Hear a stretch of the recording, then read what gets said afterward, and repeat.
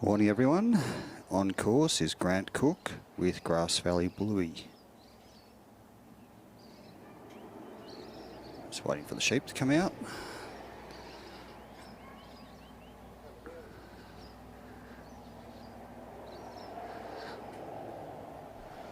The judge is just making sure he's happy with the position, and he's started the timer, and Grant has cast to his left. We'll see how Bluey goes with the pickup.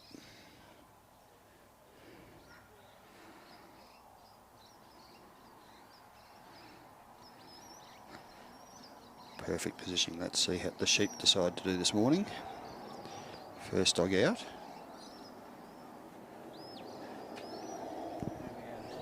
And I've just importantly had a coffee delivery.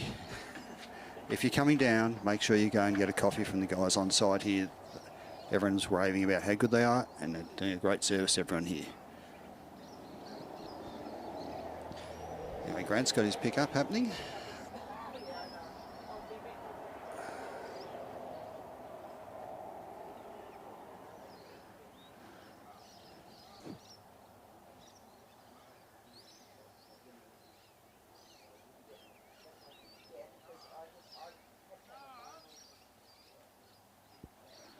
For those of you who don't know, Grant was the president of the Western Australian Association last year when they ran the Supreme and the Ted Gabby at Northam.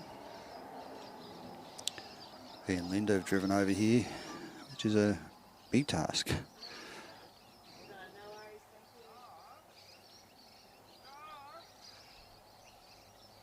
Let's make sure everything else is working while you guys can watch Grant, and we'll see if we can get some commentators who can give some more information. But nice pickup so far. The judges haven't moved that much to work out where the 9 metres is.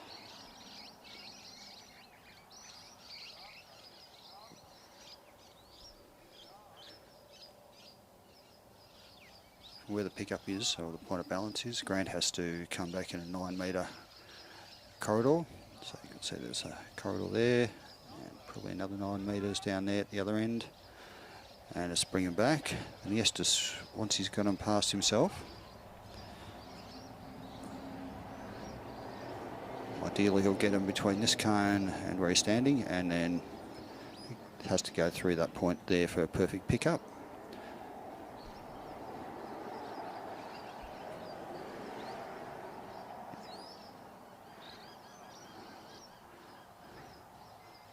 Then he'll head back down the course here. That's the 9 metre section there, head back that way.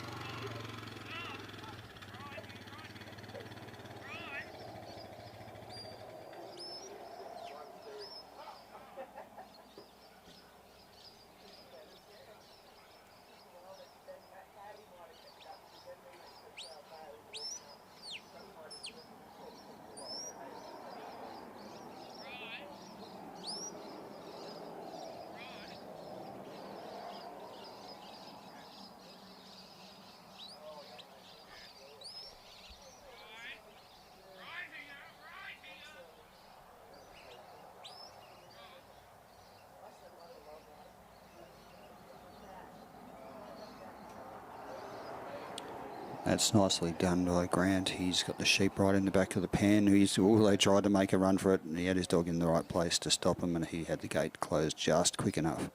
He's completed his first run. He's had a pen that's 5.5 minutes left. Nicely done, Grant.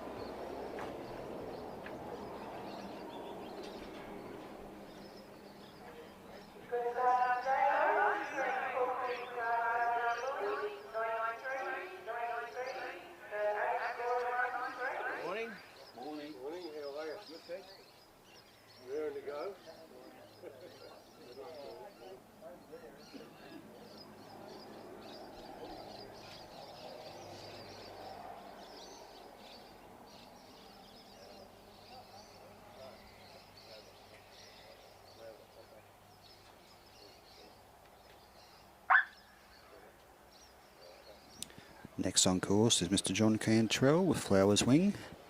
John's from the Dubbo area.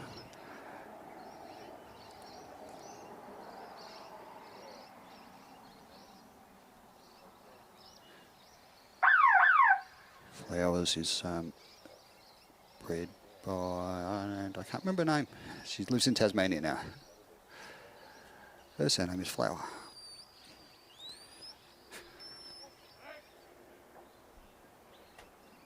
And our time is a bit out. It'll give you an idea. We're about 30 seconds behind, or 15 seconds behind. So just remember, this is unofficial time, because it's wrong.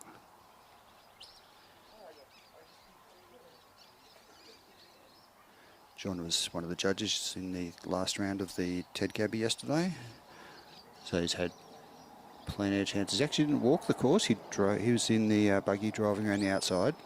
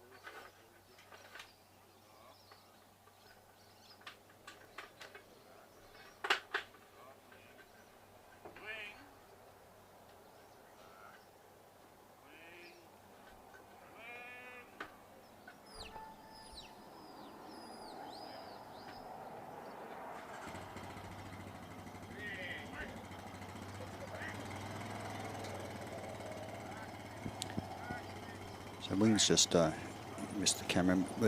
Wing took the sheep outside of that thing, it's outside of that marker, so it's a slight penalty there. And there's another little infringement just where John's walking there, so not infringement, lack of concentration by Wing. So now John's just heading down the course to the first little gap. The sheep have got a run on, so they've also gone off course again. It'll be a couple more points off. I'm not a judge, don't know the scoring, but have lost a couple of points there. We'll get John on the commentary a bit later. If you look on the web, on the YouTube site, you'll see there's a talk that John did at Geelong, explaining how this course works. This one's a bit different. Geelong was very flat. This has actually got a slope where on the higher end of the course, and the actual course is sloping towards where John's standing now. He's gone through the gap now, and he'll head off to he'll head down to the next obstacle, which is the race.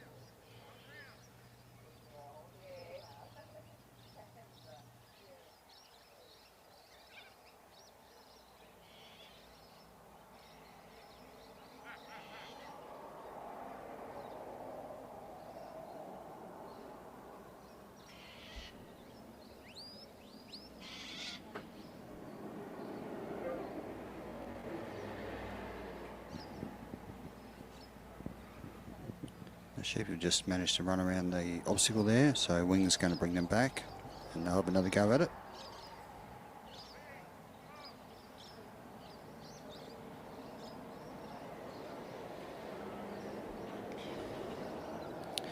The last run with Grant Cook and Grassfire Bluey was a 93, which makes him the clubhouse leader in the open section.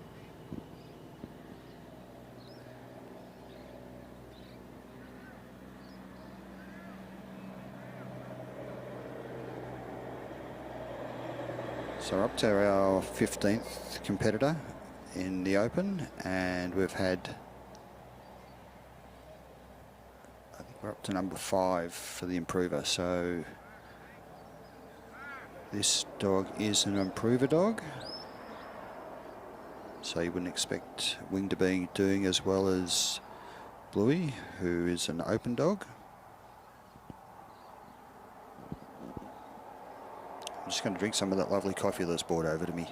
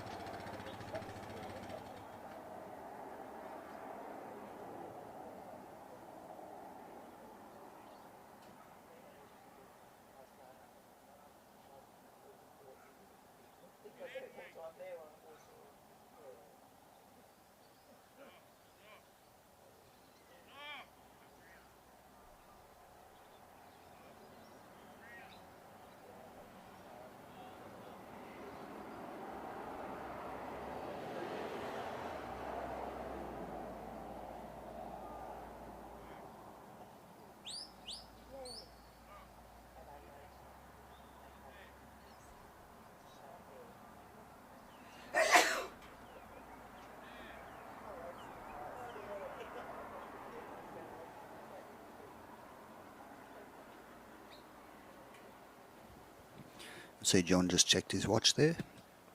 The sheep are in the back of the pen. He's just making sure that they're not thinking of breaking. Watching for ear twitches and stomping feet, and just making sure wing's in the right spot. So that's what he could see was happening. You can see that sheep was uneasy. Its head's up in the air. He just wants to turn towards the back. He's got another 4 minutes left. We started the timer a little late. But they're all thinking of coming out now. So he just needs to get him to turn around. He's missed his opportunity there. That one's made a break for it. John's decided to retire. He'd rather have win or get a win than lose confidence in what was happening. So, I'll see John out there with a few other dogs during the day.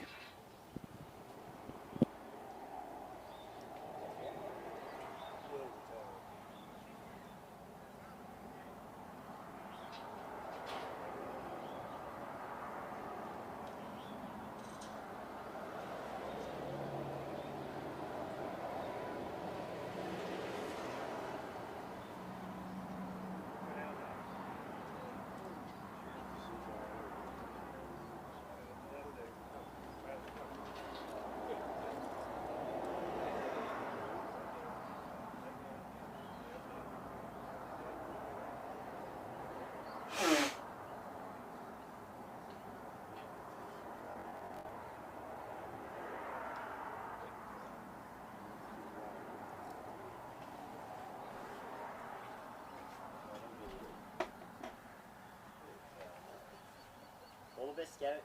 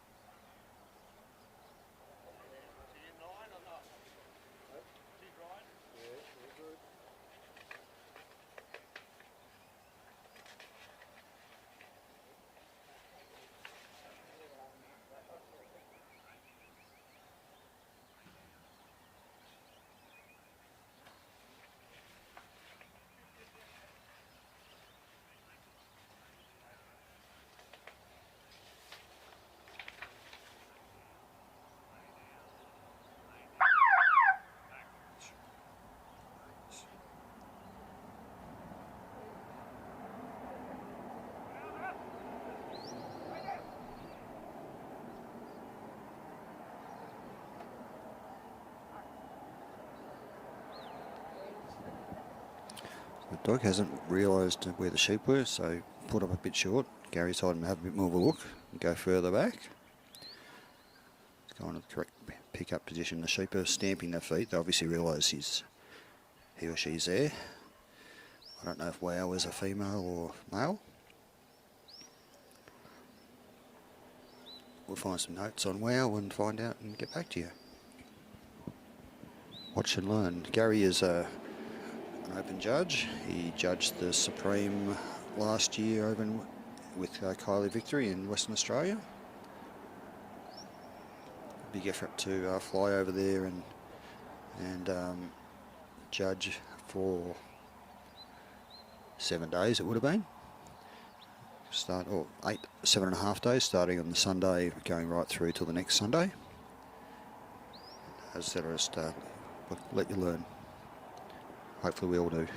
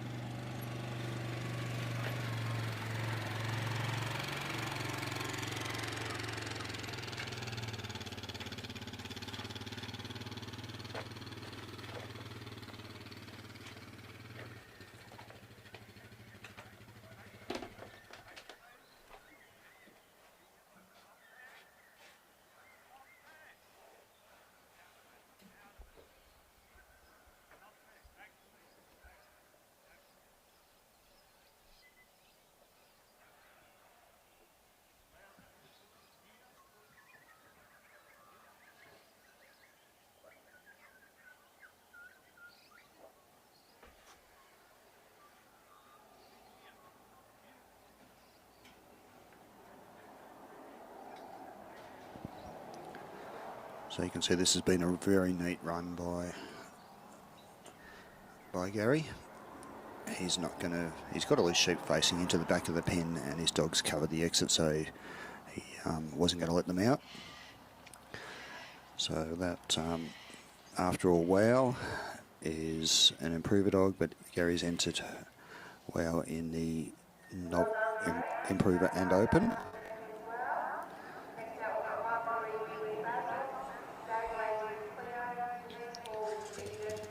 So next on course is Michael Rigby, Mr. Mick Rigby with Baku Basil. Mick is the president of the Queensland Association that's running this event. He's obviously been extremely busy, so hopefully I'm sure he's had time to do the training. He also judged a couple of, at least one of the sections. I think he's actually judged 2 of the Ted Gabby sections. And he's just working on course now.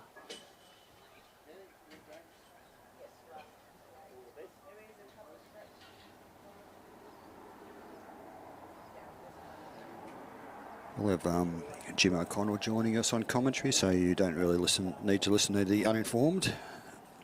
I'll give you a bit of rundown on Jim before he gets here, so otherwise he might tell me off for talking him up. But we'll see what he's got to say on the commentator's notes that he left for us.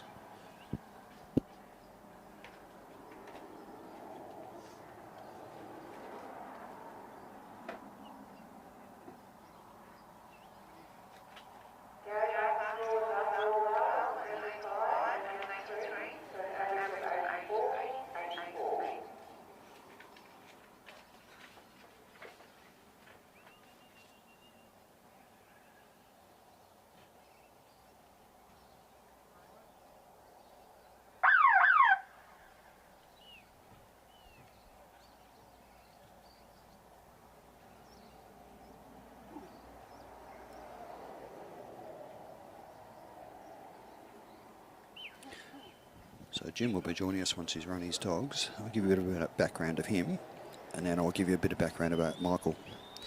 So Jim's been trialling for 35 years and has attended a Neil MacDonald school in the Winton district in 1990. So I'd say Jim and Neil have both been doing this for a few years. Neil's obviously very well known in the industry for his stock handling, teaching, and also he's been on muster dogs over the last couple of years. If you want to look him up, he's based in South Australia.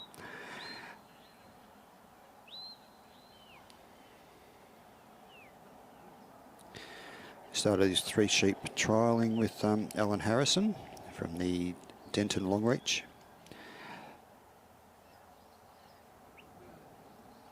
His first 3 border collies from Bill Parr in 1993, through to 1995.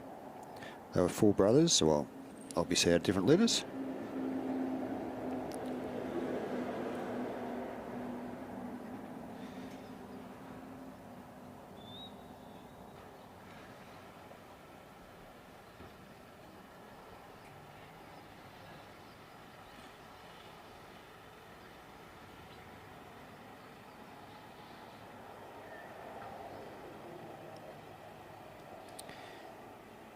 In 1990, he bred a good Kelpie bitch, Shiny, to Neil MacDonald's Capri Bow, and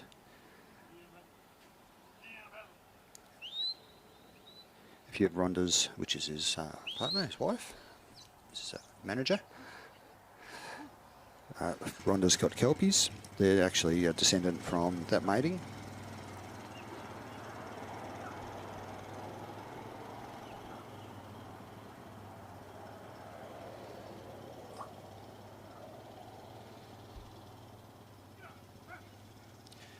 Bit of a split there, which is unfortunate.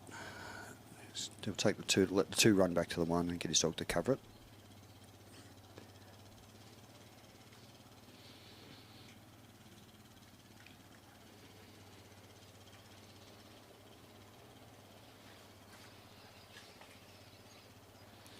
Anyway, I'll get Jim to give us a bit more background on his trialling, but he's also been president of the Australian Association and the Queensland Association. So he can give you a bit of a rundown of how the associations have changed over the years. Well, hopefully he will. And we'll concentrate a bit more on Michael Rigby. So he's got him through the gap, but he wasn't in the set. The set's that round thing he's got to stand in that he's in at the moment. So we'll need to rework him through there again.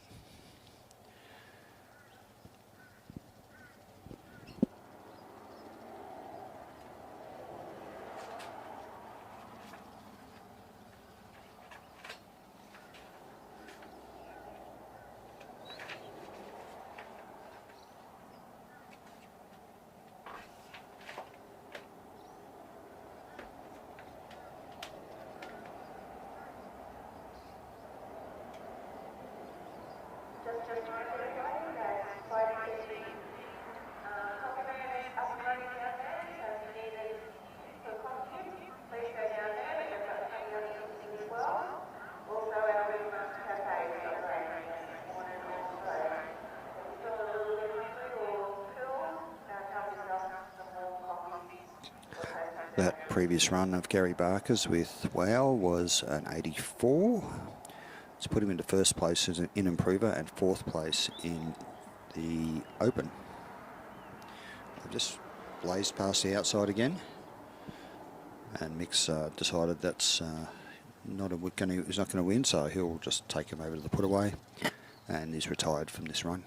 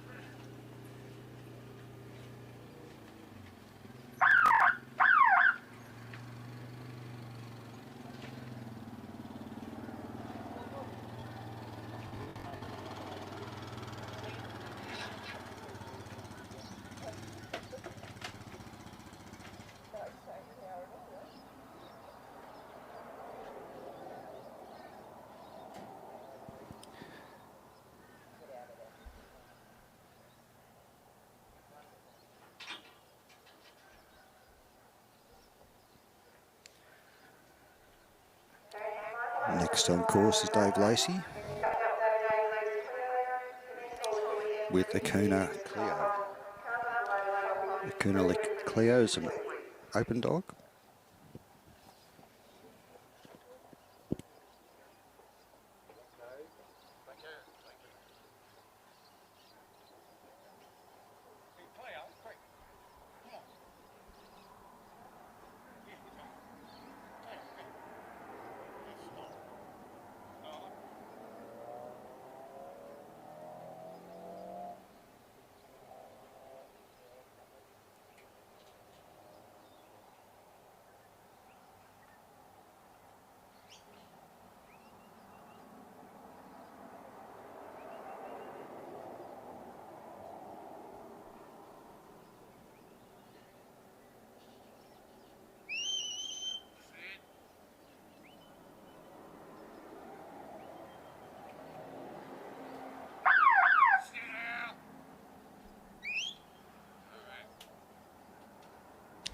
You can see our judge, one of our judges in the right-hand side of the frame.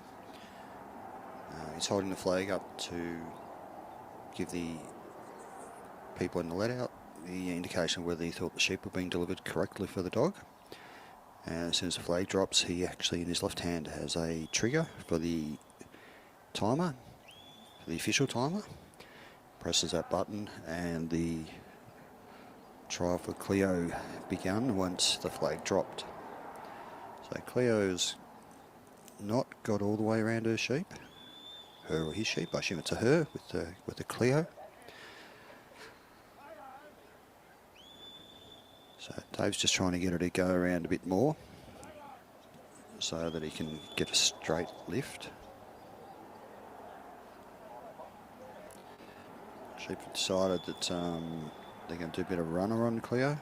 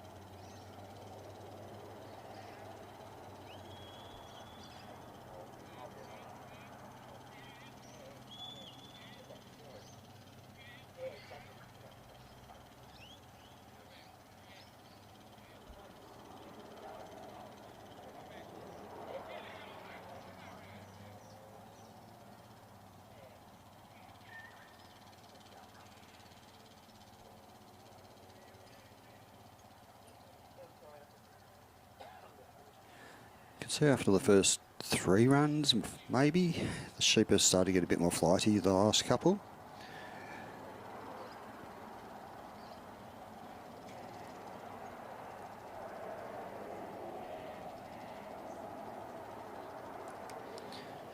Dave will just have to work those sheep back a bit.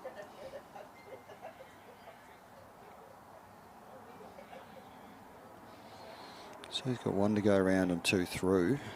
So now Cleo's going to have to bring him back on. They've run off course again. So Cleo's going to have to go bring him back on course, as in outside of the 9 metre section that's that's near this gap. She's going to bring him back through the same little chute that she wants him to go through. So like I say, they're just on the right there. Now they've gone around the back of it. She'll swing out wide and try to go through the gap. They've got her attention. Oh, they're going to slide around the side again, the other side. So they'll have another go at reworking that.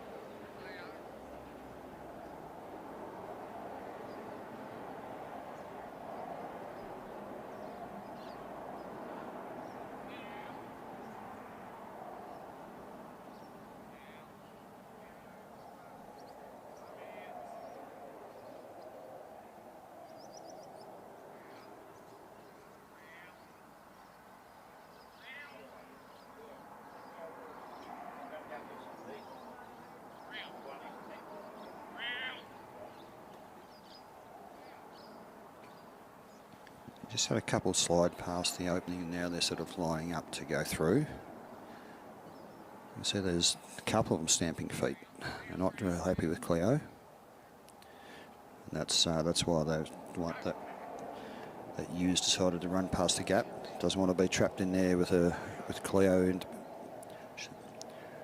so Dave will eventually get him over there,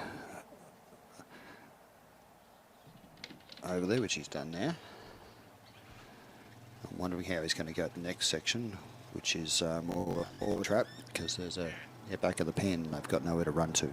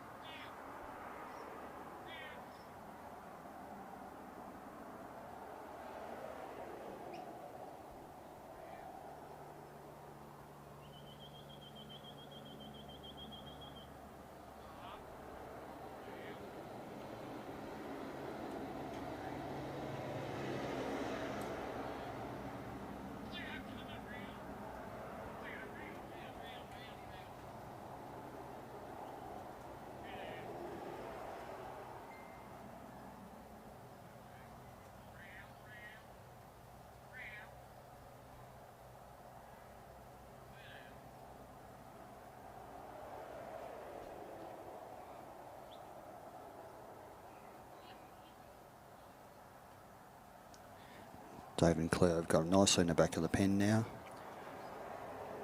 He's just getting Cleo to take a step back so he can close the pen, and the sheep don't make a bolt. It's done that very nicely. Minute and a half left. A few challenges along the way, but that's sheep trialling. And if there weren't challenges, it wouldn't be called a trial.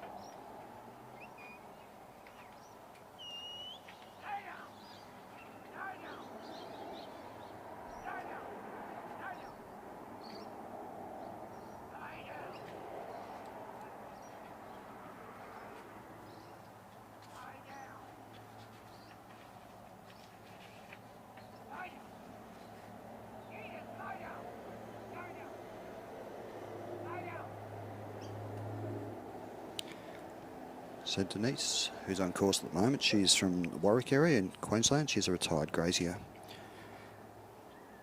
She trialled until 1993, then had a 7-year break due to the drought that was in that Longreach area. So she's now trying to put together a new team, which is always the way with trialling. You get a couple of good dogs, as in the top trialers get a few good dogs, and they work out when to, they've got to retire those dogs and put together new teams to get them back towards the top. So she's got 2 dogs here. Eden's one she's raised and trained. She's got another dog that she'll be running a bit later. Another 2 dogs she'll be running a bit later. So she's getting back into this sort of sport and trying to enjoy herself.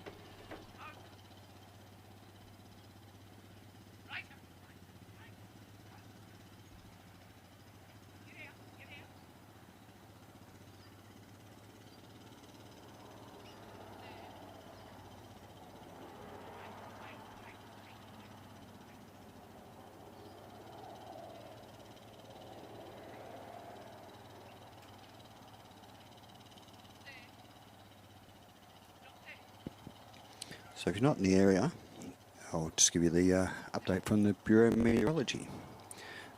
Low of 6, top of 19 today, no rain, partly cloudy.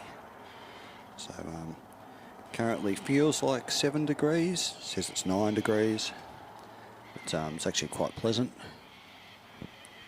The sun's trying to peep through. So just see how the sheep change during the day as the weather conditions change. So the early few runs, the sheep haven't been that runny, the first 3 or 4. But Denise gone through that gap quite nicely.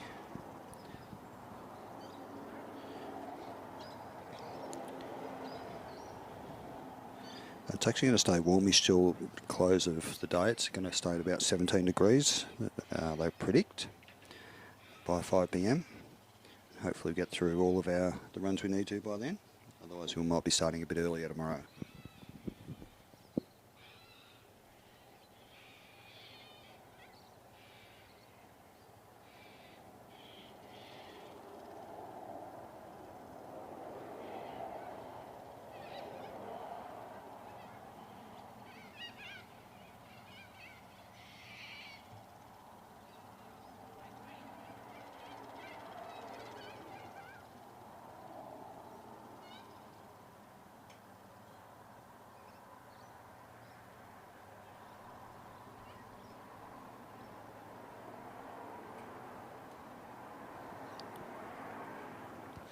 So Eden's keeping the sheep on course, and Denise is walking at the same constant pace. The sheep are actually staying within 9 metres of her, so that's what the judges ask for. And Eden and her actually working quite well as a partnership.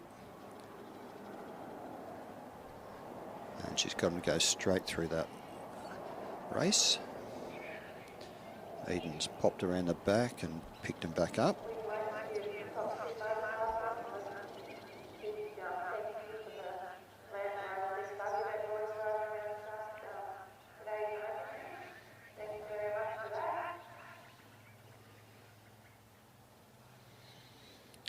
So you can see Eden walking in now,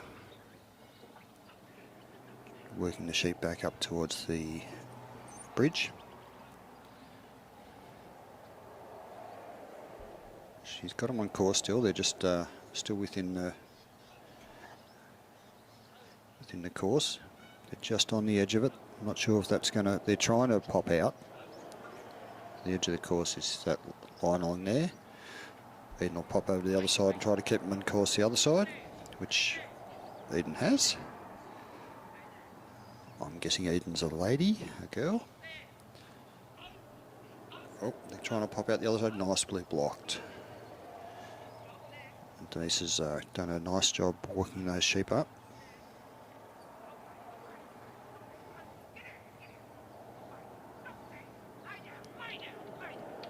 And they're coming straight over.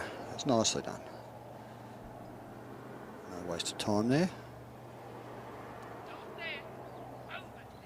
Making a bit of a runner there. Denise is walking at a constant pace, so she's going to have to get Eden to go and bring her back on course. Not sure if they're off track, but let's have a look from the other angle. Nope, definitely on the course.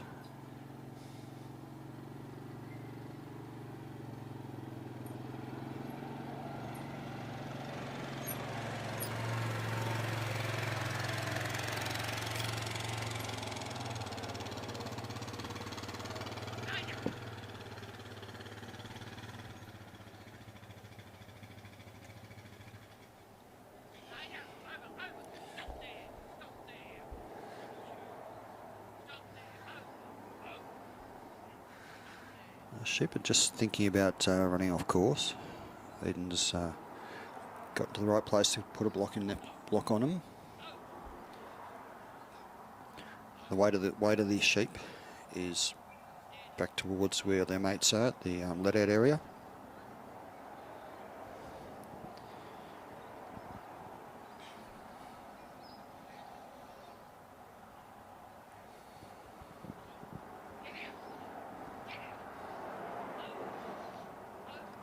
They'll be slightly off course now because they've gone behind that imaginary line from here to here on the course. But she's pretty close to getting him in the pen. They're definitely thinking about going in. Just ride them past the gate into the back of the pen.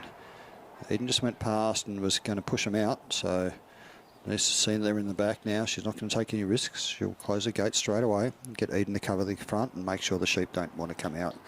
And that's nicely done.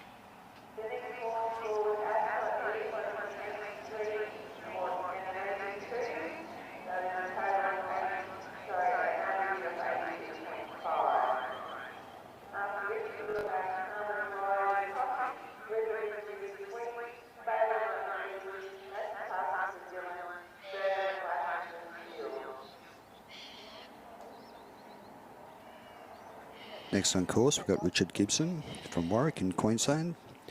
Richard works for the Southern Downs Regional Council. He's been trialling for 12 months. Won 3 encourages and placed in 2 open finals. He's using dogs bred by his father, Jeff Gibson. Jeff's very well known in the Queensland area, and we'll see if we can get some information about Jeff, because I don't know him, but I'm sure a lot of people out there do.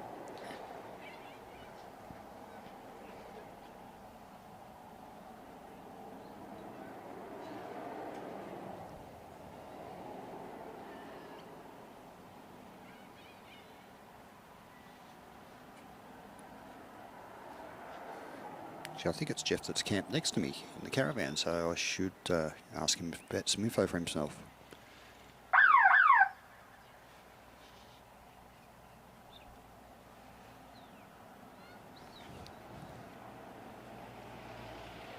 So this is Cole. Cole's 9 years old, side by Gibson's DJ and Swanpool Myba.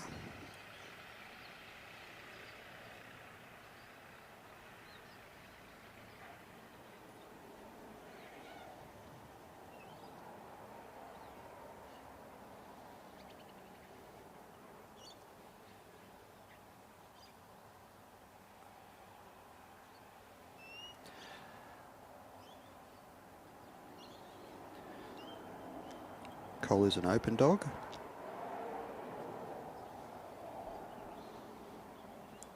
He's got right around his sheep to the correct point of pickup,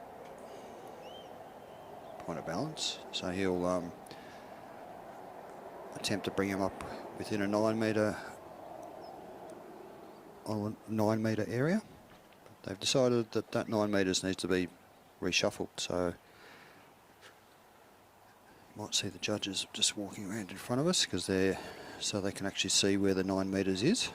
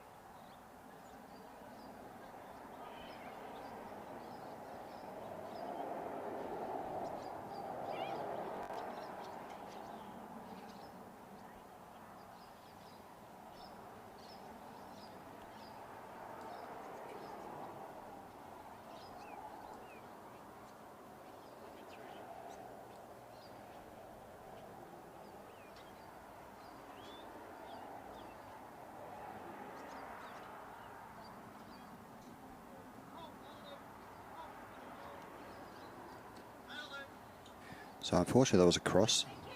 That's where the sheep have gone between the handler, where the dog's gone between the handler and the sheep.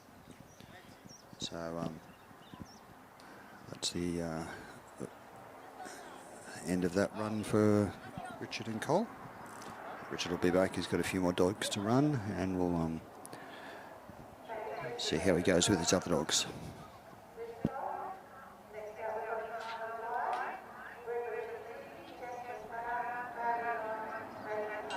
The sheep's not away yet, Carmen. Sheep's not away yet.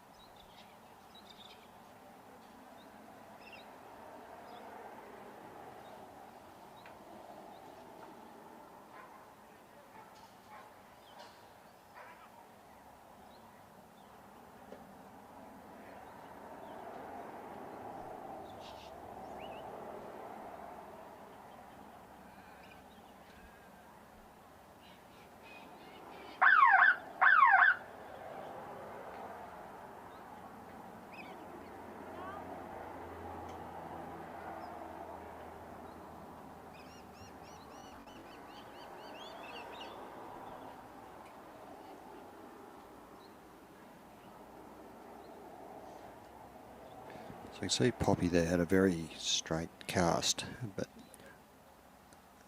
when Poppy got close to the sheep, she swung out.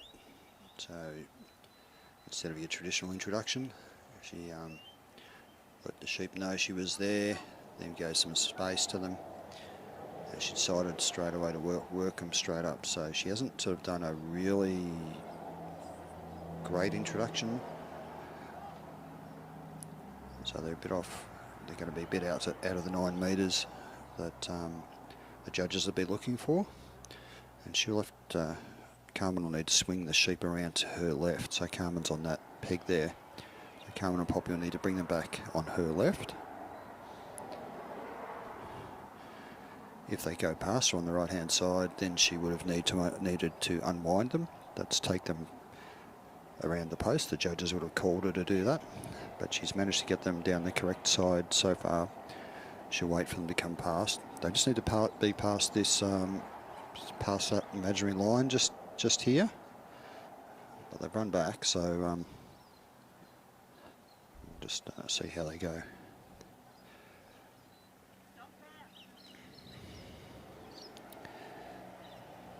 So that's past the point of delivery now. So Carmen's entitled to leave her peg, which she has. Even though they've run down off course, she can still leave her peg.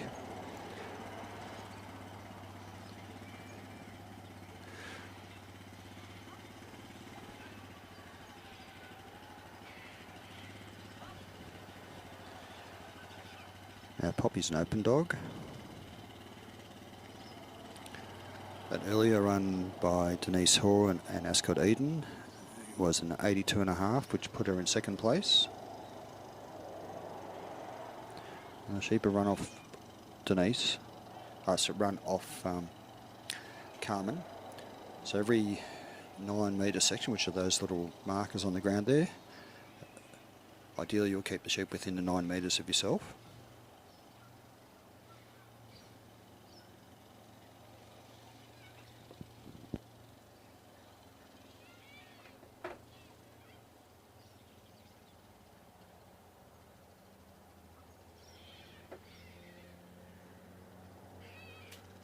You can see they ran straight through the gap. So Carmen's now moving to the next obstacle, which is the race.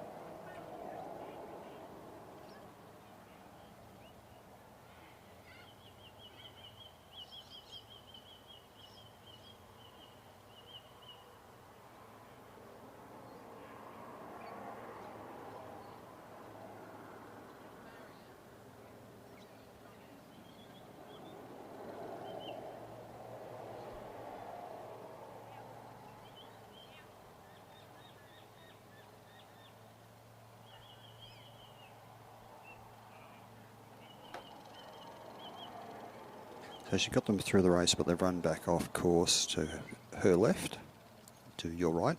She's got them a bit more under control now, but they're making another bolt. So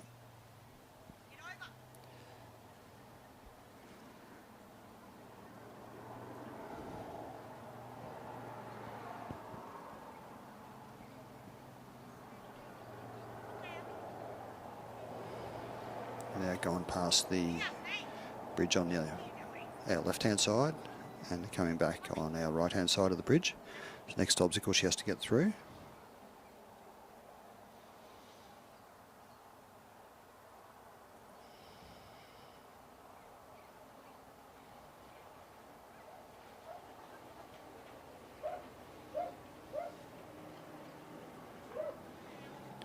can see them just on the screen there, and they've run back down the course.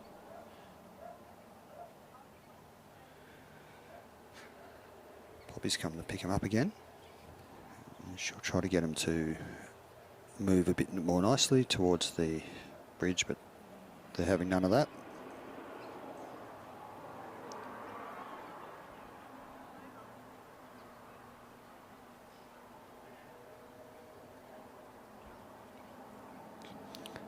Having a look now, and they're going to go over the bridge.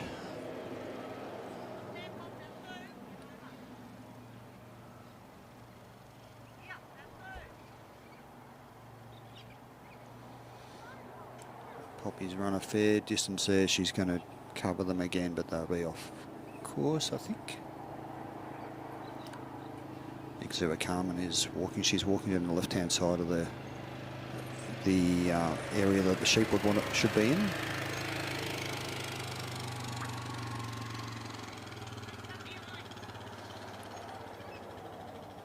And they run off course again.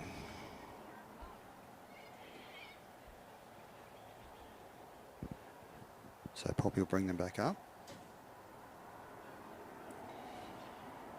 She has plenty of time left to complete her pen.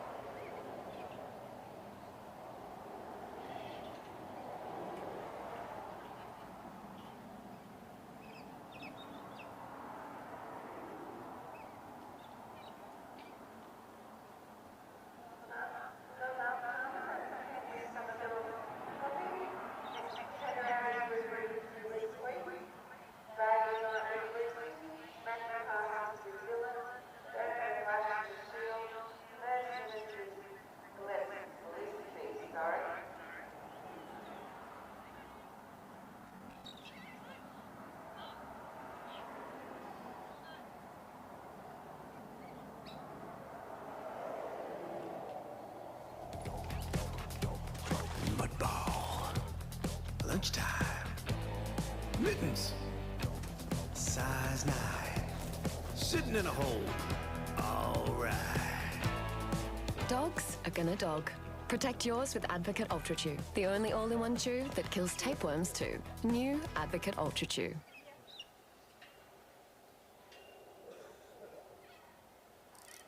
I do that in 5 minutes? Yeah, you did well. Down I was out there, I was watching you. Come on, Bob. Come on.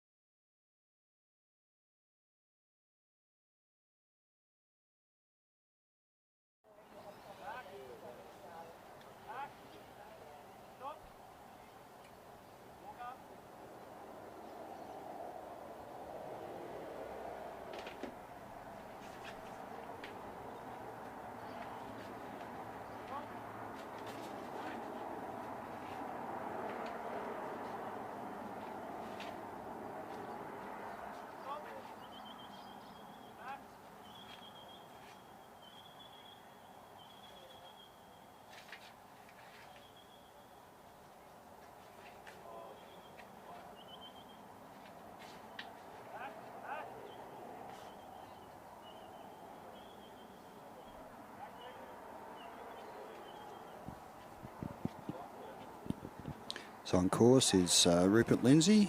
He's an electrician from the Gold Coast. Originally from Dubbo. Always been around working dogs and started trialling 4 years ago. This is his main dog. Might be his only dog. He's saying Sweep. Sweep's 5 years old. And I don't know any history of Sweep, but good luck to him. And hopefully like everyone else here, they have a good trial and enjoy themselves, because that's the main reason. Well, the other reason is to actually improve your handling of dogs. And we'll see how he goes.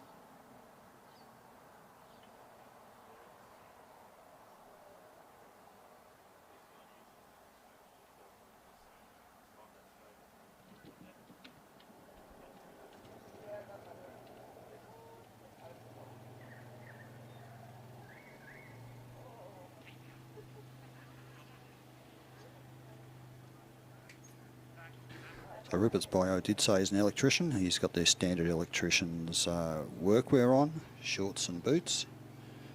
I'm sure that's all the safety equipment electricians need these days.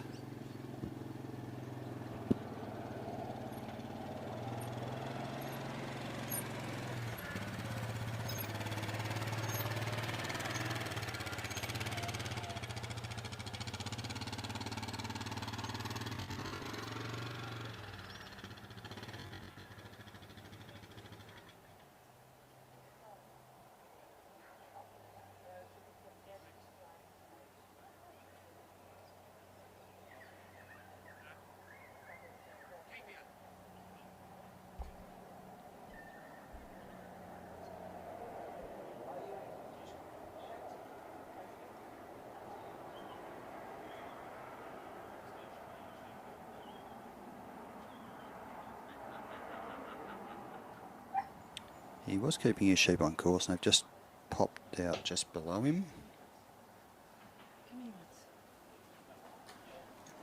What's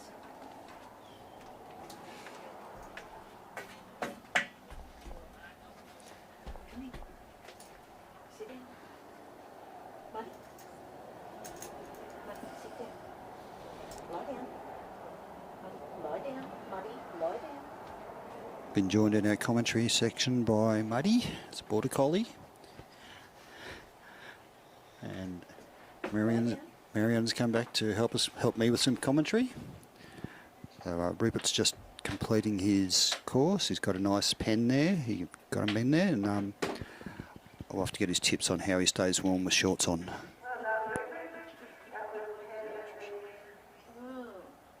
I said lie down. Lie down.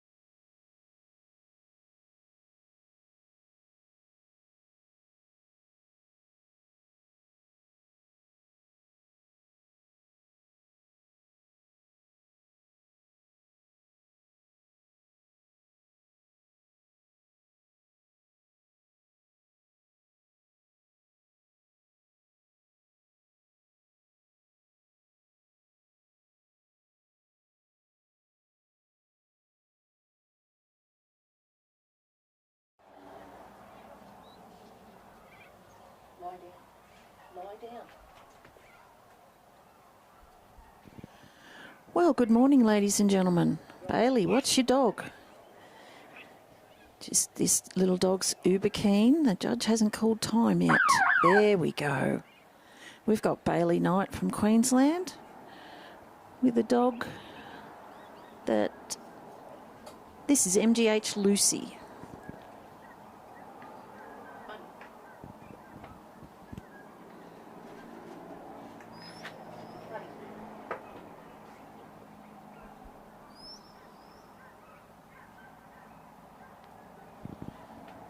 So, of course, MGH is Mick and Carolyn Hudson. Bailey's a very experienced trialer for someone as young as he is. Works a lot of dogs, gets to a lot of trials and has been very successful. Lucy's done a good job here bringing these sheep fairly directly up the ground. We're now on our supreme course, ladies and gentlemen, so the sheep must come in on the left-hand side of the handler and around past the balance point. Bailey's bio is a single sentence. Trialling for 10 years, have a current team of 10 dogs. That's a dog for every year. So he's got a property in Dalby and he is a plumber. So it keeps him very busy, but not too busy that he can't come and do this sport that he loves.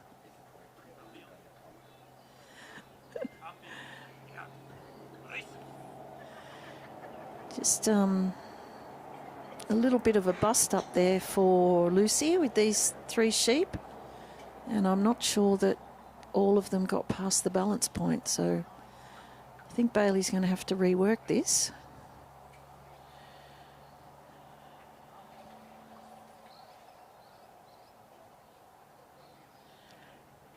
It's a nice morning here in Stanthorpe. We don't have the sun, but it's not freezing cold. There's a light easterly blowing.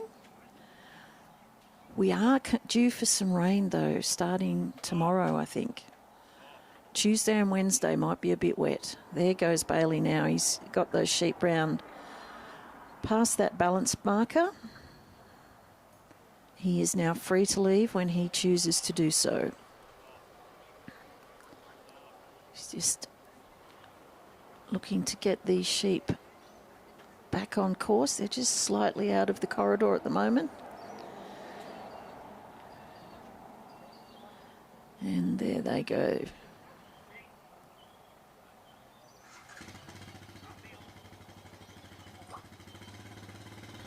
These are merino sheep, ladies and gentlemen.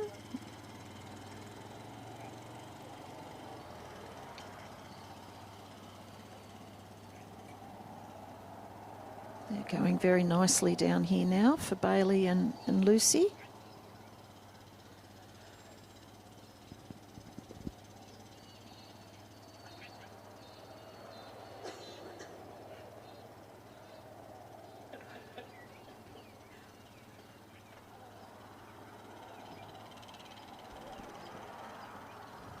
Yes, I do have my working dog here with me in the nerve centre of the live streaming.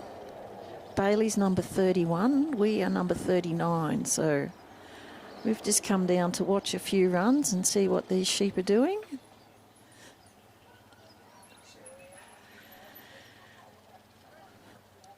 So Bailey's reached the set of the first obstacle on this Supreme course, which is a gap. It's orientated differently to what you would have been watching during the weekend with the Ted Gaby competition.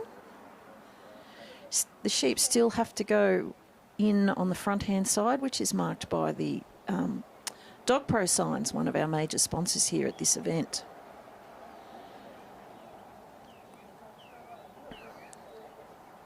So the sheep are a little off course at the moment, and Bailey's just working with Lucy to bring them back around and present them correctly to the obstacle. He's just looking to get Lucy to just calmly bring these sheep around.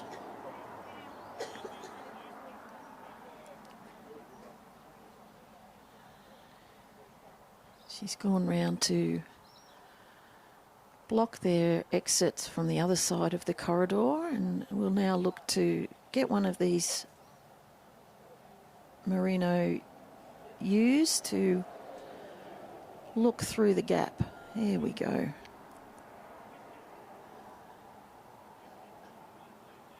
Nicely done.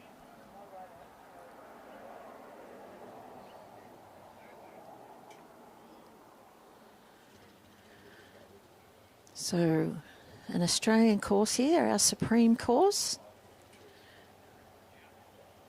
used for major competitions in some states, and of course for our Supreme Australian Championships.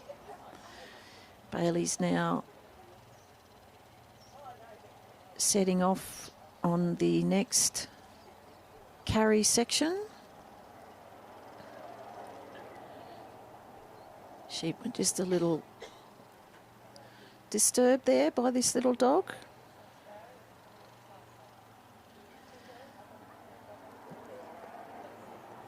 The ideal position for maintaining maximum points is to carry these sheep on the handler's right-hand side with the dog just bringing them along nicely. That's a better position there for Bailey and Lucy. Not to get too far behind or too far in front. And Bailey's almost now reaching the set for the next obstacle, which is the race. Morning.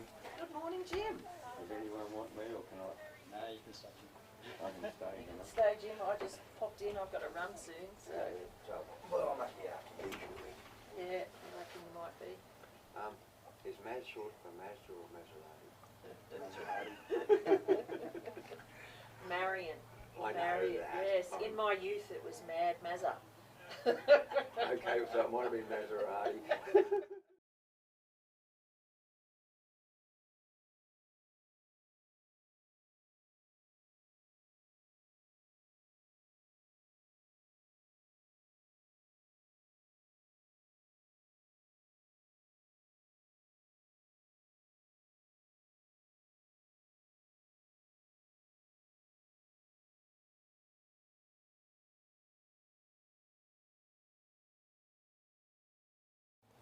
And at any point during any competitor's trial out here on the field, they have the option to retire.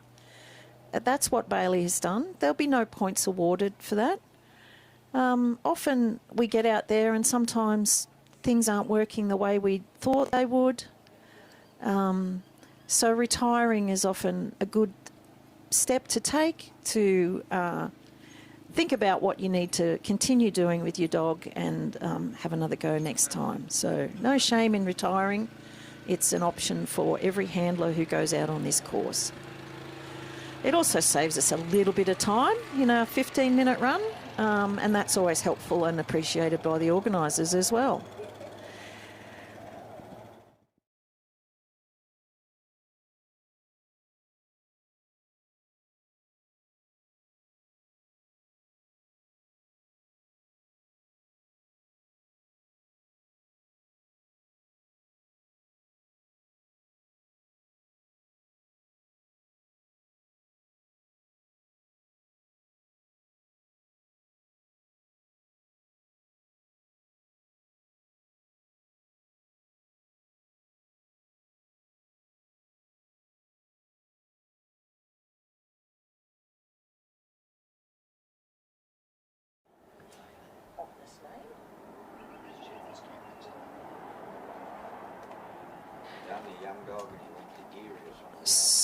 So we've got Matthew Parsons now, a Queenslander working a Queensland bred dog, Gibson's Villain. The judges have called time and his run has commenced. Moving nicely, the organisers will be happy with how smoothly this is running here this morning. Let me see. Matthew, he lives in Mount Tarampa in Queensland, and he's retired from the Royal Australian Air Force. He spent 20 years in that career. Injury saw him step out of that, and in 2017 he took up 3 sheep trialling, and now he's building a line of dogs under the moniker of Collie Creek Working Dogs on a small hobby farm. So this little dog, Gibson's Villain, his nickname is Knox. He's 2-year-old male, bred by Jeff Gibson. So quite a young dog, but going very nicely here out on the course. As was the case in the Ted Gaby, the dog needs to bring these sheep down to the handler as in a direct line as possible to maintain as many points as possible. And Knox here is giving his sheep some good distance and just influencing them to come down. They need to come in on Matthew's left, come round behind the handler and across that balance marker that you can see behind the casting peg before the first cast, lift and draw, the first stage of this Supreme course is completed.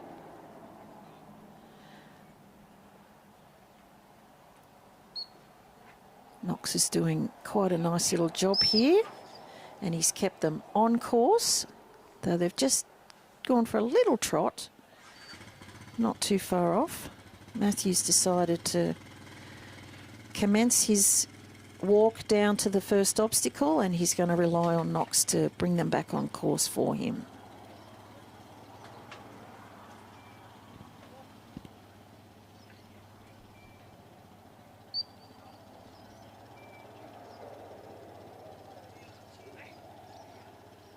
Yeah, I would have.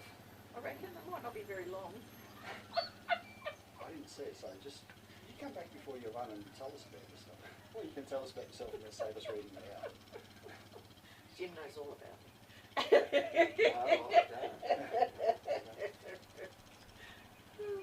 I only know that you, when you were younger days, you were full of mad. It's all a hairstyle. It's all natural. These are my curls. I can't see that. Okay, so we've got Matthew here. He's just looking back to where his sheep are, a little bit behind him, but they've gone for a short little run there. You've got to remember, folks, this is a young dog, just 2 years old, so not a huge amount of trialling experience, but important to get young dogs out on the trial field and give them that experience of working in an area that they've never seen before.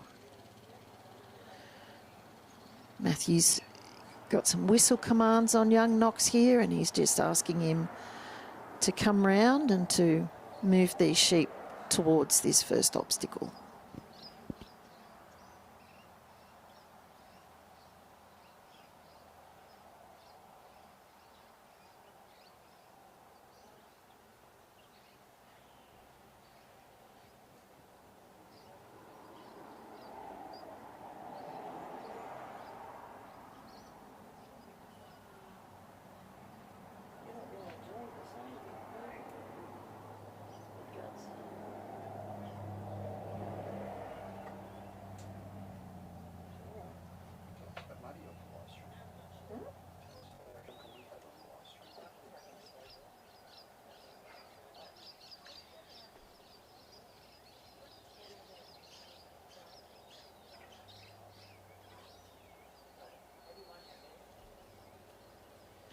Some nice calm work there to get these sheep through the gap and on course, and Matthew's now stepped out of the set and started his next walk to the race, which is our second obstacle on this supreme course. Just wants to keep these sheep as near to him as possible in order to maintain maximum points. Doing a nice job here with his little dog, Knox. Wonder what the story is for this dog being called Villain. Might be a little yarn in that somewhere, but they're working very well together.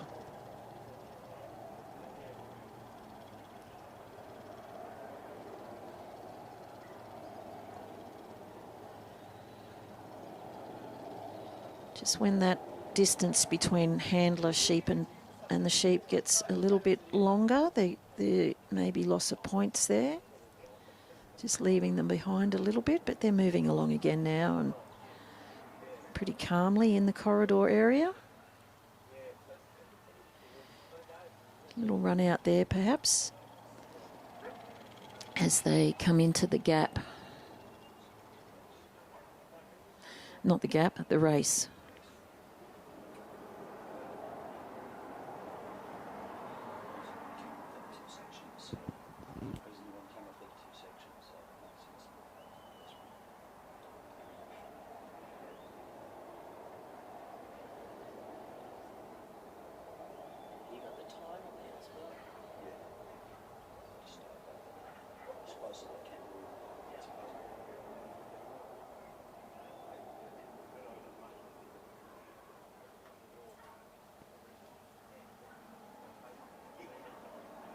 Matthew and Knox have got these sheep looking into this obstacle. They're just going to need a little bit of persuasion to make the walk.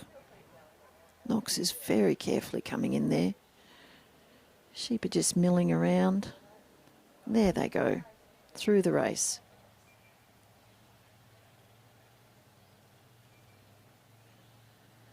So Matthew's now setting out for the third obstacle on the course, which is the bridge. This is the very same bridge that we had on the weekend.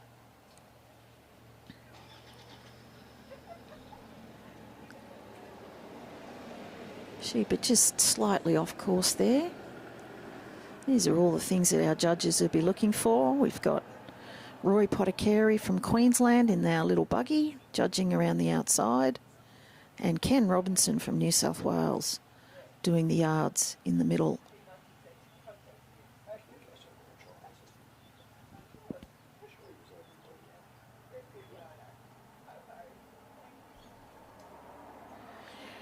Knox is doing a nice little job here for a young dog. They've got plenty of time on the clock, 7 minutes remaining.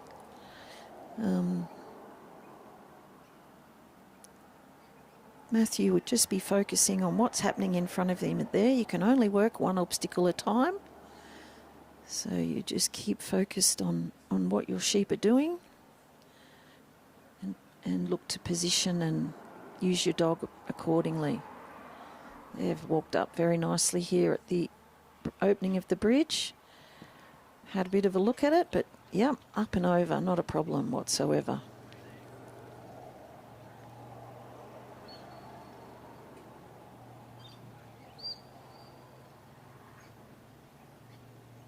So Matthew and Knox are now making their way to the final obstacle on this supreme course, the pen. Keeping these sheep nicely in the corridor at the moment.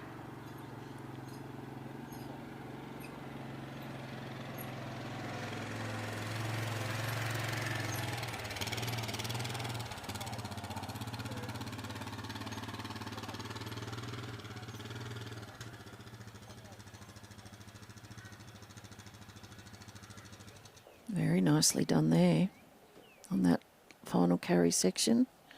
Knox is now coming around to suggest to the sheep that they might just like to keep walking forward and into the pen so that Matthew can shut the gate.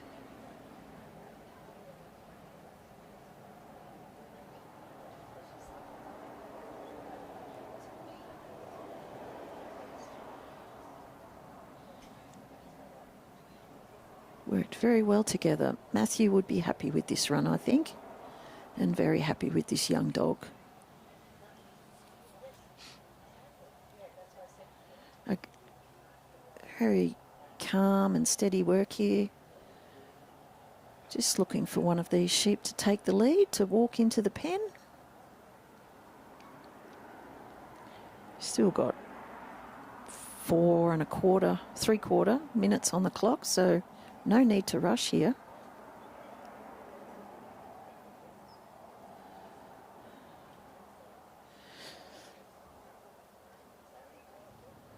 Sheep just having a little look at Knox here. He's got one leg up in anticipation that they're going to move off him. There they go. Into the pen. Feet of all the sheep must be in. They've gone right to the back. That's a nice position there for Matthew, and Knox is doing his job, covering the opening as Matthew comes round to shut the gate and complete their run. Well done, Matthew and Knox.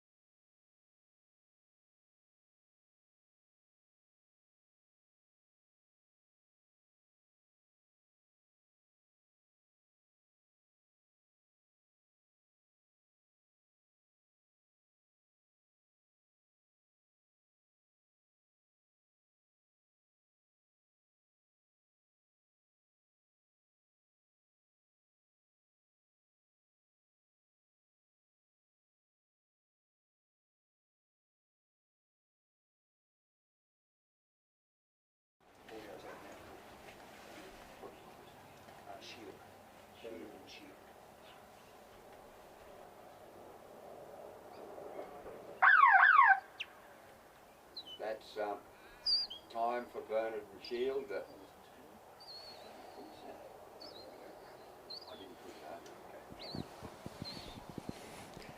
That's the time for Bernard and Shield, and the sheep are run across to Bernard's right, which he sent Shield, stopped Shield on the shoulder there to try and straighten them up. This lot of sheep are heading that to the right. I don't know if they have been all morning because I haven't been here. Bernard's one of our top handlers in Australia and in Tasmania. Captained the Australian team for the Walago Cup last year that went to New Zealand and returned with the cup. We haven't won as many times over there as we would have liked, but we're turning that around now. So Bernard can give us a fill in one of these sheets so you can make it up. I haven't got any information, so I'm going to ad lib on Bernard. He's New Zealand born, been in Tasmania for many years. Property manager, he was living down south of the Great Lakes. I think he's up in the north now, in the Esk Valley, somewhere up that way. I don't know Tasmania all that well, but he's represented Australia probably 5 or 6 times. And Tasmania, I would think, probably a dozen times, give or take a couple.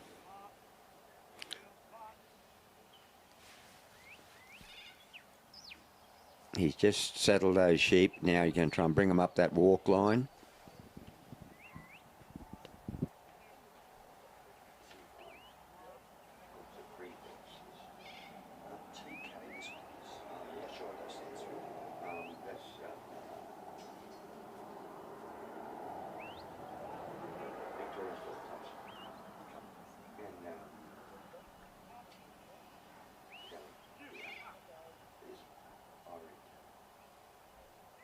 His walk line, so he's picking up there, so he needs to bring him back down this side, doesn't he?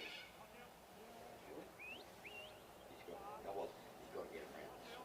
Yeah. Shield is a Victorian bred dog by with a prefix of TK. Eddie Thompson and Irene Kelly. Been breeding dogs for probably 25 years. Got some good bloodline. Started out with a bit of Prince bloodline and Hudson bloodline. Very effective dogs. Bernard's going to bring those sheep up and put them around him on his left-hand shoulder as he's looking at them now. They have to come around and past the balance point before he can leave that ring he's standing in.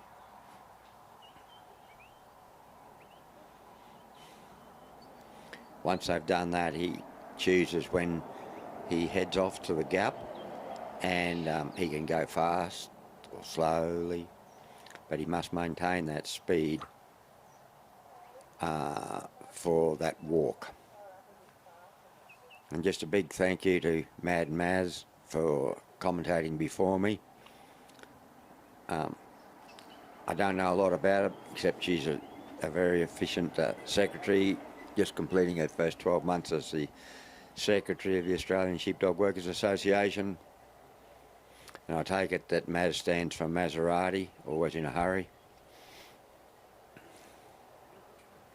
She'll let me know later if I've got that wrong.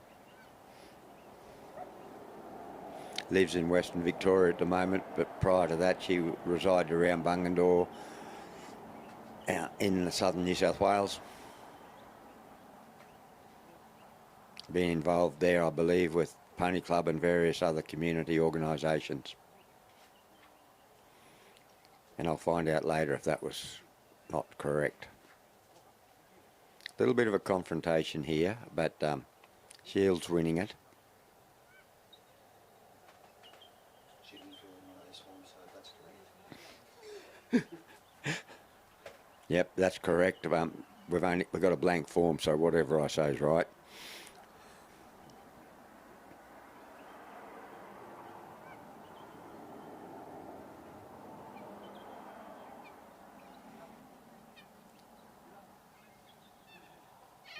one of these sheep seems to be a bit offended by Shield. It's right in line behind Bernard from where I'm sitting, so I can't actually see, but I think Shield might have won that confrontation. Won't be worrying Bernard much. He's used to all situations occurring on course. He had a lot of success with Makara Ice, bred by the late Malcolm Taylor. McGlashan's Murph was probably his first dog that he represented Australia with, and Tasmania. Bernard, on a regular basis, brings over New Zealand bloodlines that he likes and blends them into his dogs very successfully. He's got good contacts with trialers in New Zealand.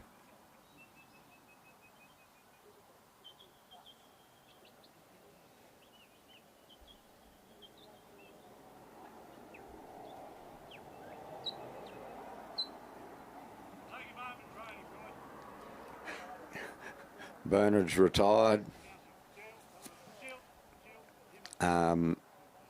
Shield wasn't able to put those sheep in the right place, so instead of knocking the sheep about or the dog about, Bernard decided to retire and take him home, and he said he's going to take him home and train him. He's probably better trained than mine. The judges that we've got, you got any information on them? We've got Roy Pottercarry from Oakey in Queensland.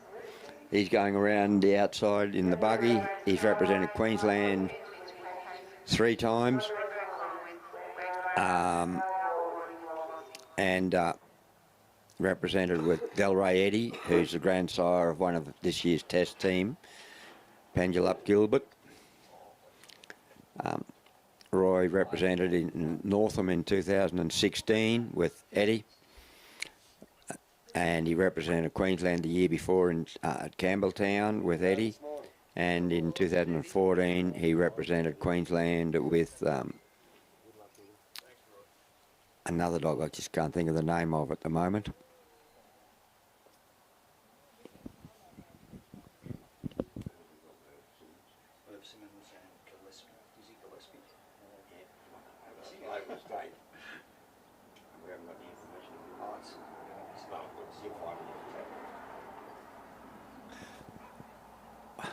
Standing at the peg now is Merv Simmons from South Australia.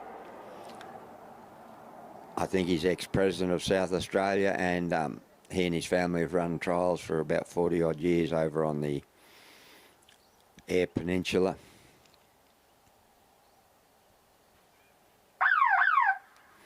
Roy's rung the bell, and that means that Merv can cast his dog out.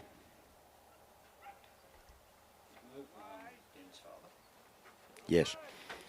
Merv's son Ben represented South Australia over the weekend with a nice dog, Dapless Charlie Parker. Also represented with Ben. Also represented with Charlie Parker at Geelong, I think it was.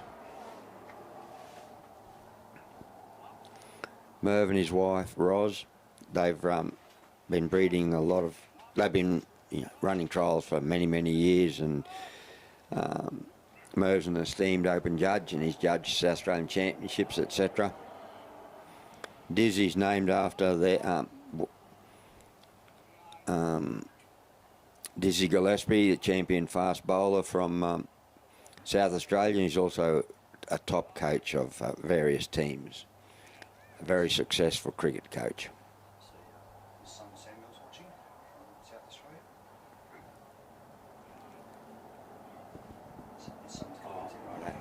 And good to see that we've got some Merv's son Samuel watching from South Australia. Merv lives at Kadina on the, I think it's on the Eyre Peninsula.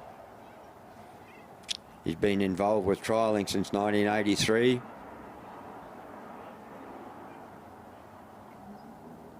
They've run the Baskerville. The family's run the Baskerville trial, and probably Maitland for many years. Dizzy's by Depolis Charlie Parker, and won the South Australian Novice for Ben, and he's now handed him back to Merv.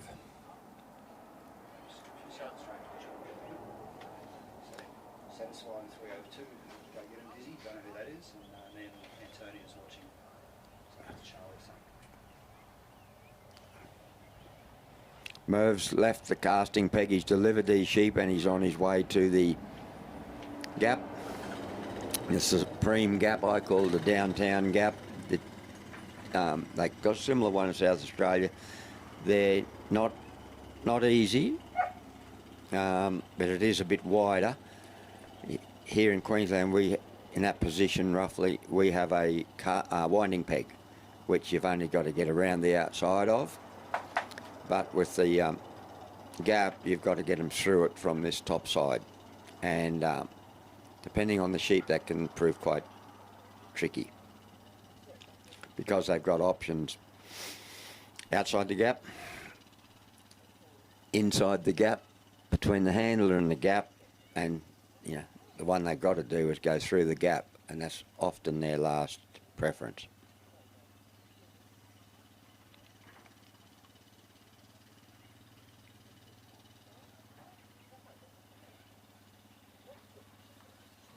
Good morning, someone's got my job. You can have it back. No hurry. No, I've got to work it. I've got to work it on soon. That's very good. So you have a good run. John Eads. How do you do, Jim? John Eads? Yes, John, of course I know you. The lady here had records of the entries. They refused commentary, but knew something about the people. And did you get your camera before it got wet? Yes. Good. Not everybody filled them out. Some did. So we're making them up. One of the workers had a sense of humour. I'm working this dog, which I stole from my daughter, but depending how I go, she might get it back. That might have been Al Boyd. How are the sheep this morning? Well, I've only been here for a few runs, but not too bad. So this morning, the first 3 or 4 runs were really nice, and then they got a bit runny. And after that, they've sort of settled to what they are now. They're a little runny, but they've been consistent after the first Good. runs or so. The first run of the day was 91 or 93, which was Grant Cook. So that's still the best. It was a good run. That dog represents Australia a couple of times. Yes, that's not the slouch. Well, I'll tell you what was interesting with the Ted Gabby. The sheep were very, very volatile, and the scores were 30, 50, 40, 70, all over the place, with all bar 2 swing workers did pen. I thought, that's perseverance. And showing those ultimately getting some control. One of the first,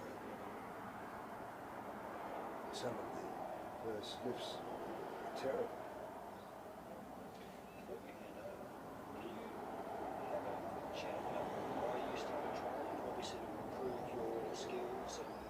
Because I think that's what people should be getting into sport, to improve their skills and improve the dogs that they have. And tell them to each other. I think that's important for people to realise that that's the reason.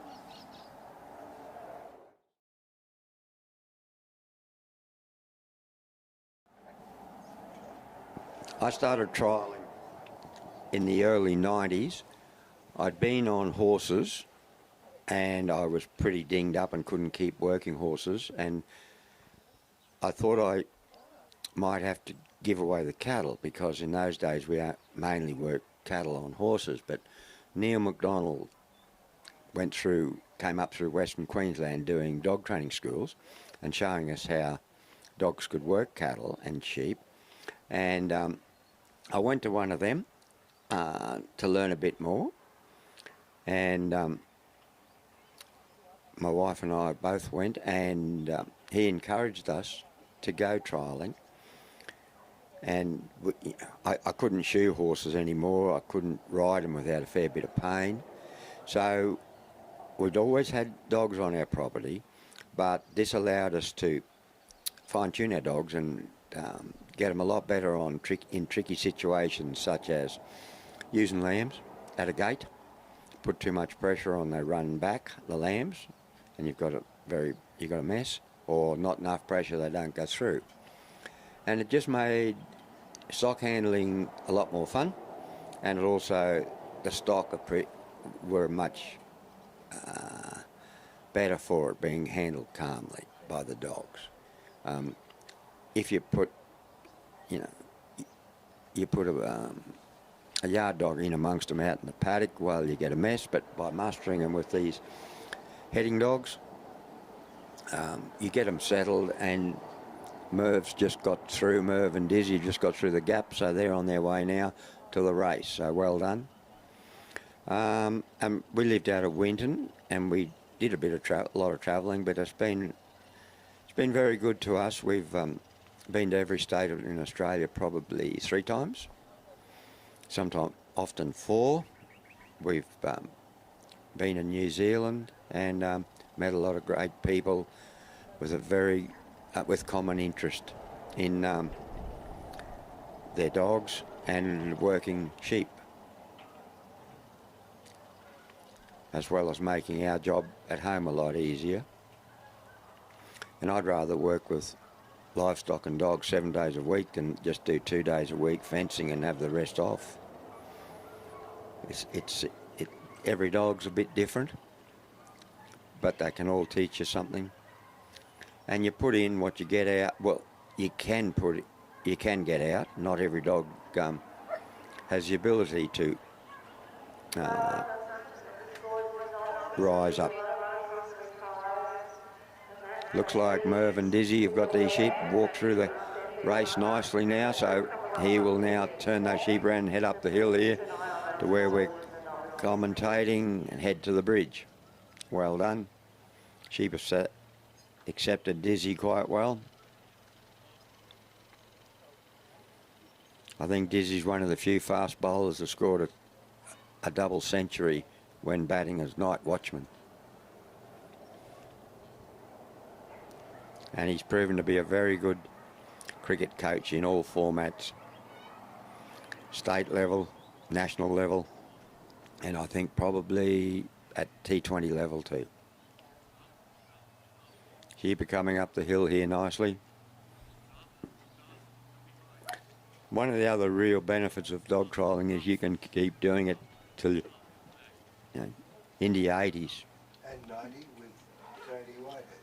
And he only started 25 years ago. Tony Whitehead's 90 now, and he started. His first trial he attended was Sydney 2000, just before the Olympics, the Sydney Olympics. And he went home, and he had dogs. He went home and attended trials, and he was always at the let out or the put away working, and he's still going. He and Barry Payton went to Western Australia last year, and they're up here in Stanthorpe and they did the Queensland Championships at Allora last week.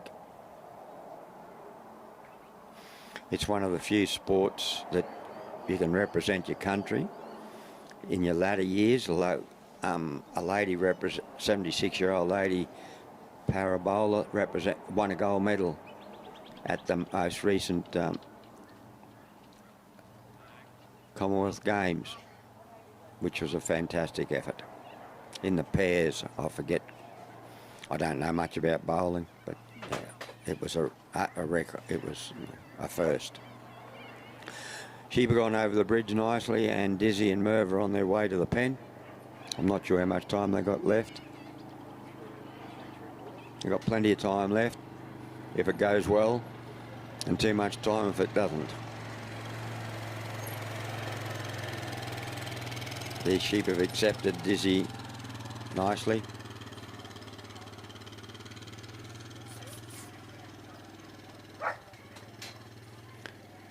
Ben, Merv's son, Merv and Roz's son Ben, as I said before, represents South Australia, and he's flying. He and his wife Andrea are flying back to South Australia this afternoon because Ben's got to go to work, and Merv and Roz are going to look after Charlie Parker, the sire of Dizzy, and take him home for him. Possibly taken. Did you hear the South Australian saying they had the offer of getting their dogs groomed? So, because they commented on things, so Charlie Parker was actually groomed 2 weeks before. Congratulations to Merv and Dizzy. They've just penned. There'll be a score a bit later on. It's the first time I remember seeing Merv up here in Queensland trialling. I'll just hand over now and come back later. I've got to run in about an hour, probably, hour and a half. Oh, the other judge is Ken Robinson from around central New South Wales, Corindai. He's one of 13 kids, including a set of triplets and a set of twins. His twin brother turned up at Kamara at Winton driving a truck to load sheep that had been sold. And he saw the obstacles there and he said, "You're a sheepdog trialer?" I said, "Well, trying to be." And he said, "Oh, my brother's a sheepdog trialer." And we knew Ken very well. But you don't have that size family. Don't see that too often today. He's a very active person, and he won the Supreme at Shepparton in 2017 with a little dog called, it's in there somewhere.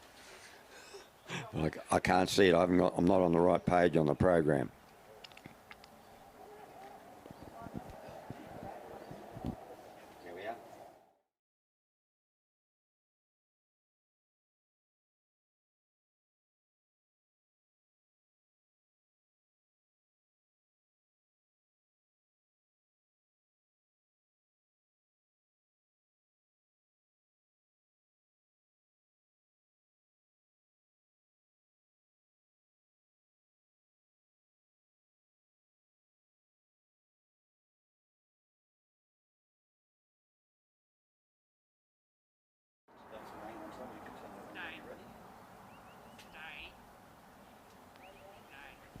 Currently on course is Jennifer Grace of Queensland, who's a midwife and nurse.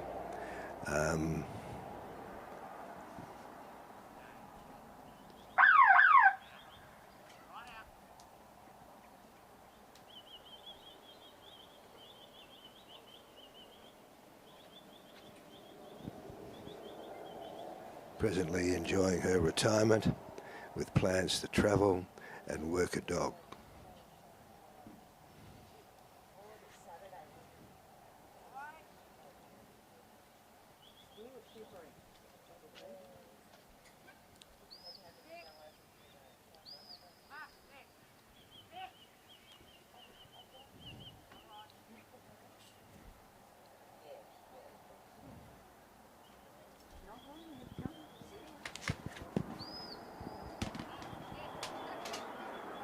Wonderful way to spend a retirement.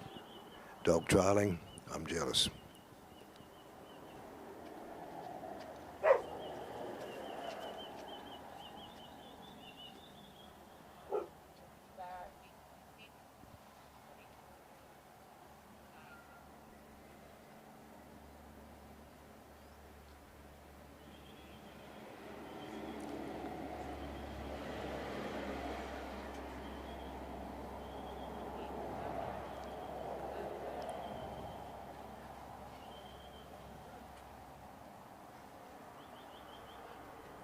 I was told the sheep were quite amenable to a dog this morning, some reasonably high scores, but they've started to go back to their pattern of yesterday and the day before, of being a bit frisky and running. Hard for the dogs to get control.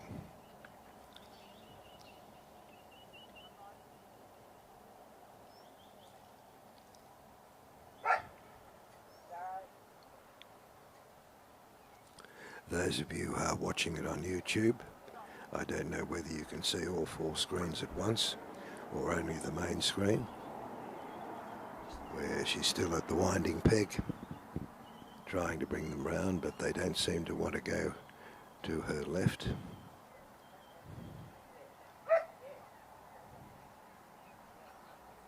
Sheep don't seem to settle to the dog.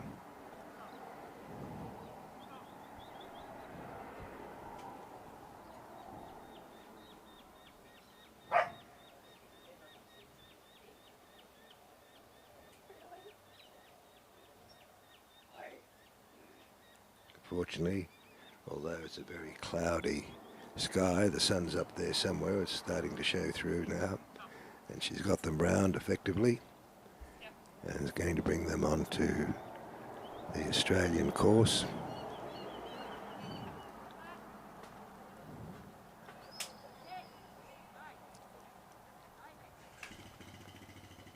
While I've been watching, I haven't noticed any dogs doing a tail turn, which is good.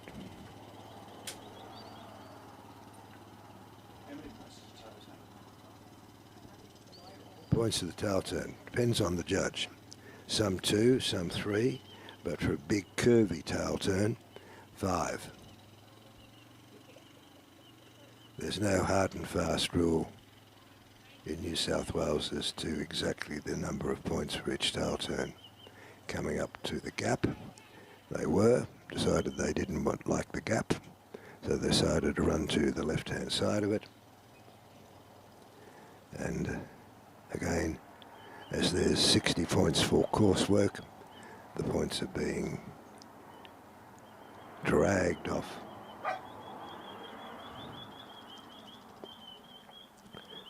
Try. And a split.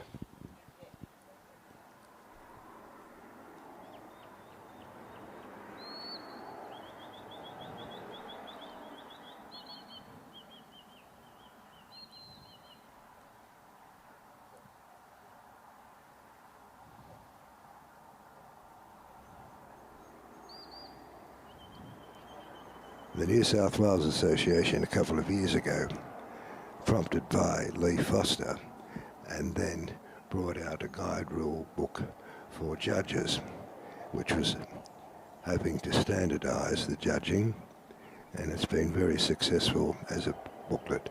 I don't know whether the other states have taken it on, but try is through the gap.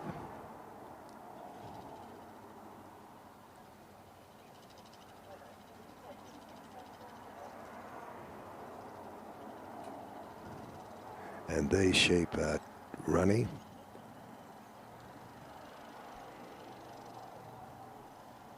They know their mates are over on their right-hand side in the put away, but they're being held by the dog, but left behind tragically.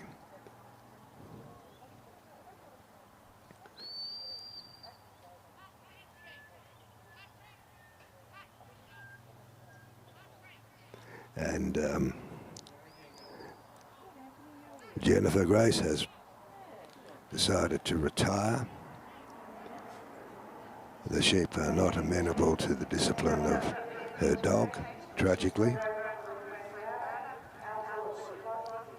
But it's sensible if you're losing points because of the sheep. You don't want the dog to get into bad habits or be exhausted.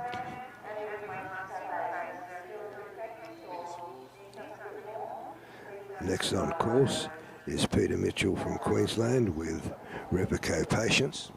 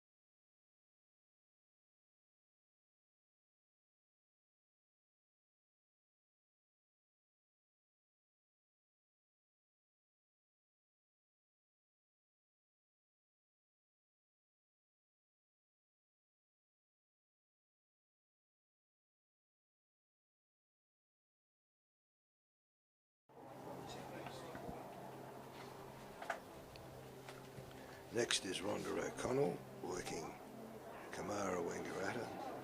Rhonda's from Tara, Queensland, is a grazier. Her dogs are all homebred Kelpies, so we'll hear how this Kelpie goes.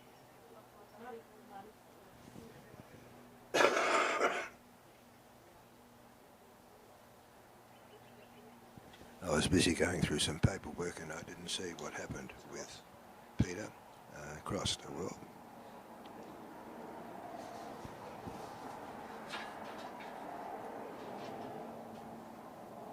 Thank you very much. Sorry.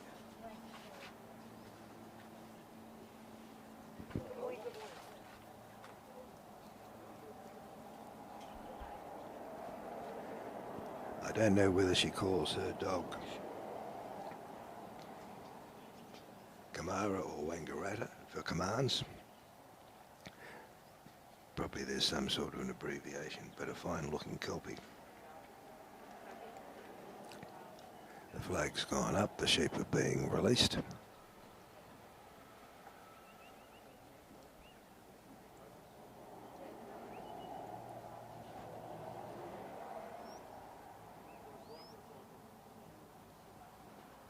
They're out far enough.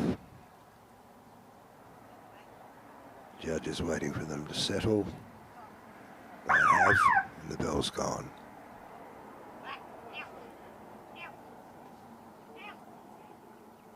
A moving head.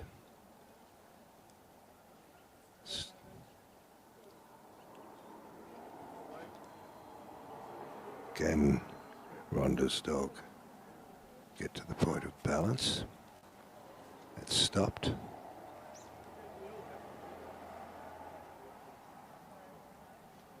The sheep are looking at the dog.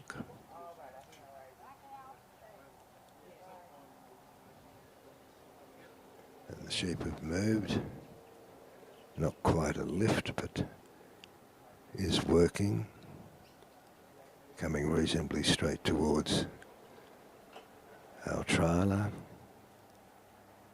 The dog's well back.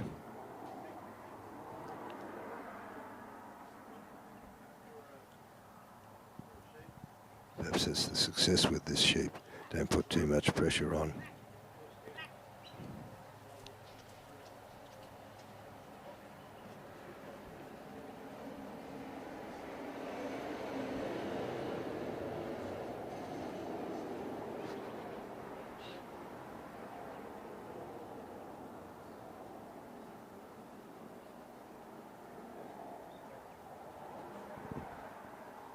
See how Dave Lacey back doing the sport.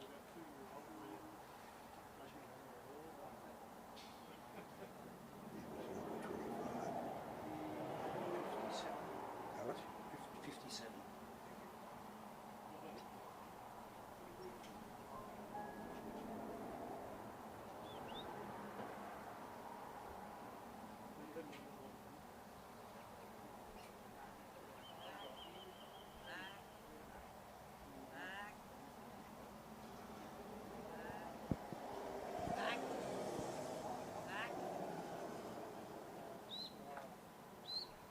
Rhonda is using a hand but doesn't have a stick, which is unusual.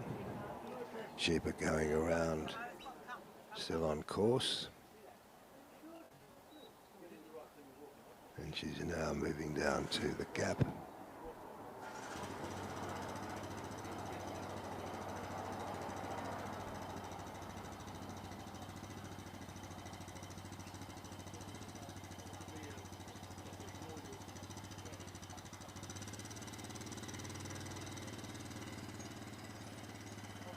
Back on course. They seem to be only on course when they're going from side to side. And for the general course work, the points are peeling off here. One for being off course, and then another 2 for being too far to the left. If you were interested, there's only be another one.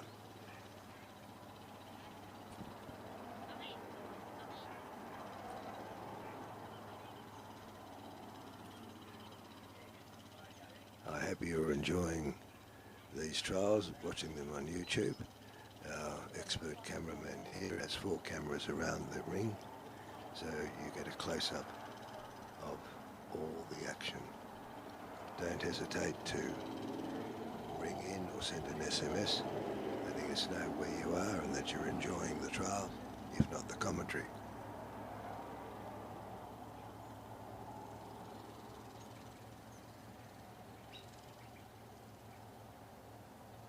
Unlike the Trans-Tasman rules, in the Supreme rules you can continue to lose points. They don't stop when you've lost a certain number for the section.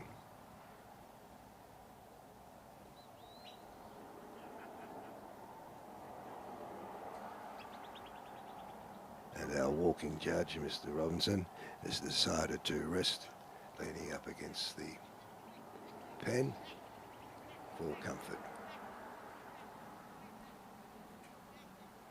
There's 30 odd dogs to get through today, and it's very tiring walking around all the time.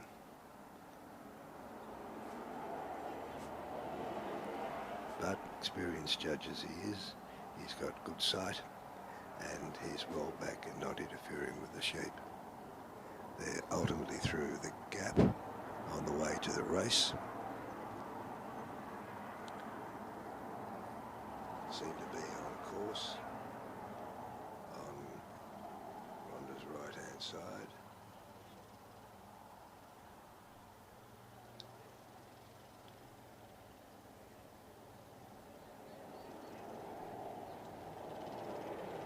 Just on the edge of being over the line.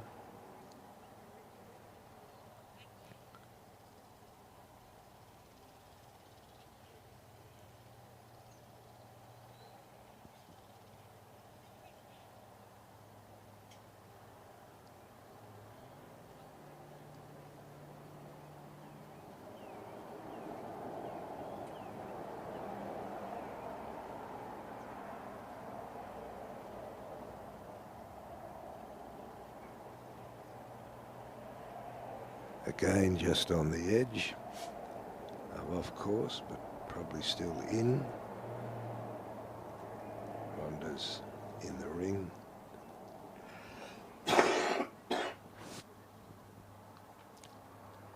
Sheep are being lined up nicely.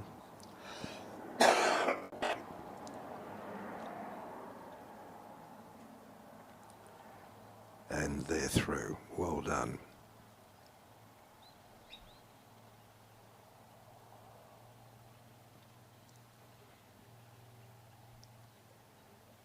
Again, like experienced trialers, Rhonda hasn't left the ring yet. She's lining the sheep up on course. She's entitled to do. A little copy moving very gently.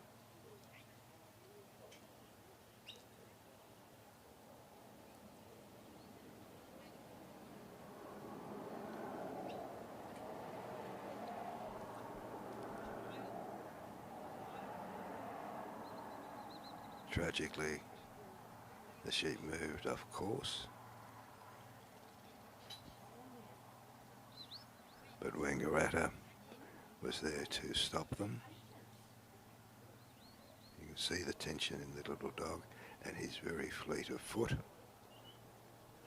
And came in too quickly, caused the sheep to flee.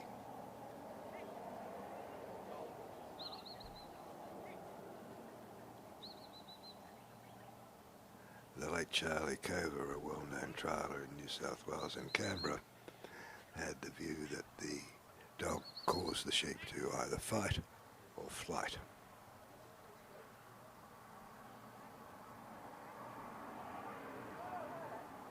So far the sheep aren't stamping their feet looking at the dog, so they're in flight mode. But if they're in flight, you've got to keep them under some degree of control. And that's up to the little dog.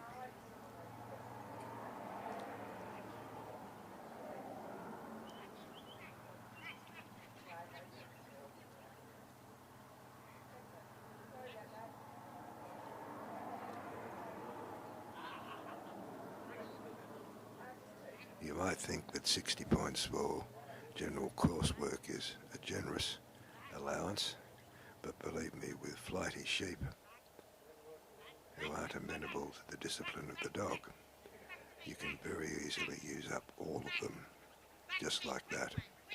3 for around the bridge, and another 2 for going too far away. That's another 3.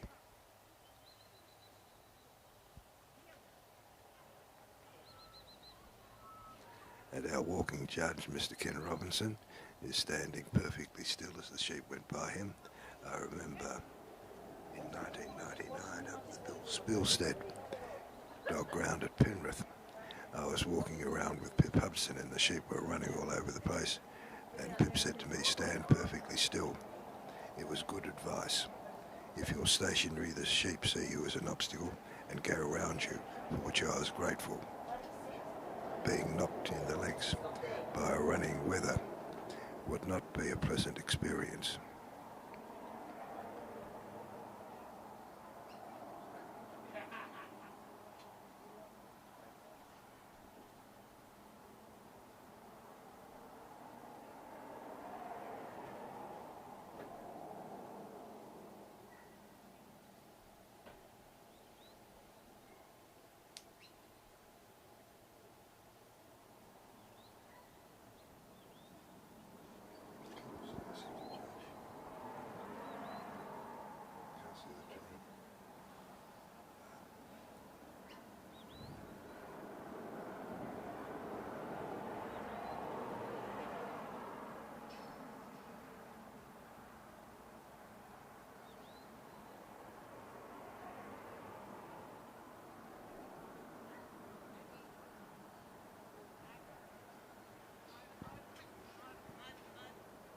These sheep are just peeling off the points.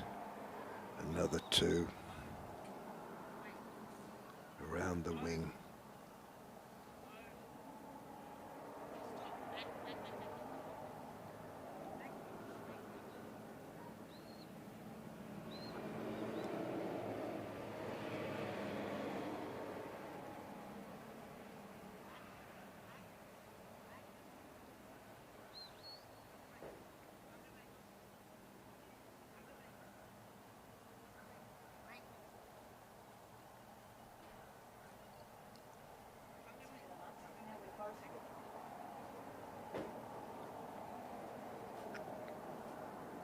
Two looking up and one looking back.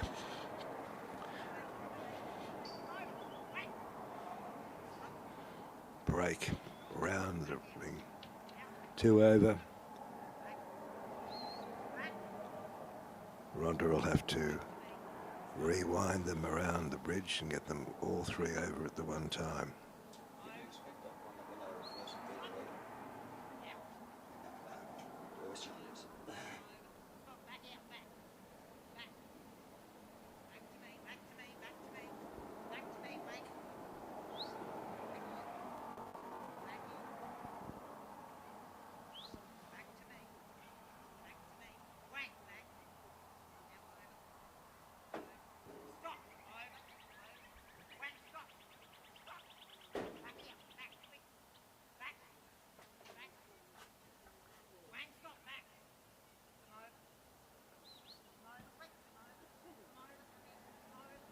Brought them round. Not in the wing yet.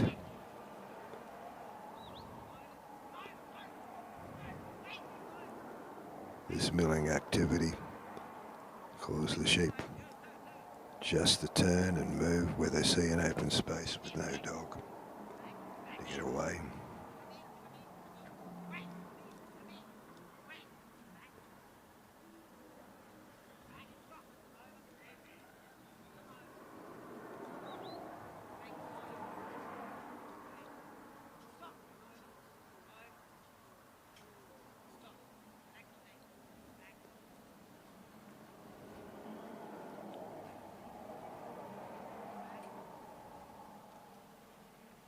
These sheep are unsure of what to do. What does the dog want them to do? Can the dog cause them to move back and then turn.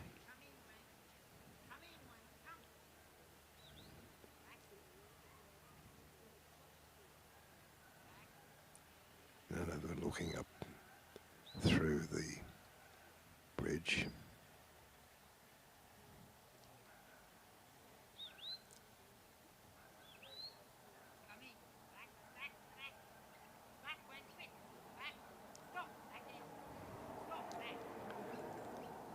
That sheep has been quite recalcitrant through the trail for Rhonda, always running away, dragging his mates with him. Time is now pressing.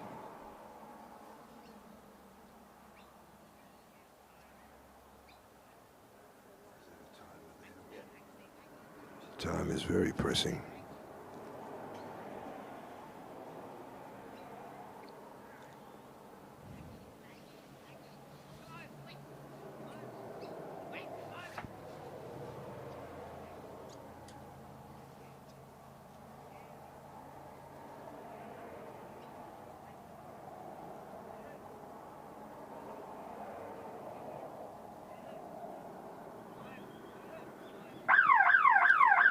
And that time is called, but unfortunately Rhonda didn't get the bridge, so she'll lose 10 points for that, and 20 for the pen.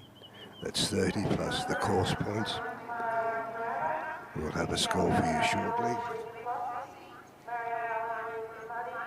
Next up is Al Hort with Wongabara Flossie.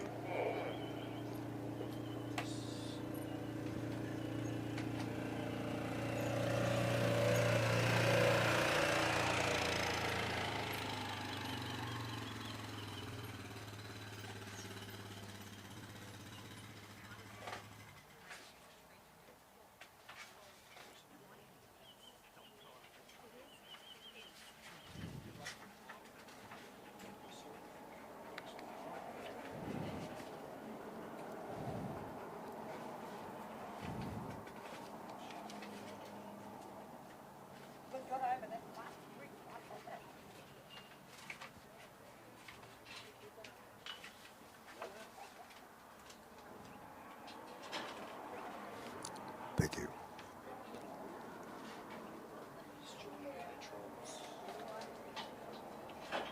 Al Hort is from Preston, Tasmania. Meat and sheep farmer, semi-retired. Started training sheepdogs in the early 90s. Flossie is a pet dog, but she won 2 open and was been placed in numerous trials. In fact, Flossie caused him to come back to trialling.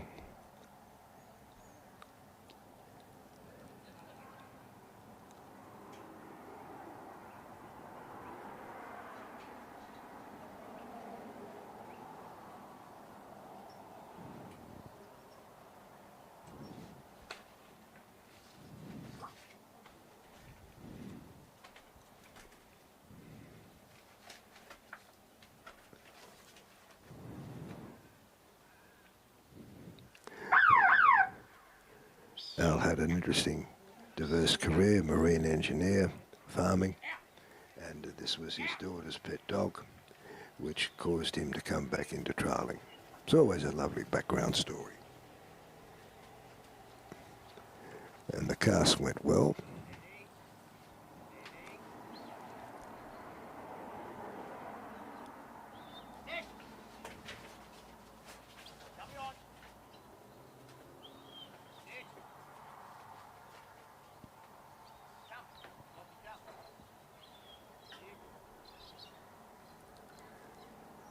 So what started as pet dog with its instinct and a few sheep and a handler who wants to train the dog, you can get a very good sheepdog. He's won several trials in Tasmania with Flossie.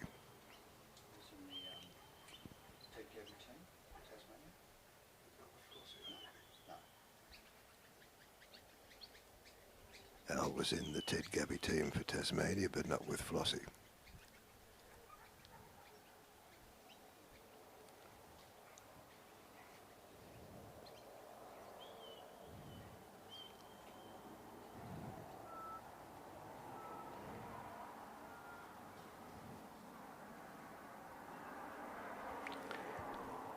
We're to get through some 40 odd dogs today, and we started at number 21 if you're looking at the program.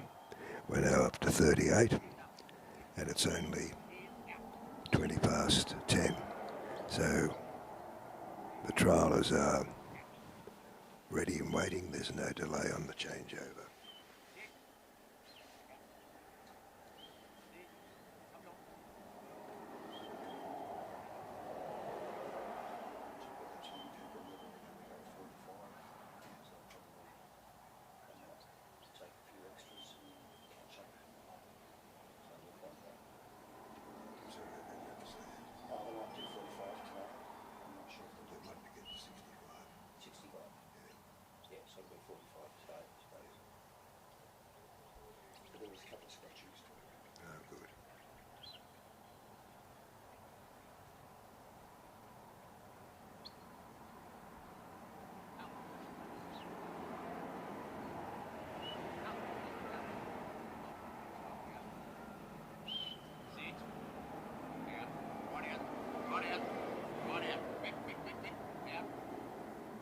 Very nicely curved round.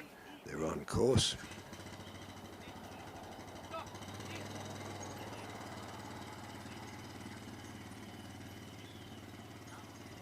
Past tense were.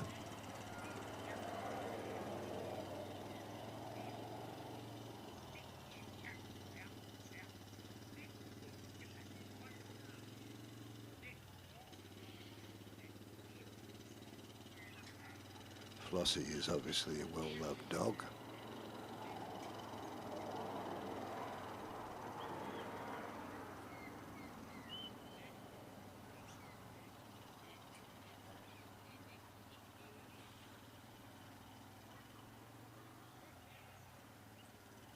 And that was a tail turn, a small one.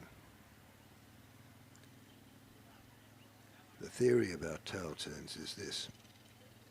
The dog is to keep the pressure on and be working the sheep continuously. If the pressure gets too much for the dog, it will tail turn to take the pressure off itself. And that's the reason why tail turns are punished. The job isn't continually working the sheep.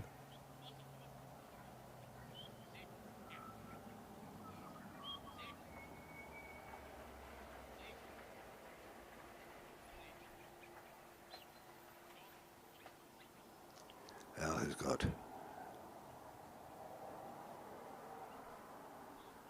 Flossie to get them through the gate, working back.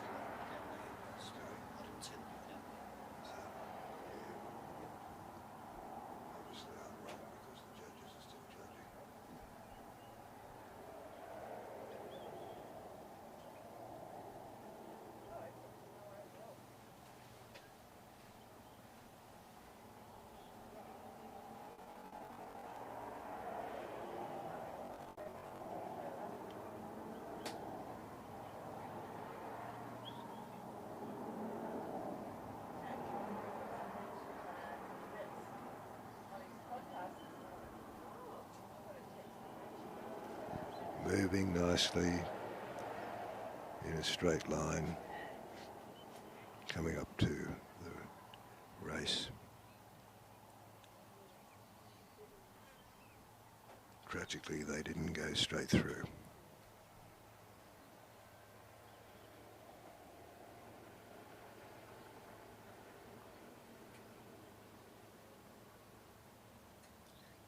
they did now.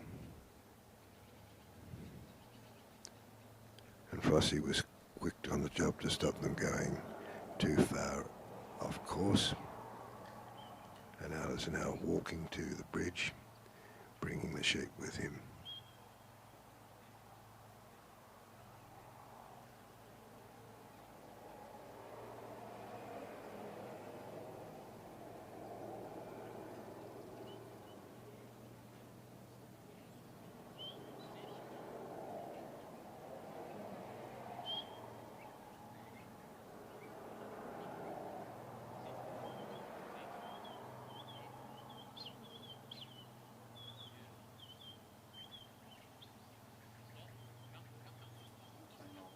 Tony Mulville's back on.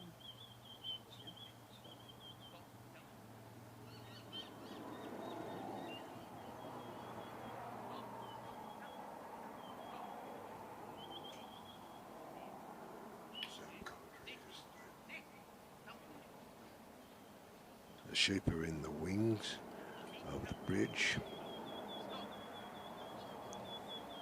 turning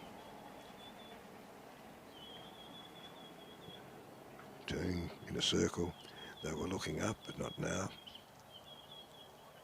Flossie is being moved back and forth in front of the sheep, but she's slowly walking up to the bridge.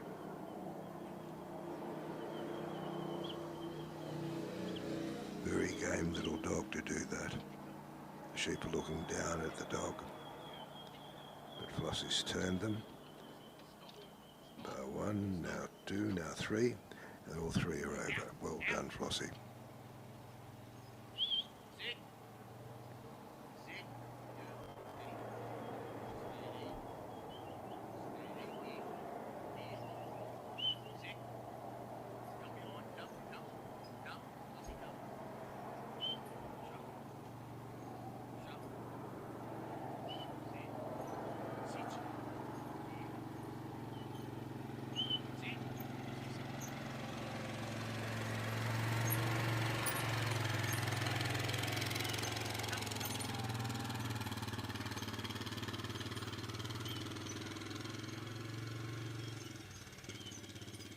Those sheep decided the run. Flossie was too far back, so didn't cause that.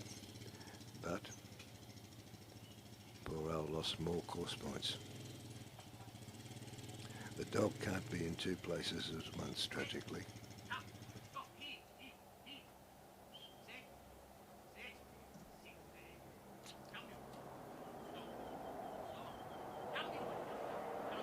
The old story, they come 2 by 2, 2 in and 1 out.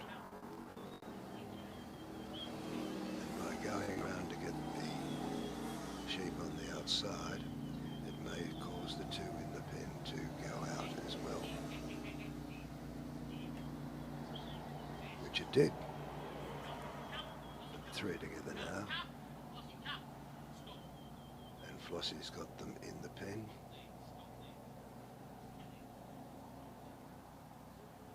Al had plenty of time left. Well done, Flossie, and well done, Al. You'll notice that the trialer doesn't touch the dog until the end of the trial, and that's the rule. The dog is to do the work on the command of voice, whistle, or hand with stick or without stick, but he cannot touch the dog until the trial's over. And the dog that's having all the fun is the put-away dog.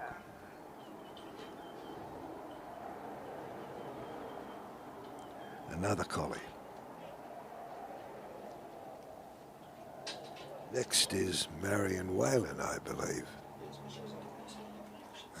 Okay. Unfortunately, we don't know much about Marion, but she's working Riverbourne Muddy, which is a New South Wales registration. A short-haired border collie.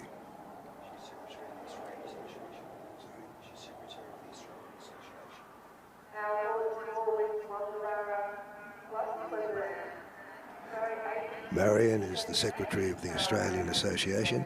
She'll be well known to many of the triallers here. What's your surname, Sir John? Someone's asked who's the commentator. John, E-A-D-E-S, J-O-H-N, Yes. E-A-D-E-S. Time's on.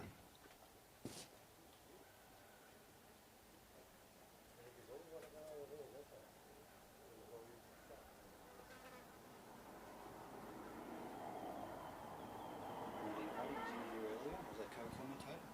Marion did some commentary earlier, and Muddy was in here with us. Good. Yep.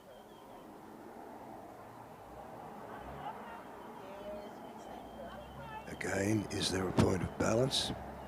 And where is it? Determined by the Marion or by Muddy?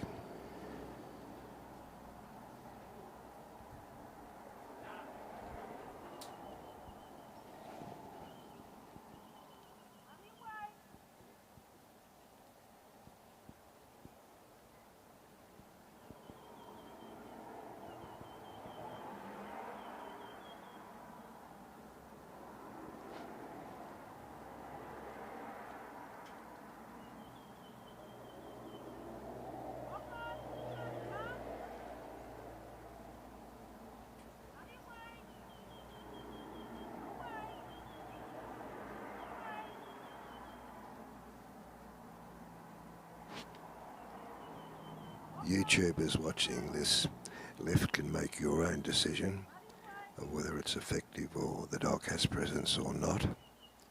But remember, the sheep have a tendency to mill that's turn around on their own axis. The object of the lift is to bring the sheep in a direct line in the draw to the trailer from the lift. Make up your own minds what's happening.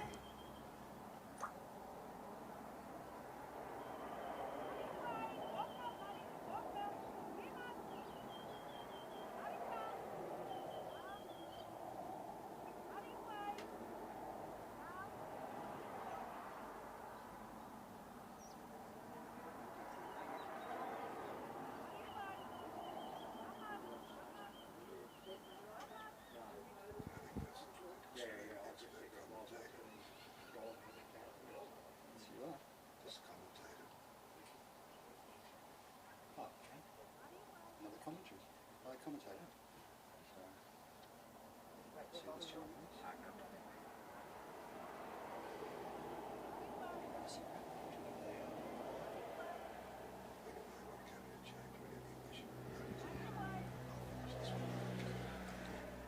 There'll be a change of commentator, you'll be pleased to learn, when Marion with Muddy has completed their trial.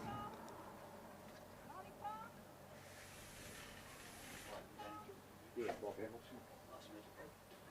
Come in and comment? Yeah, I've got the dog with me. I'm next, so.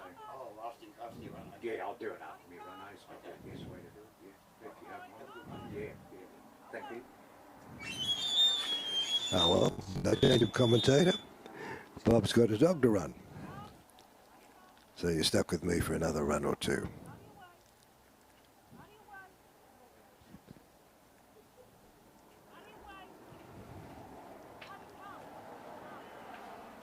Those who've been watching and hearing the various commentators, you understand what the draw is supposed to do. It's to bring the sheep to the trailer on the trailer's left-hand side. Having the sheep stop and graze would indicate that there's a hiatus in the draw. How the judges will view that will be in the eye of the beholder. That wants some progress. It might indicate that the dog doesn't have a significant presence on the sheep, so they're not put into flight mode.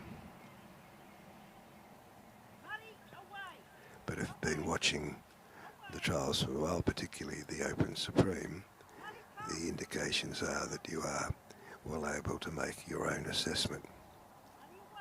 And we'd like to read your comments.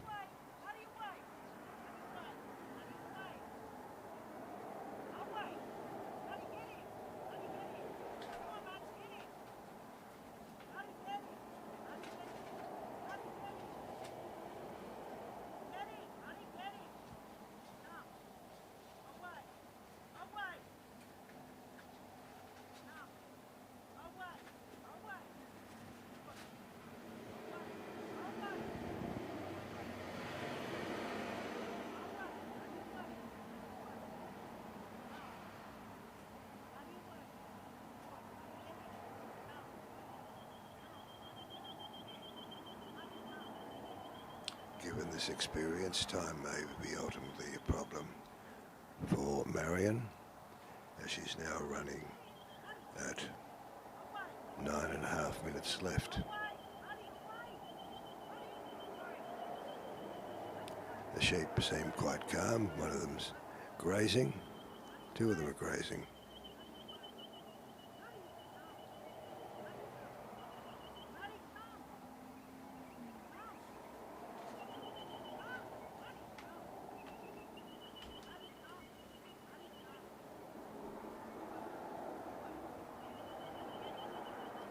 Our very experienced cameraman has a marvellous system. His computer is set up where it's keeping time, keeping the temperature, and keeping the scores. That is true multi-skilling.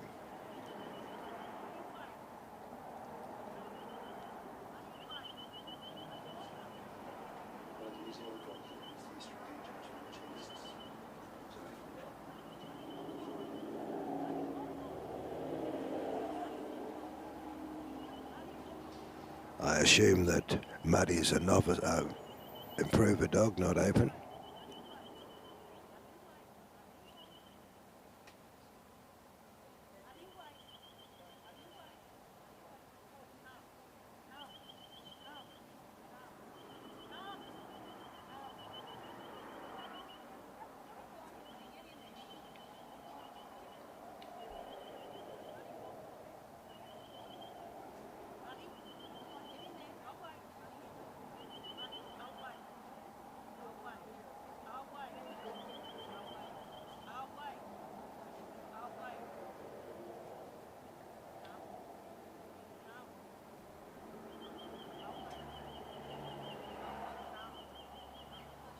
You're getting a close-up on the screen now, the dog moving, and how the sheep are responding.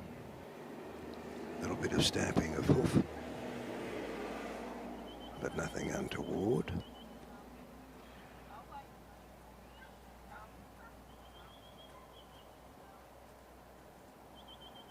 You're getting an excellent view.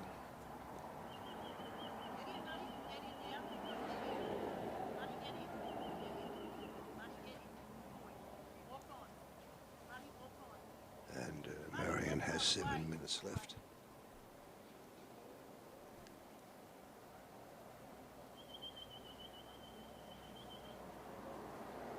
Again, when the sheep come around the trail or on the winding peg, unless the dog's stopping them, they have a habit of running further off course. They don't do a complete U-turn as such, sort of like an L shape, which takes them off course.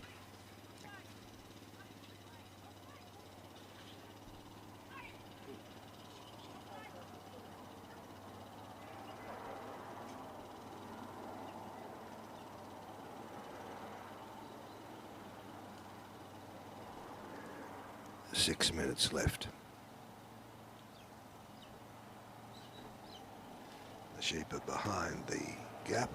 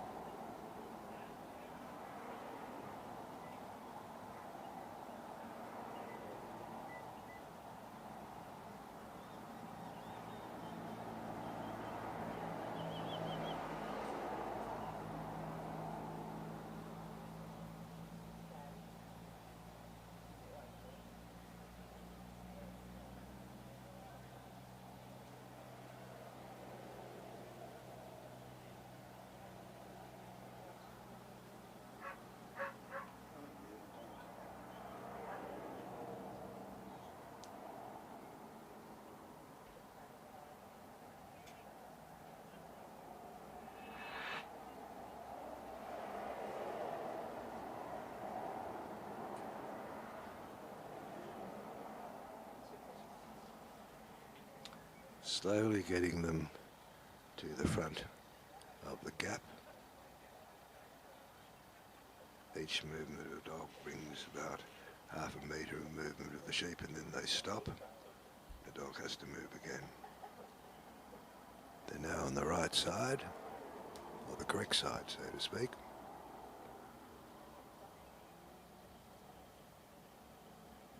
And 4 minutes 15 seconds left.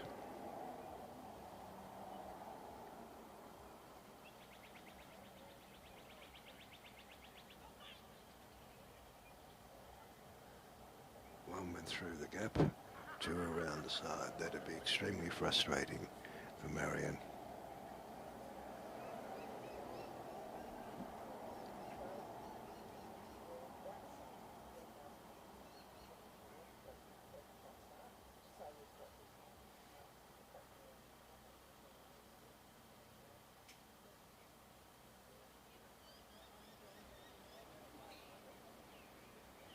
The clouds have shifted, so there's a little bit of sunshine coming through.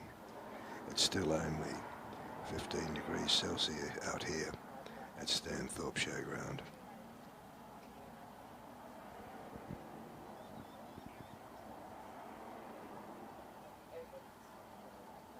New Zealand team, some New Zealand team watching.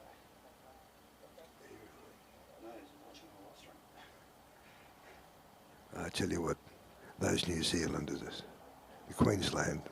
the New Zealanders have arrived, and they're watching the trial on YouTube. Yeah.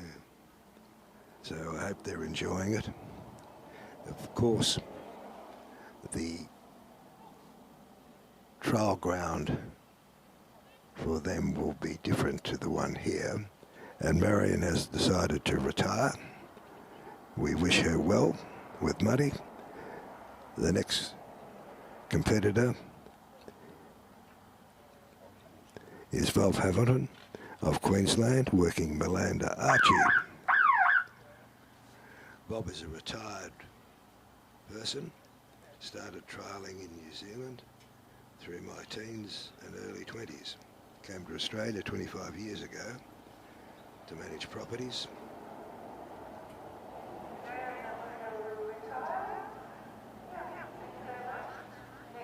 And running cutaways on that property.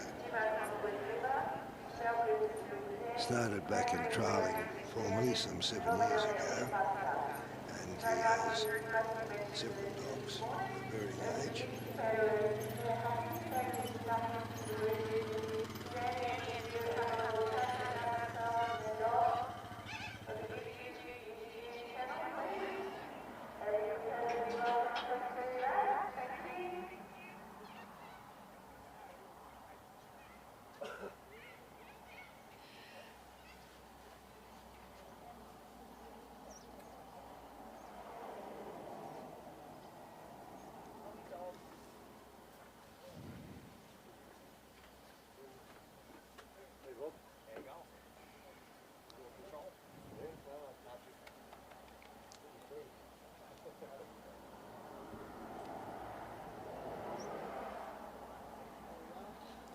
In dog trialling, you get to meet and greet a lot of people, and many of the people coming out to trial know our judges well. There's a social chit-chat. The flag is up, the sheep are being released.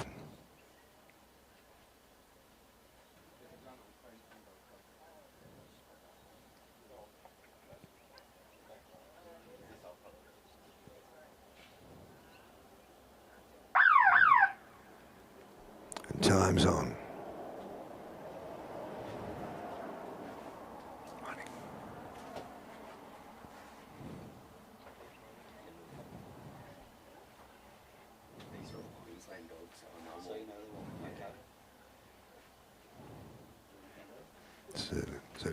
Well, we've got a more experienced commentator coming in because he knows all the Queensland dogs, probably their birthdays as well. I'll hand you over now.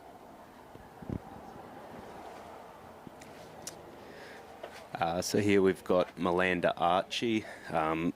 Archie's a dog that was bred by Brad Anderson here in Queensland a couple of years ago. I'll find out his official birthday for you.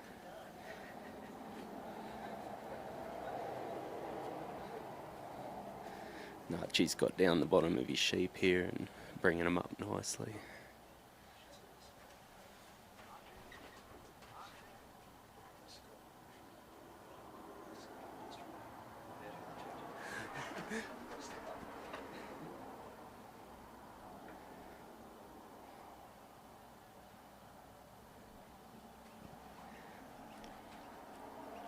Just working his sheep out here.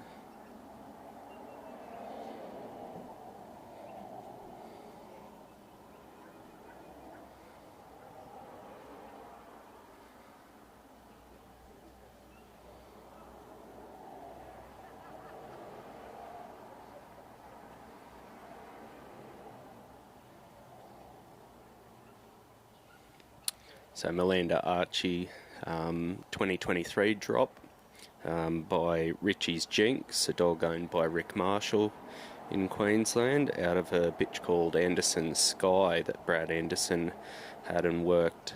Brad Anderson bred her out of Shaundarmilly, and Shaundarmilly was a beautiful dog up here in Queensland about 5 to 10 years ago. Definitely thrown it into a few of these Melander pups as well. There's a few here at the trial here. I think Bob's working 2 of them, both Archie and Vegas. Yeah, so I'm Rowan Ballin. I'm actually the registrar of Queensland Working Sheepdog Association. I've been doing that role for about 4 years, so I should be across some of these pedigrees and know these dogs. There's a little run on Queensland dogs in the next couple of minutes, so the next couple of runs, so I'll take you through some of their breeding while I've got you as well. Archie's keeping a lovely distance on his stock here, breaking beautiful and square.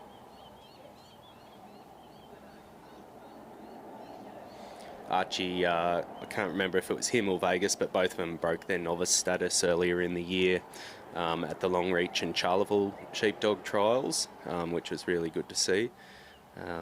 Bob's had some recent success with this line of dogs.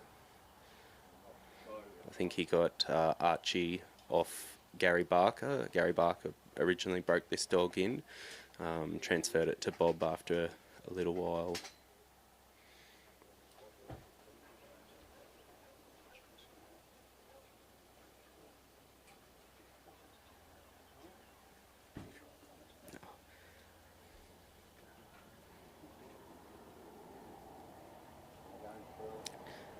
So from where he's picked him up, he's kind of kept him in a nice little corridor here. He's taken his time just to introduce this dog to these sheep and keep him sweet. We'll see how that pays off for him later in the run.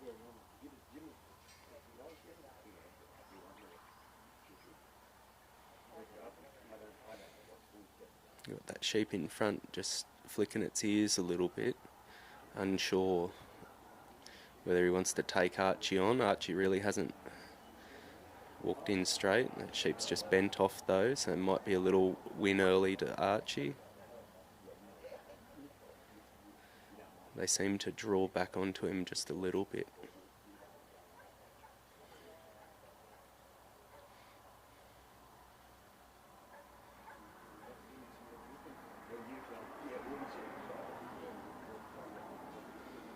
And they're asking some questions now.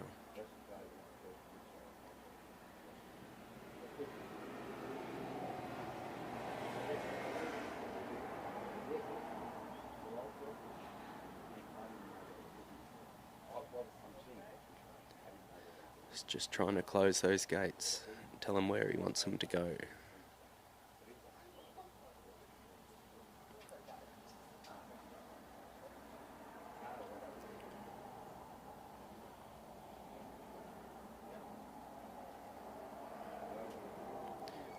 we go.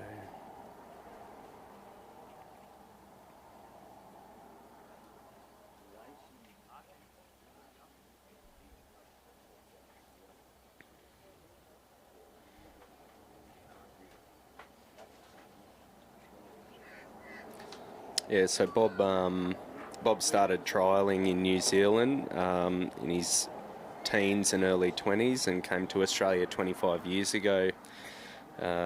Manage a few properties, and he's been with his partner and wife Lynn Hamilton here in Queensland. Started back trialling about 7 years ago. Worked his way out of Encourage and now got a handy team of dogs and progressing through. He's having some good success with these dogs, especially this season.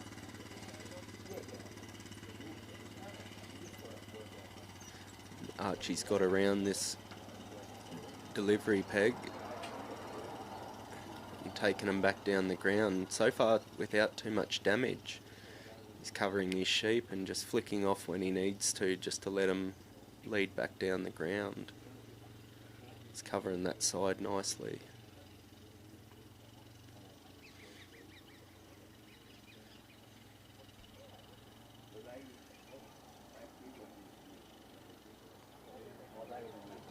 And see how he's just grabbing the head when he thinks they're going to go too far. Oh, he sent him back around, so sheep decided to turn off and head back towards the let out a little bit.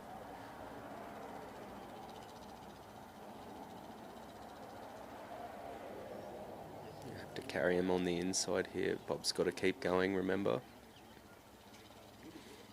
And just balance him back to him. And they've got a little bit of a run up here. And slipped around the edge of the panels there, the gap.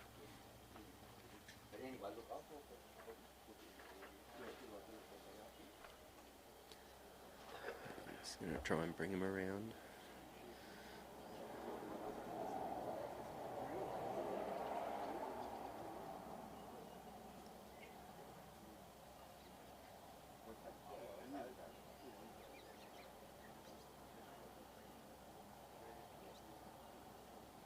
Bob and Lynn both have a keen interest in New Zealand heading dog lines as well.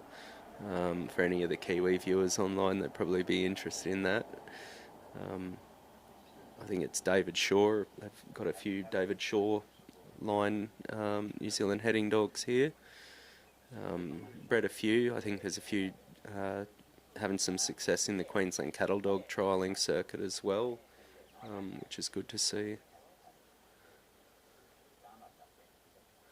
He's got him through the gap now. He's going to carry him along the bottom here. Those sheep have slipped away a little bit to the let out. Archie's quick on the scene. Just not entirely happy though.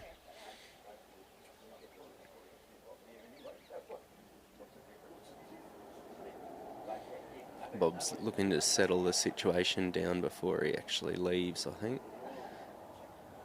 Get him back on course and then start their way over to the race.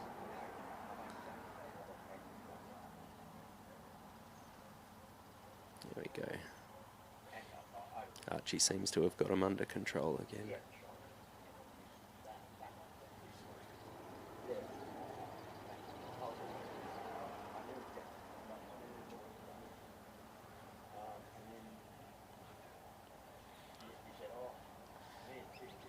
Archie's reading the weight down there nicely.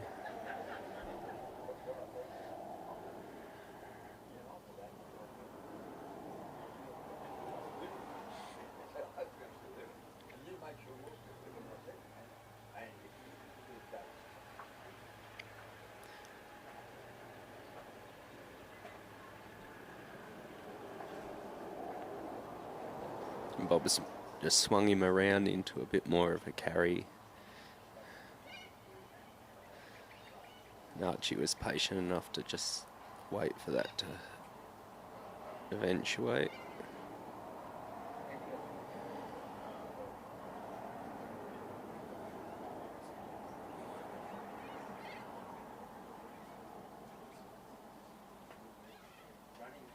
He's had to work fairly hard here. These sheep have really drawn on to this dog throughout this run, so time's starting to get away a little bit. Might have to force it a little bit more in the next couple of minutes, make sure that he gets home.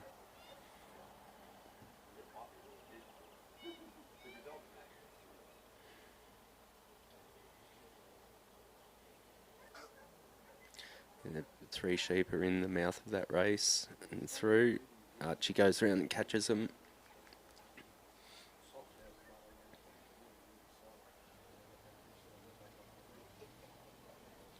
They head up towards the bridge.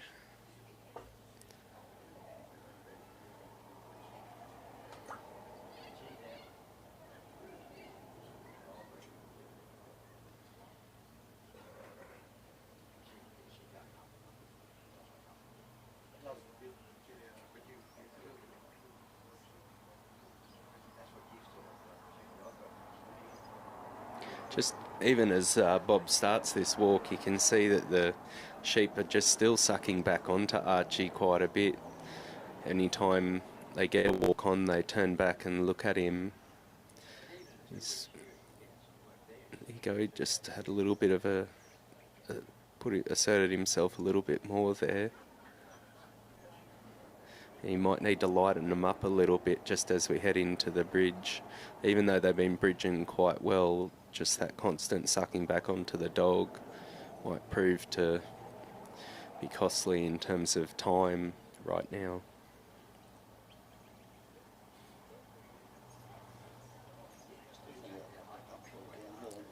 Yeah, yeah.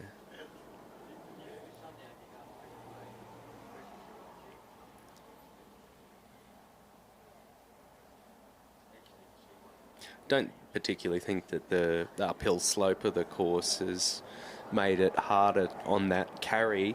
I think the sheep have been happy enough to walk along. As soon as the wind picks up, it might be a bit of a different story, and you know, heaven forbid if we get a bit of rain, might also prove to add another element in there. But yeah, tomorrow and the day after, and hopefully I'm sitting high and dry somewhere. We have a sheep having a good look up here anyway. Just mulling around in the front, and ooh, just popped that a little bit. Bob will have to reassess his approach to this obstacle.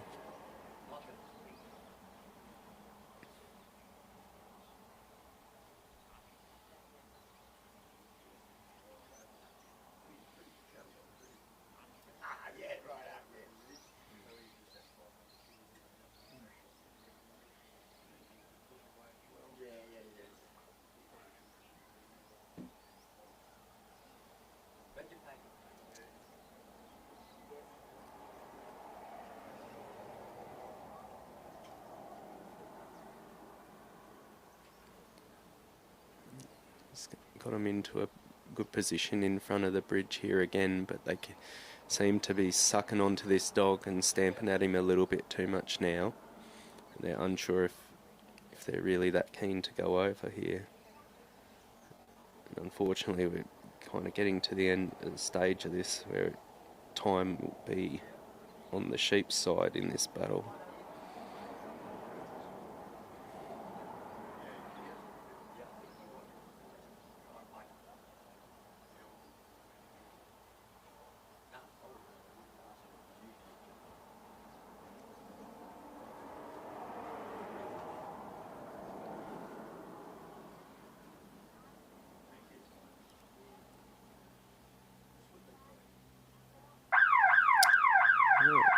And that's it for Archie. I think the sheep win that round. Just wasn't able to impose himself and complete the course. That can be quite costly.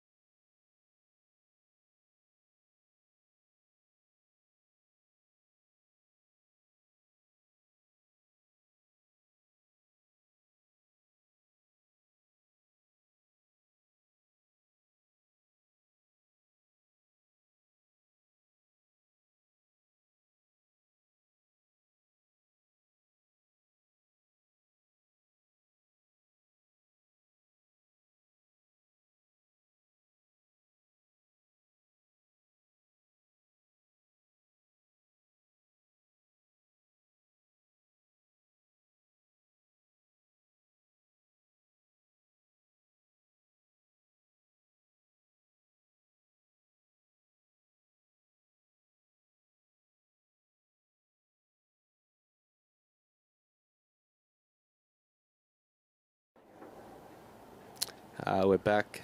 We've got Jim O'Connell out here, fresh off his selection in the Australian Test team. He'll be gearing up for the next couple of days, and he's out here currently with Kamara River. River's a 4-year-old dog by Kamara George by Fleetwood Mac, out of Kamara Chaos, and he's out of Kamara Mia by Charlie's Dusty out of Kamara Cascade. So you can hear by the amount of Kamara dogs in there, this is one of Jim's Kamara line dogs. So it's a dog he's had plenty of success with. I think originally broken in by Roy Potticari over at Oakey, who Roy's judging here today. And he's done a alright job bringing him up here. Joined in the box now by Bailey Knight, and I'll hand over to Bailey to introduce himself and share a few of his thoughts.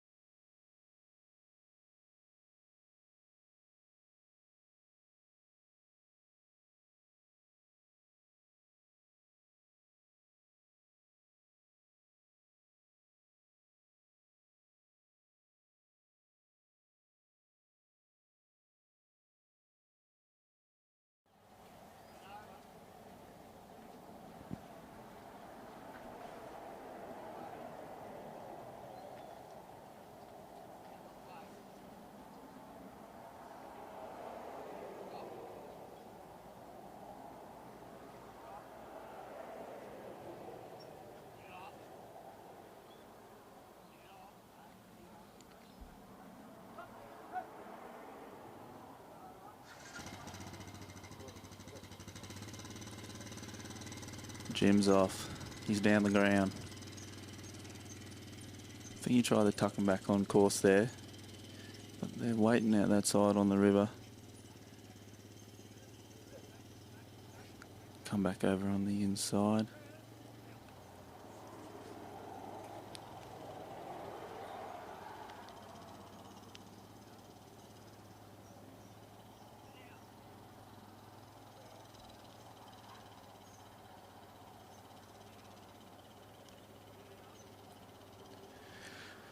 They've been coming hard between on that inside all day on the ring, like between the ring and the gap where the handler stands. Jimbo would have seen that too, I suppose. Oh, he's got River out there ready to go, but see that sheep at the front. He's looking to come that inside.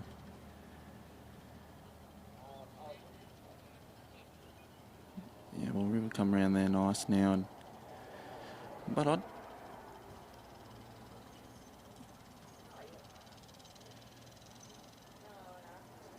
not sure. Wasn't watching close enough then to see whether they went through before Jim was in the set. He must have just been right. Yeah. Looks like he's setting up to move on to the race.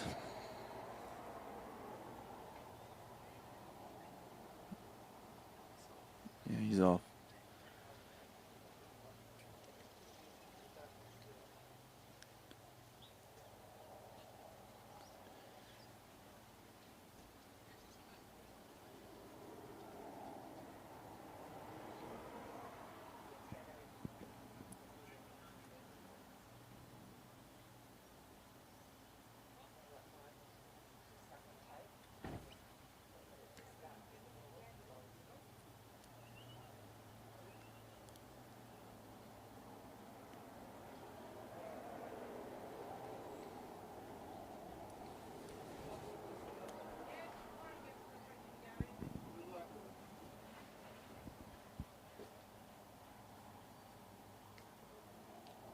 Kamara River won a few trials in Queensland, Bailey. Toowoomba. Might have won Tara with him. Did well. He Did well at Surratt a few years ago. Yeah. Might have been under Roy's tutelage. Well, Roy just took a brief hiatus away from the sport there. think Jim has a few out of this litter. I think another dog that he qualified this year with, Fury, might be a sister. But Jim ended up working Blackmore.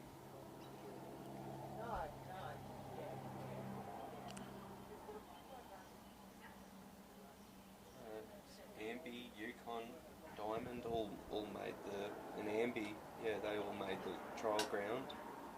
But maybe that Fury was a different litter. Would be similar bred.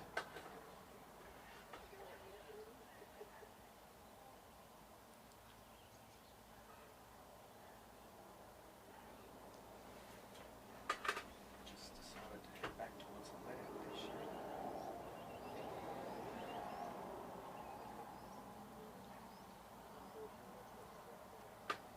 Not in a better position now.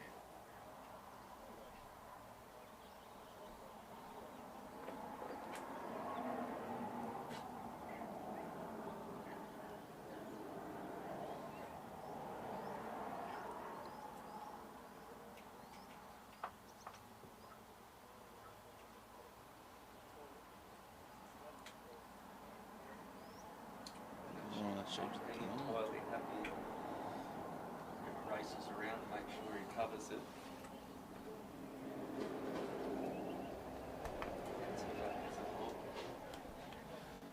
Same shape that darted through the gap.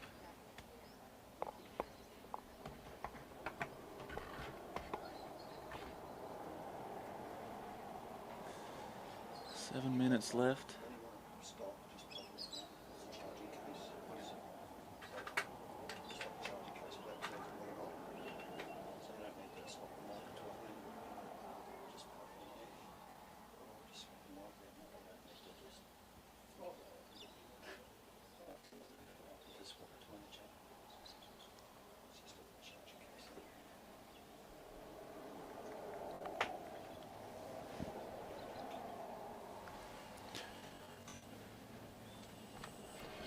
Well, they're through the race now.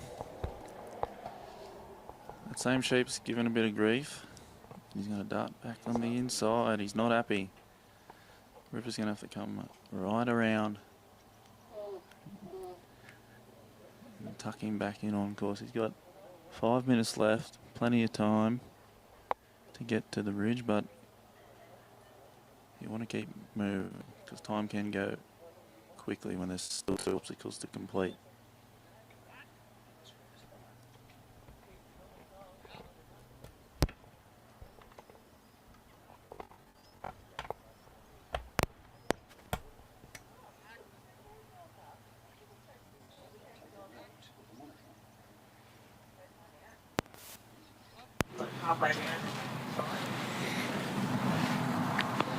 Bob's talking over the top of the works.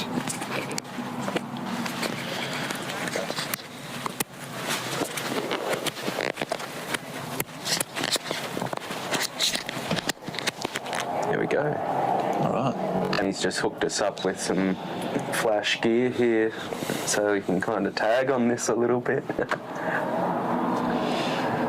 Jim set himself up here in front of the bridge and just darted in there and stirring that sheep up a little bit.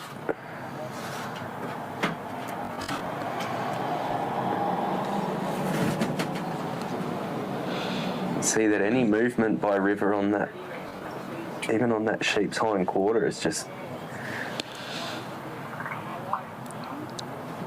not letting it settle.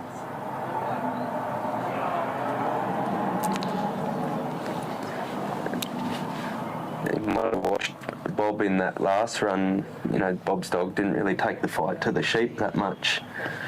He run out of time. Maybe Jim decided to let River move things on a little bit, but it comes at a cost of peeling those points off here and there, eh, Bailey? Yeah, and the sheep especially that one. Like he's not happy. He doesn't want. He wants to be anywhere, but not even looking up. And he's beaten him at the race a few times, beaten him at the bridge now, and they know their way around the obstacle. Jim's going to retire. He knows that sheep's had a few too many wins, gone around the obstacles a few times, and not worth staying out there.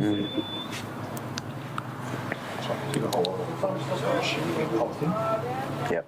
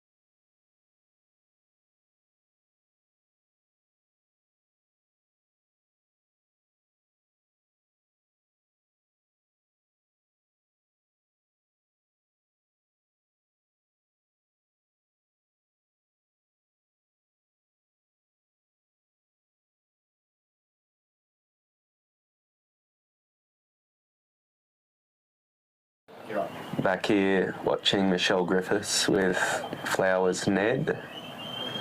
Ned's got a purposeful outrun.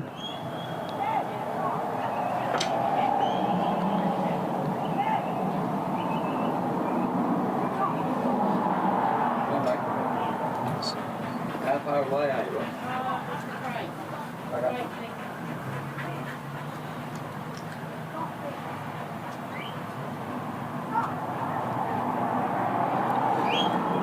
Ned's a 4-year-old dog, bred by Pip Flower, by Wynella Coast. Wynella Coast being mainly Kiwi dog bred, by the looks of things. Yeah, Paul Darmody bred that one, Wynella Coast. Yeah. And obviously out of Flowers Fang, which comes back to out of a Kamara dog of just Jim's.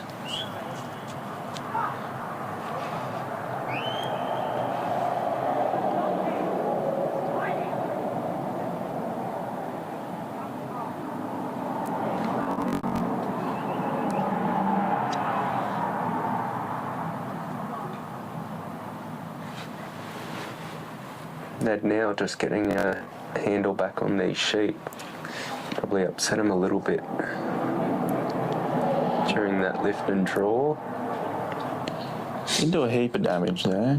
Like, I mean, just been in and around here, I haven't gone too far, but seemed to settle within himself a little bit now. They've gone around the peg, delivered. Yep.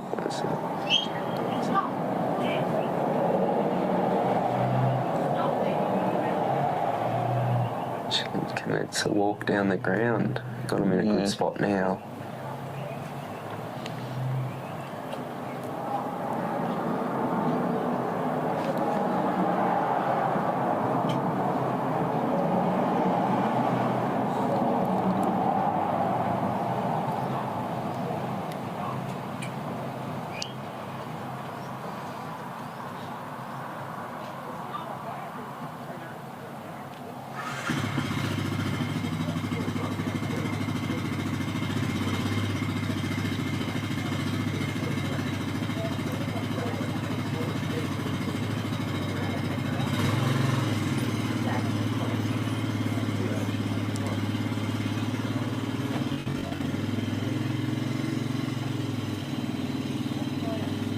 buzzed up the sheep. Beg your pardon? Really buzzed up the sheep. Yeah. That starts that introduction to the sheep right at the bottom of the cast there is just so important to keep them settled and soft the whole way through.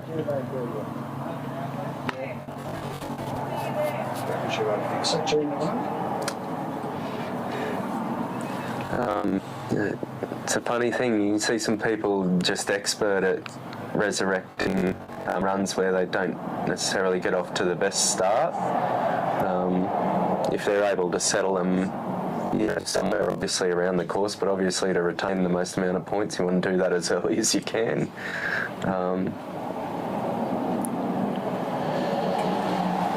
Yeah, she might blow a few, but once she's got them through the gap and the weight of those sheep are going to be back towards that let out,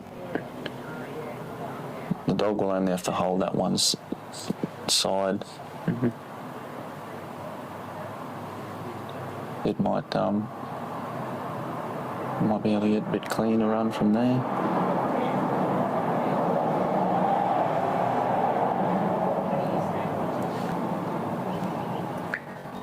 Yeah, there before, the dog wasn't able to get too close to the sheep without upsetting them, but he started to reduce that distance down quite a bit. And that's the spot they've been wanting to hang those sheep. It's got a lot of people so far in the trial, just they come that inside there. Just as they get down towards the gap. Yeah. Even if they've got a clean carry, they nearly see that gap between the man and the edge of the obstacle. As an experienced handler, what would you think about doing to save those points? Did you over emphasise that in where you position your dog at the gap, if you had the circumstances allowed you to do that? I don't know, I haven't been able to do it my 2 runs I've had yet, so I'll have to keep working on it through the week, but I obviously just got to try and hold that weight on the inside.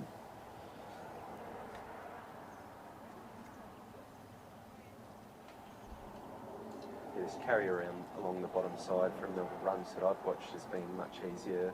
Yeah. Dogs just holding most of that weight. Yeah. Sheep have been quite happy to walk along as long as you haven't blown them.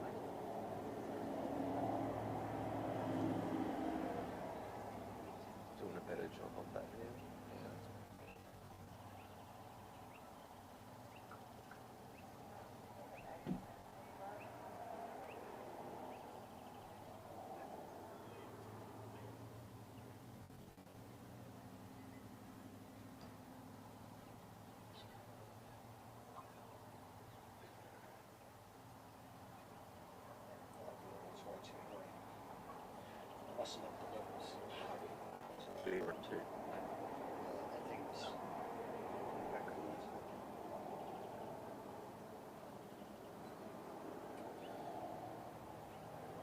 One sheep's pretty happy there now, he's having a bit of a feed. One's not so happy, that one on the far side there. But he's going to lead him through the obstacle, so that might be the leader. And she'll want to keep working on them. Other two are pretty settled. Both of them having a bit of a chew there now.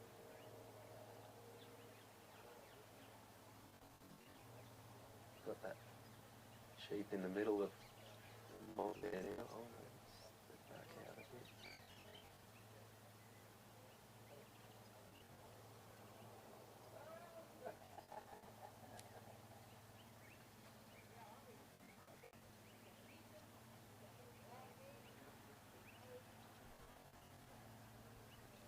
Just bounced a little bit there and poked him a little bit.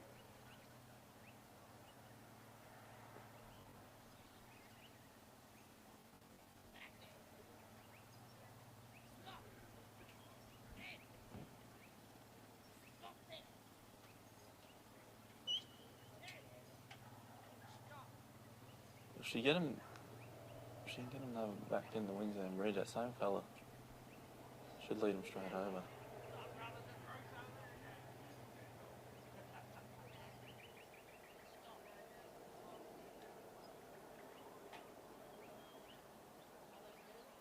still got that one sheep's quite content with just chewing grass down there.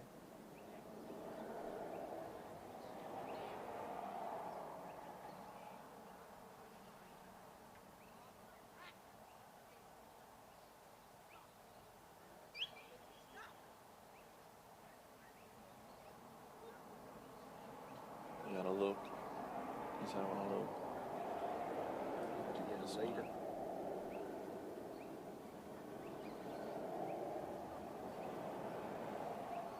If you can come around cleanly. Yep. Down there up. He's gonna go. There he is. It's there. Hold that bottom side.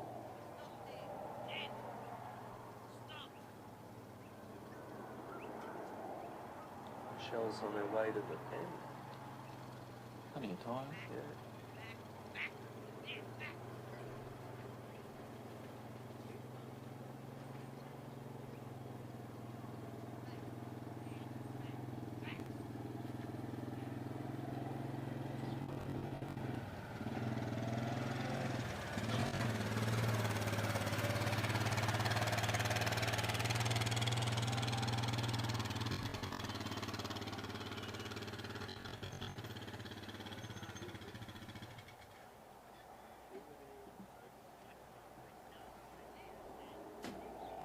Shell's stopped on her walk there. That sheep might have had enough.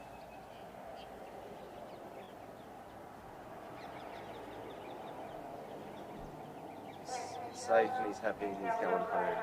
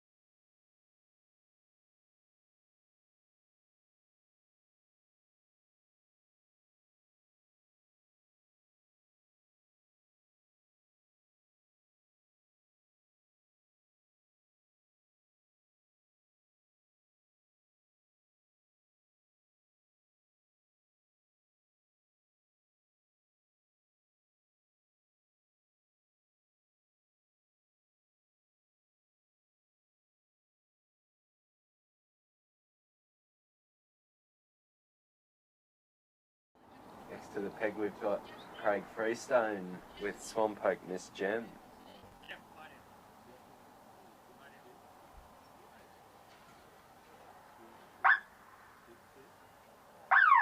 Judge is happy with those sheep. Settle. Gem's away. Gem's she's 7 now, 7-year-old bitch. Bred by Joy Williams, by Gibson's Coal out of Lister Molly. Lister Molly got a bit of Kiwi Millie down in the line there. Obviously New Zealand. Dog, I think it was Stevie, it's her father. And Gibson's Coal obviously being a Australian rep dog down in Tasmania with Jeff Gibson.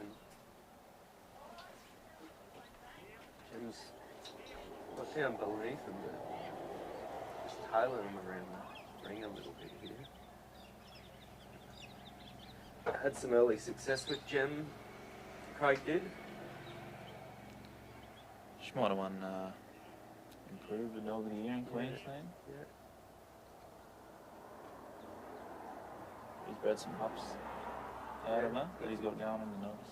Yeah. Freestone's Bean and Cricket, I think, was the other one. Been a good dog for Craig. Craig repped in Geelong in 2024 with another dog, Reba, Elanco Reba. I think we lost Reba a few days ago. Yeah.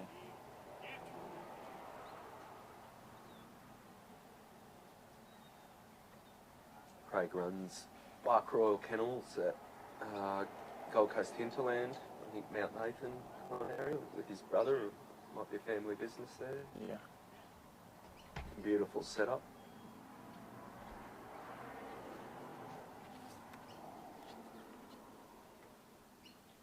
Past Queensland Treasurer.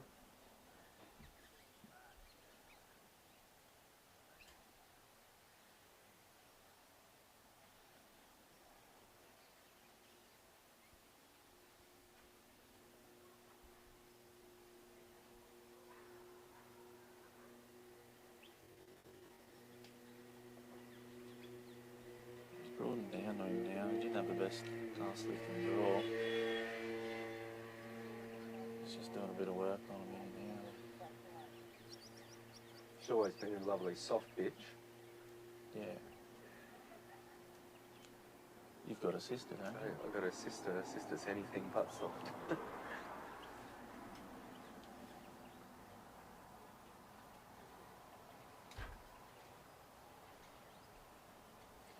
Gibson's Cole being Queensland Sire of the Year for 2025, 25-26 season. Yep.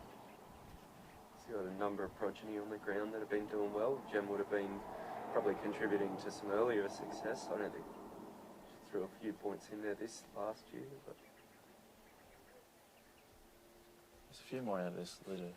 Or was trying. yeah, there's Swamp Oak, Abby, and Swamp Oak Ellie. No, Yeah, maybe. Yeah. There's a couple of them. yeah. I think they were all open dogs. One trial.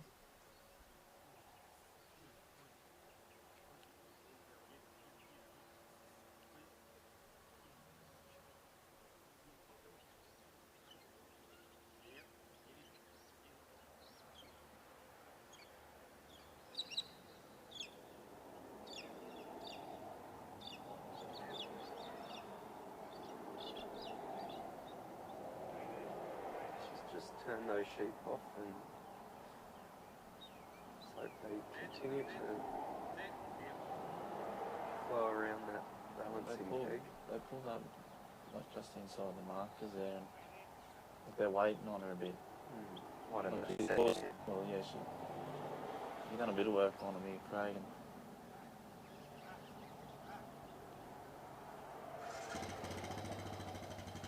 just waited to jam a bit more than the last.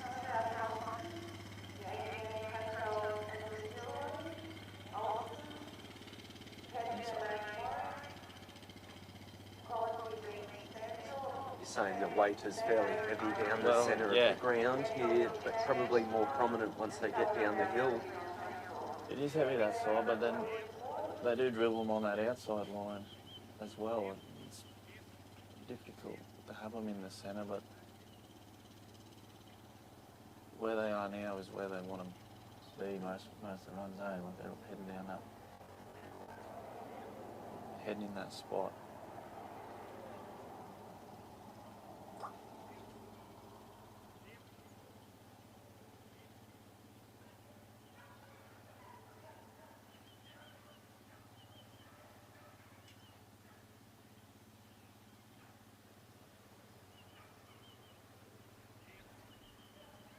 Just starting to take Jem on a little bit there.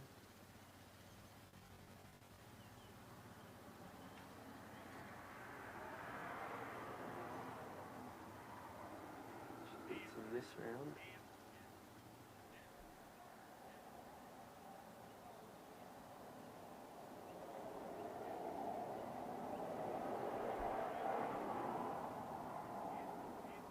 They had a look at that Yeah, cap, they didn't wanted- they? You see that? Yeah. They wanted to go.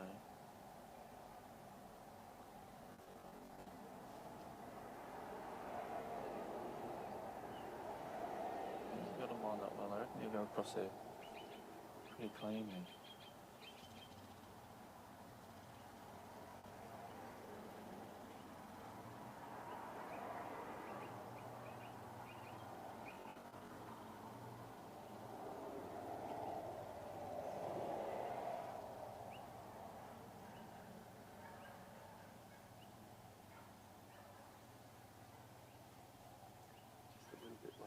head there.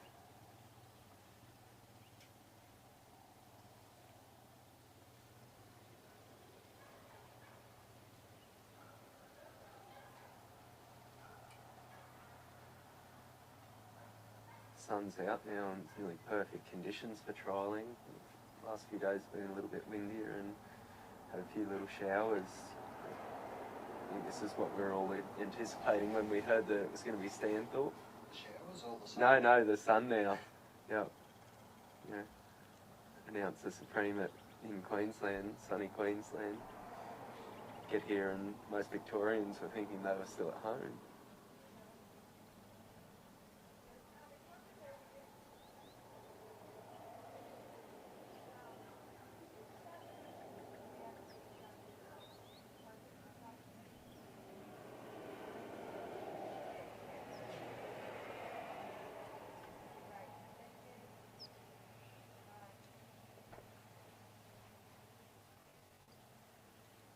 Been able to navigate this so far without too much confrontation. To push them up the hill now.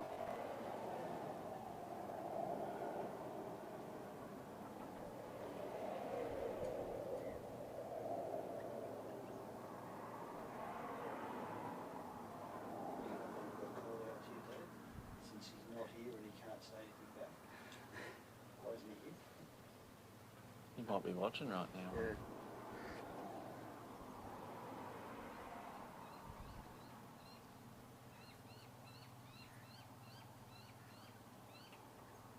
It's a pretty good carry, but they keep turning on the jam. Might do the same at the bottom of the bridge.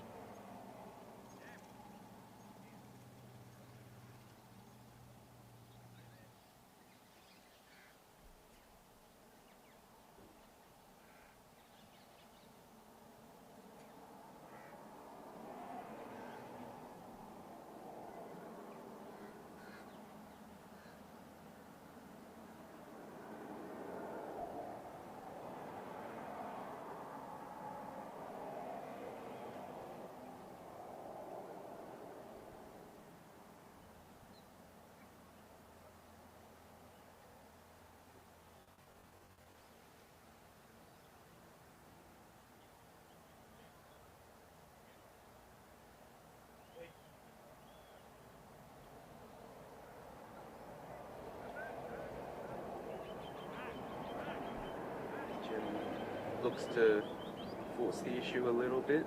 That'll probably do good. Lit him up a bit. You see the disposition in the sheep straight away. Yeah. Look a little bit more alert. Like,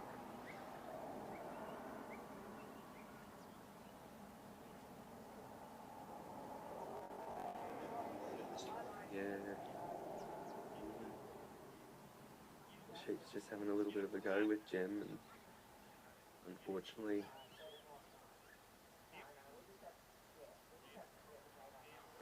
Jem doesn't want to see that confrontation. no. The one closest to Craig. It's Would that be the sheep that you'd be trying to target there, trying to work it up onto the bridge a little bit, like roll him back around, mate? yeah. Like they're just hanging out that side a bit far, aren't they? But he's just trying to tuck that one in. If you can get that one a little bit closer, that one up back this side by himself a bit. He's looking for somewhere to go. You might be able He to might even be able to like get into this. leave that other But shell. yeah, that. Just bring that. The one that wants to fight him just hanging out that bit far on that other side. Which is that sheep that you were talking about is now sitting into the bridge wings now a little bit deeper, and he's looking for somewhere to head. He's just facing the wrong way. We've got a bit of rolling. Here we go. Here we go.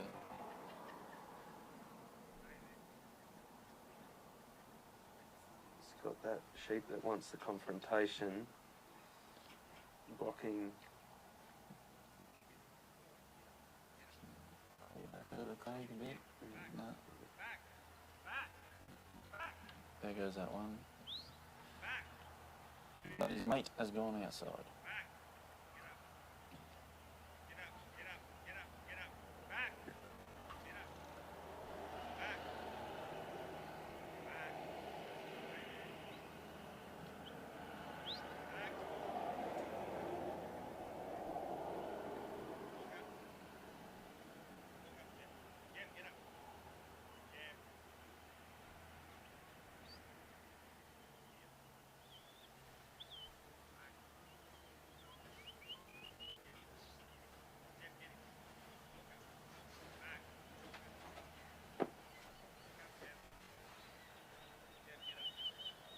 Time will be ticking away here now. Craig.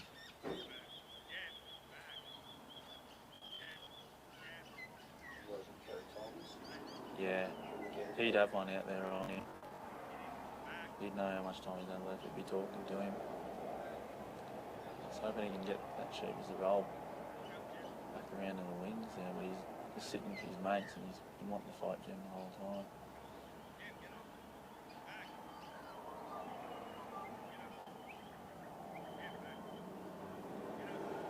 Don't know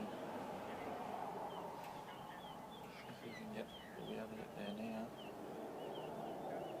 Under 2 minutes.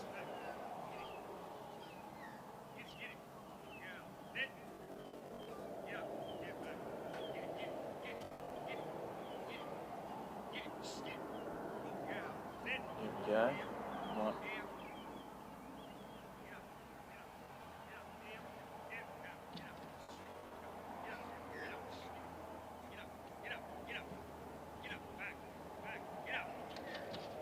Despite the fight, Jim's standing in there. It's good work, she's up there, but Yeah.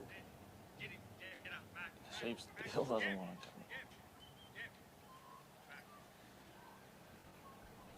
Well, it's doable. We've got a minute.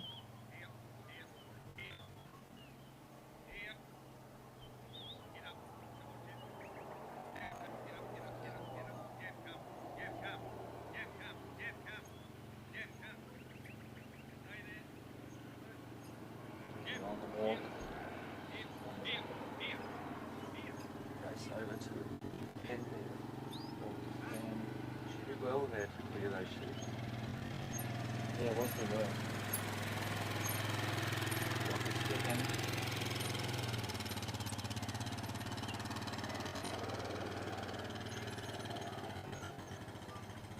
It's still on the taker.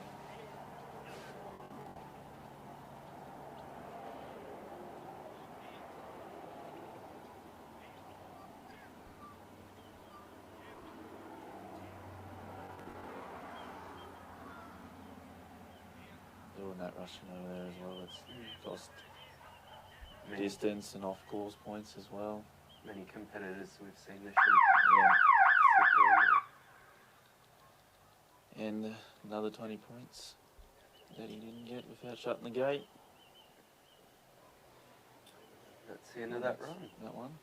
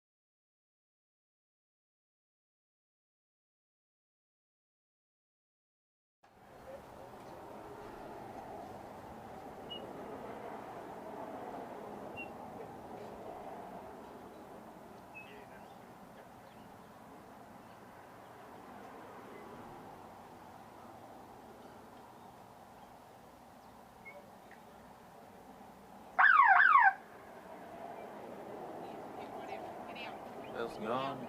We got Robin Elliott working Elliott's Buster. It's not down there. I think they call him Duncan, but he's registered as Buster. Robin Elliott. This dog would have been worked by Paul Paul Elliott, her husband. He passed away last year.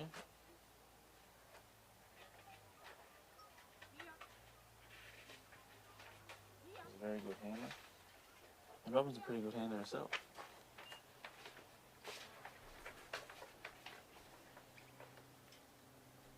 She's been training a few of her own dogs, but she's working some dogs that Paul had prior to passing as well.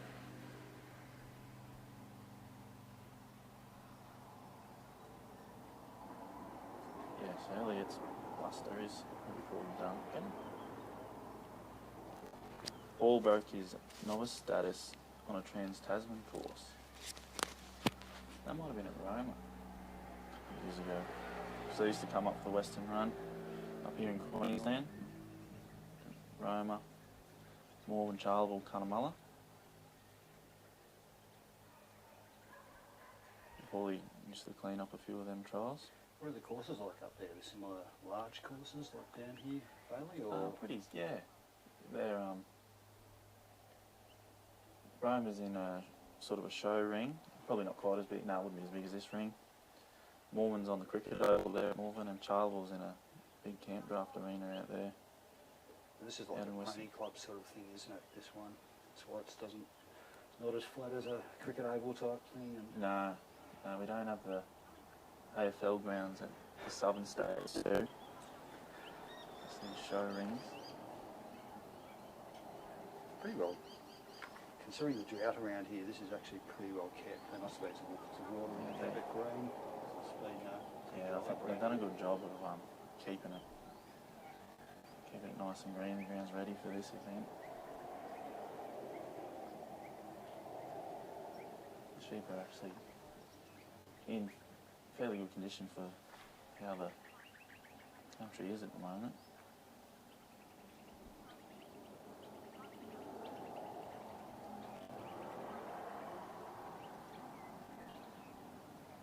Rowan's just had to leave us for father duties.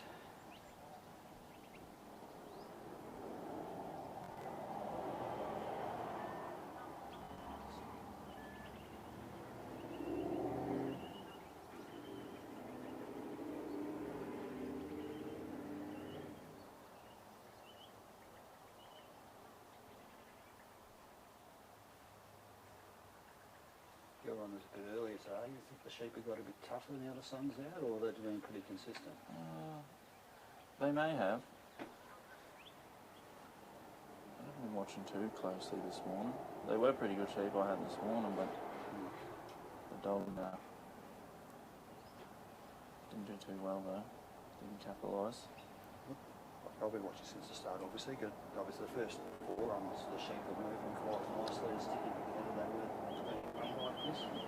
Yeah. But again, Grant and Australian. Yeah, he ran a representative 93 dogs, this morning, I think, didn't he? Yeah, he was first up with a 93. Really, it's Busters by McConnell's Oscar. And that Conor McConnell bred. Out Elliot's Monica. Who's by Elliot's Brisket that Paul won a lot of trials with, and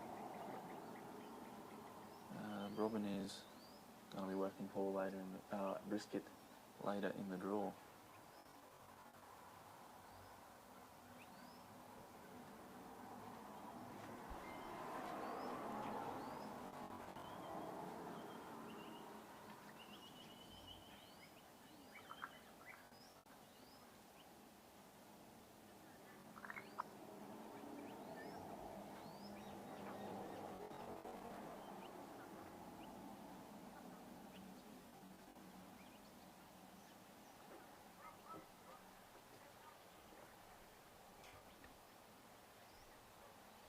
Having a good look at Buster. They're not wanting to walk off him. They walk on to him now.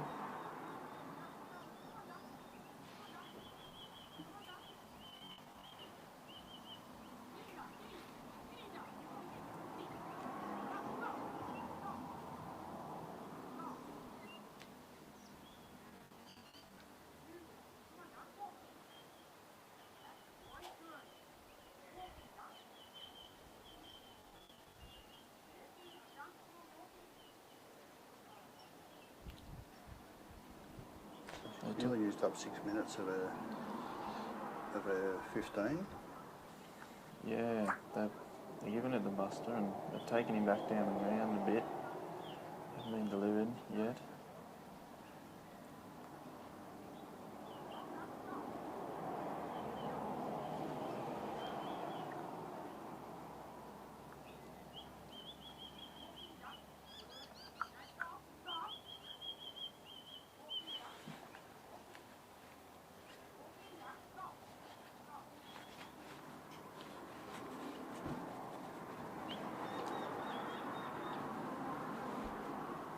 They've got 2 sheep stamping their feet at him, so he's having some effect on them, but not enough to turn him and bring him up the ground. No, they don't want to walk off him. If he just needs to walk straight in there, he might just turn him.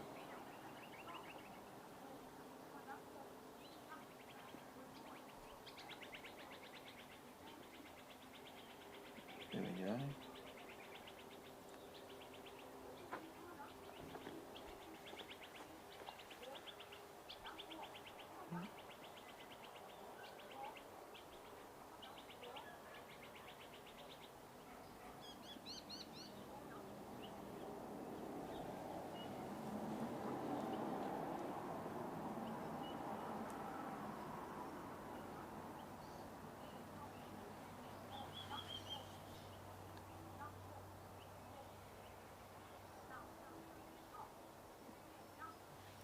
Just keeps sliding back and forth. If he just keeps coming straight in there. Or just a straight walk up and Yeah. a lot more effective, just get a leader. Yeah, he's just doesn't want to walk straight in there, but he's starting to now. He's gonna have to hold that pressure and keep into him. Every time he lays down, he draws confrontation on him a little bit as well. But he's got movement now. Robin's on it, you know she's got to keep him moving.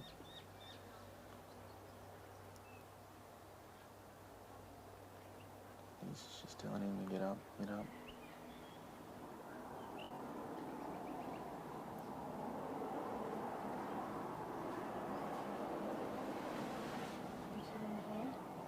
Cool. I'm going to hand over my microphone to someone who knows what they're talking about.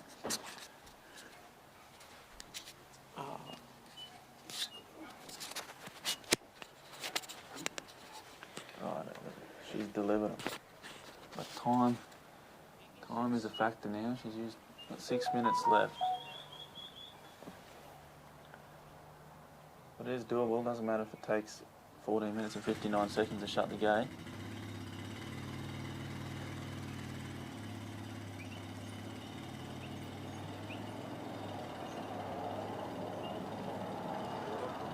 We should be trying to get him back on course here though. At the moment they're out on her left. Should be trying to get him back onto her right. You'll see on that corridor there all those markers. Judges are looking to take points, so it hasn't been a real good walk across, has it, Bailey? They've been doing that for a lot of people this morning, coming that hard that inside. But I think Robin's just trying to keep Buster moving because he took that so long bringing him down. Just trying to keep him up.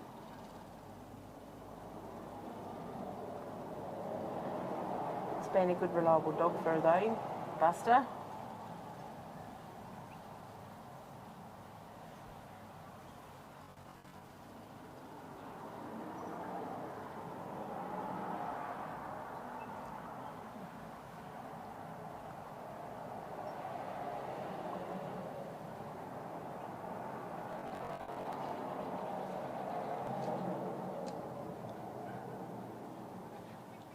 He's got him moving now.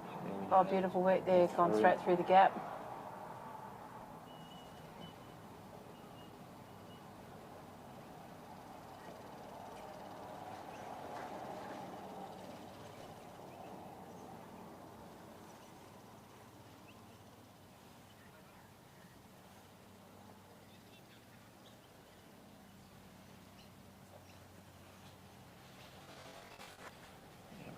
Just trying to get him back on course there.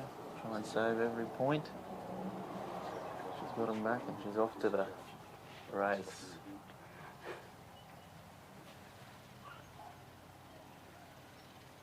There's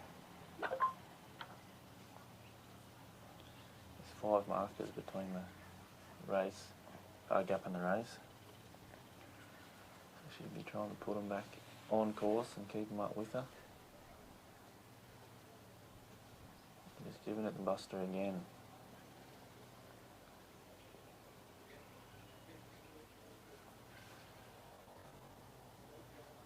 He's done a good job there moving him up though, hasn't he? Yeah, that was good.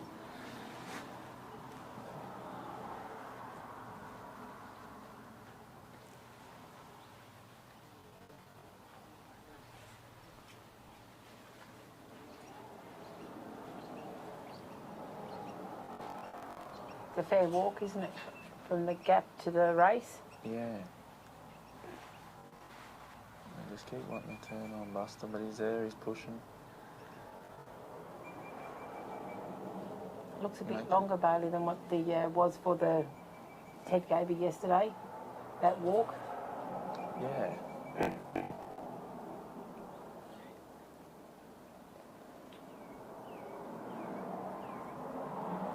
So 5 markers between there and 4 between the race and the bridge.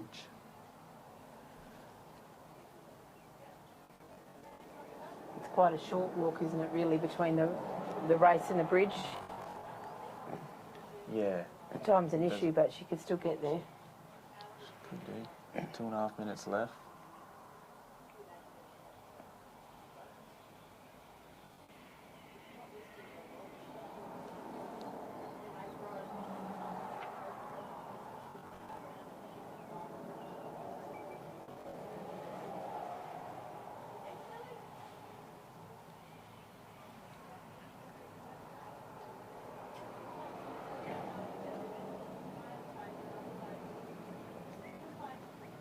Little dog's trying his hardest, really get their shit moving.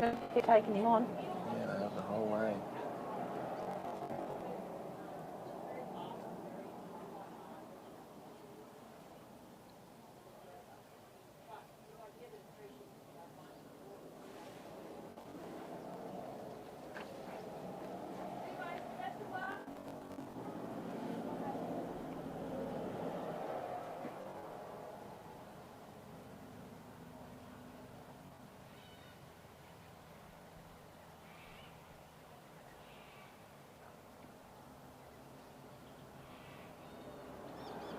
Buster's had a bit of a go at him.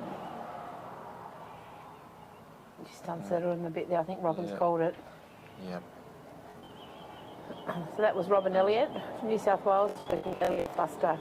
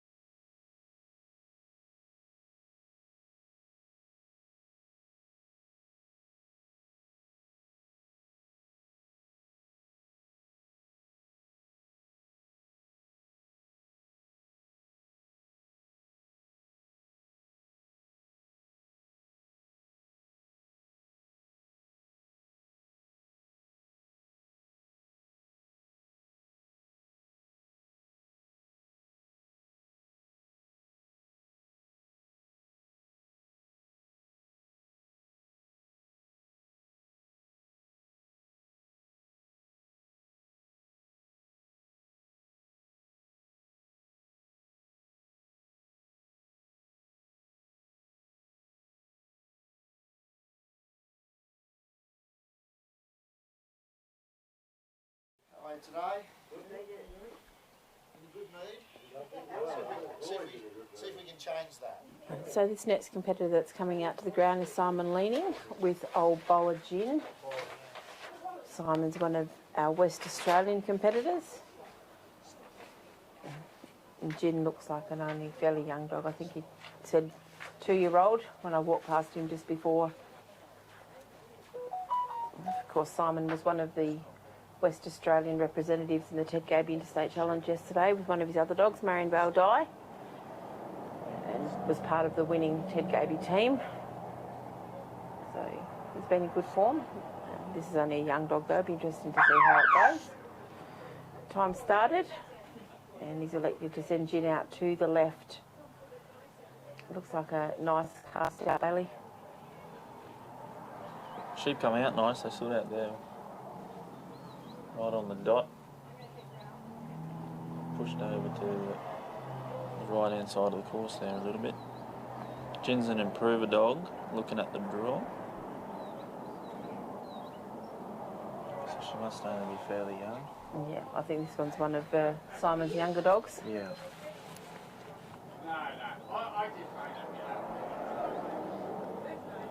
They haven't wasted any time bringing them up to the casting peak. Come down very quick.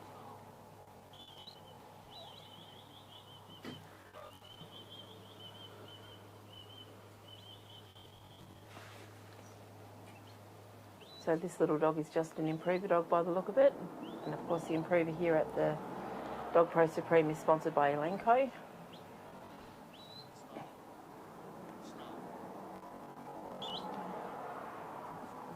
They haven't wasted any time doing that, have they? About a minute. Yeah. And we're down. So he's setting himself up here. Ready to go to the gap. Simon would have been watching, knowing what the sheep have been doing this morning.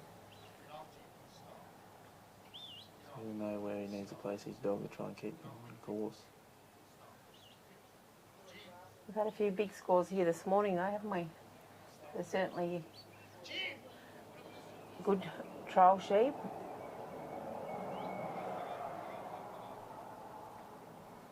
They've just ducked out there to Simon's left-hand side. Unfortunately, they're off course at the moment. We're trying to get Gin to bring them back into the corridor.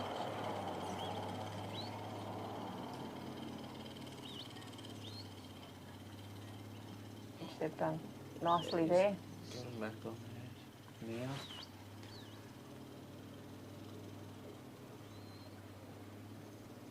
Then they've decided just to duck out to the other side of the corridor just to waste a few more points. Of course, Simon starts with 100 points in 15 minutes.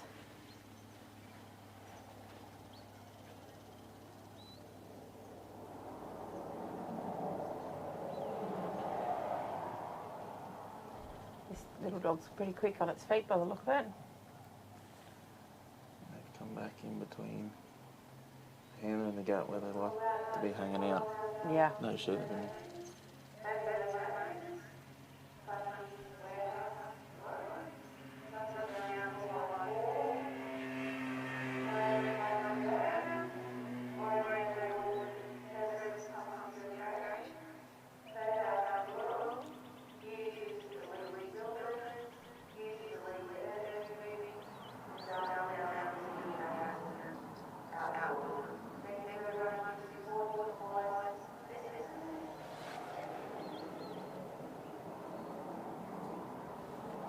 One of them's just decided to put its nose down there between Simon and the gap. Yeah, I think they've ducked around the other side there for Yeah, just another gone head past them. there. What would the judges be looking to take there, Bailey? Oh, it'd probably be a one-pointer. 1 pointer on each side there. Yeah, just up and past. They've gone through the gap now as they head now down towards the race.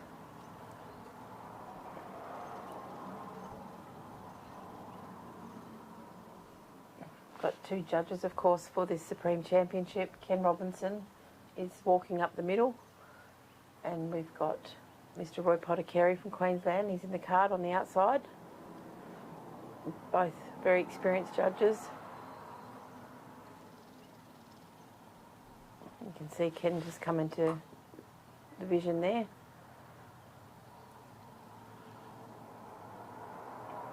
He's got those sheep in a pretty perfect position across that walk there. That little dog's doing a great job, just covering out the side. Yeah, she's doing a good job. And for a yellow dog, she must have plenty of strength because they're not walking off her quite easily. Yep. Look at that, they look like they're going straight through. Got them lined up perfectly there for the race. That made that look pretty easy. That's perfect work. Yep. And they've come out and waited on that other side. Yep, they haven't looked to bolt off. Just turn them nicely back into the corridor now as they head down towards the bridge.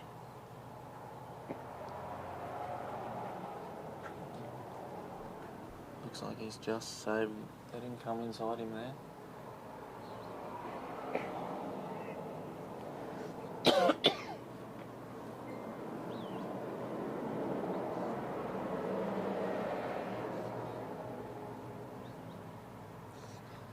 Looks like they've got him flowing again quite nicely down there towards the bridge. Yeah, since they've come through the gap, he's had a very tidy run. Very tidy.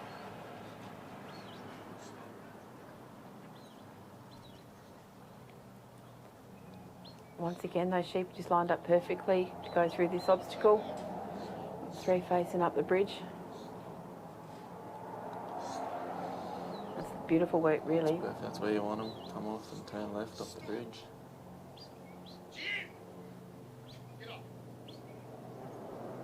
Of course, this is an Australian course, a supreme course, so Simon can only direct his dog by voice command and by whistle, which you can hear him out there.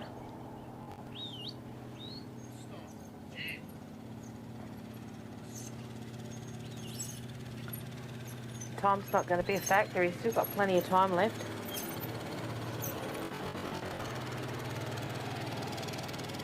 Making this look pretty easy, still got 8 minutes on the clock, Bailey. He hasn't dropped too many since the gap. Any points, it's been a very tidy run.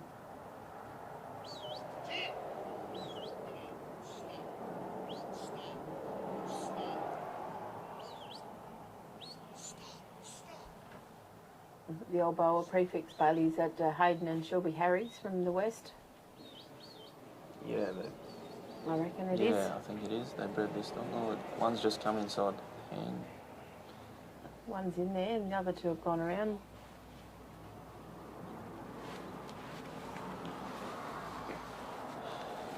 he's got plenty of time to put them in there. Won't need the rush.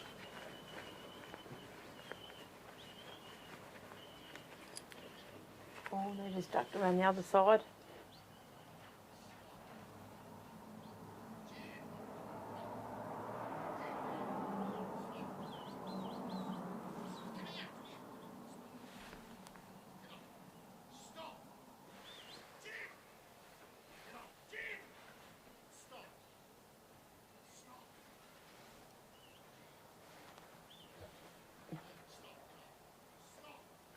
Oh, he's now got 2. Good block. Great block. Got the 3 in. Simon's not taking any chances. He's stepping out. No, that was a nice run. That was a nice run. Simon leading from Western Australia with Old Boa Gin. Well done, Simon.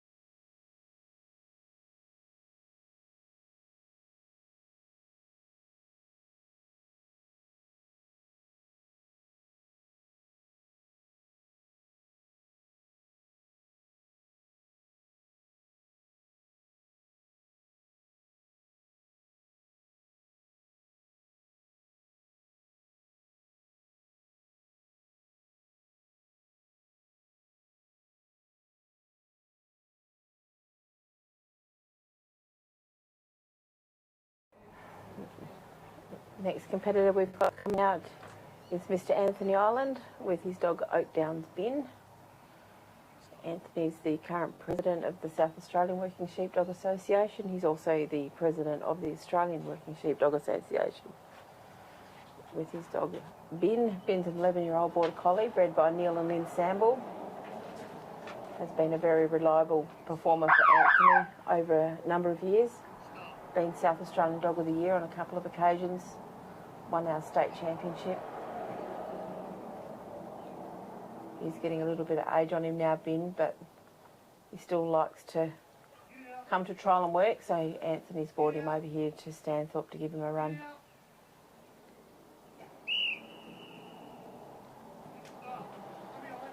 Side a few dogs. It has side a few dogs, this one. Anthony's rep dog this year. Yeah, about Oak Downs Banjo. Banjo's by this dog, isn't he? Yep. So the rule is if they don't give us any info about themselves, you make it up. There's nothing, there's no commentary sheet, so we're amazing, but you still make it up. So Anthony Ireland is from South Australia, where I'm also from. He and his wife Sue travel now around the country supporting sheepdog trials. They've got a cropping property at Mundura near Crystal Brook in South Australia, and they're mostly croppers. The only sheep they really have is for Anthony to train his team of dogs on, and he's made quite a success of this sport.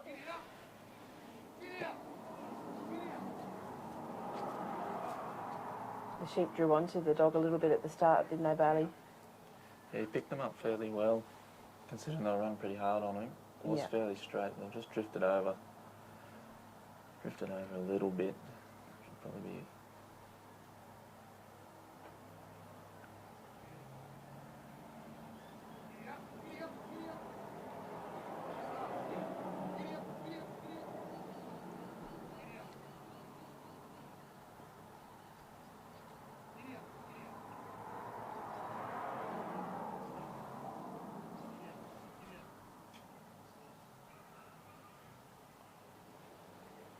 Looks like the travel hasn't done him any harm anyway, Ben. He's working quite well out here.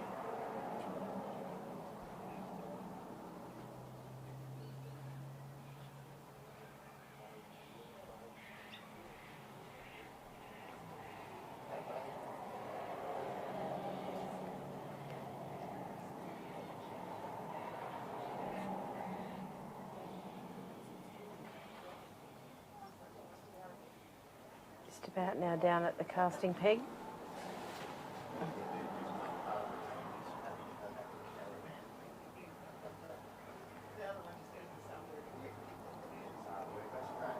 They've been turning on the dogs a little bit and pushing them around behind them here at the casting peg. They haven't been easy this morning, really, have they?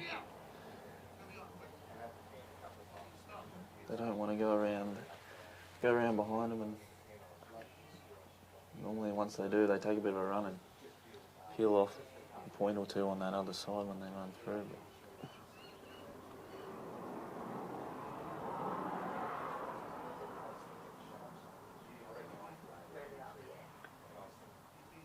We're lucky today to have Bailey Knight in here doing some commentary for you. Bailey was part of our winning Australian test team last year that went to New Zealand. One of our youngest, I think, over time. Would that be right, Bailey? I don't know, actually. I was 26, I think, or 26. He was unlucky this year not to make the Queensland team. But you've travelled all over the country, Bailey, haven't you, mate? I have, yeah. Trialled in every state now, which is a good part about the Supremes. It's a great part. Takes you around all over the country. Anthony's got those sheep around the casting peg, and they've just ducked out once again out onto the left there. It's been quite common, really, hasn't it? They've come around and break back on it. Very common occurrence. They've been hard on that inside to get a clean carry down there. But like Simon did, once they're through the gap, it seems to be put it back together and have a good run from there. It's just that carry down the ground seems to be quite Putting a bit of weight difficult. Yeah, it puts bit of weight on dogs. Yeah. Not only do they want to dart hard back on the inside, if you put too much on the inside, they run back out onto that far side where the pen is. And then, yeah, that's where they've just ran now is where they've been going all week. So it's hard to find the weight on the sheep. Well, that's right. Simon Leaning, who we just saw with Alboa Gin, had a score of 80.5. Mr. Roy Potter-Carey gave him a score of 78, and Ken gave him a score of 83, which gave him an 80.5. They wouldn't have lost too many points after they went through the gap, really. No. It's pretty tidy from there. Very tidy. I'll get him a score on the improver as well. Yes, currently in top. No, it's sitting fourth in the improver at the moment. Obviously, we've still got a lot of dogs to go, but the early leader in the open here at the Stanthorpe Supreme is Grant Cook with Grass Valley Bluey.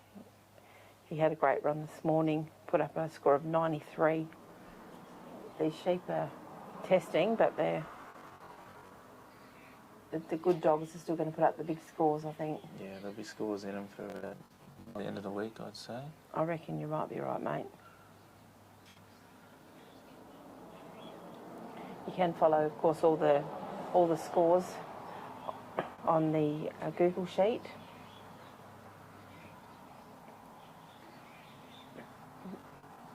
There's a link on the Queensland Working Sheepdog Association's Facebook page and also on the Australian Facebook page. I think our tech wizard, Danny Rubin, will be putting up a QR code that you can also scan, and it will take you straight to the Google sheet, which is on your screens now. If you've got an Android phone, just use your QR code app on your phone. They'll take you straight there. If you've got an iPhone, you need to take a photo and then click on that, and that will take you to the Google sheet. That sheet's being updated with all of the scores as they come in for both the open ring and also the novice ring, which is being run at the same time. But for those of you who are at home, the open ring is being filmed all week, as well as the finals and the Wallago Cup later in the week. Great initiative from Queensland, really, to be able to live stream for you all at home, so you can enjoy the action from the comfort of your armchair or wherever you might be on your phone, or in the Ringmaster Cafe, because I think there's a few even at the ground here that are sitting and watching and listening on the phone, and some of those need to avail themselves, come over and take over and do some commentary in the afternoon. Who are we going to nominate, Bailey? There's a couple sitting over there that I can see. I reckon young Charlie Knight would be a starter. You might have to bring Scott Stokes with him as well. I reckon that sounds like a plan. Scott Stokes and Charlie Knight, I reckon you guys might be up next. Even bring Brendan Cherry along too. That's exactly right. 4 mics, there we go. Meanwhile, Anthony's got him through the gap. He had a little bit of trouble there, but he's had a pretty tidy carry, like Simon did, across that top. Once they get through that gap, it seems to be pretty smooth sailing, doesn't it?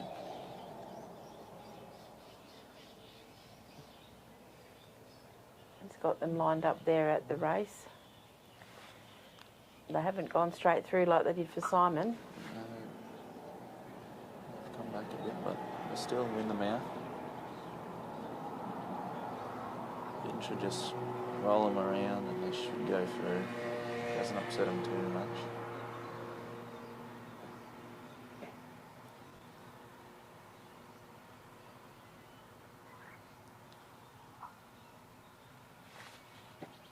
There you go. Yep, straight through. Anthony's now on his way down towards the bridge.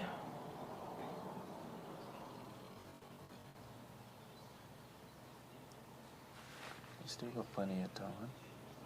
Not going to be an issue, really, is it? Still got 5.5 minutes. Yeah. Doesn't really have too much trouble at the bridge. No. Anthony's going to have a busy week here at Stanthorpe. He's working Oak Downs Banjo. He's the son of Ben later in the week in the Wallago Cup. Anthony was lucky enough to qualify to be part of the Australian team this year after 3 solid runs in Ted Gaby.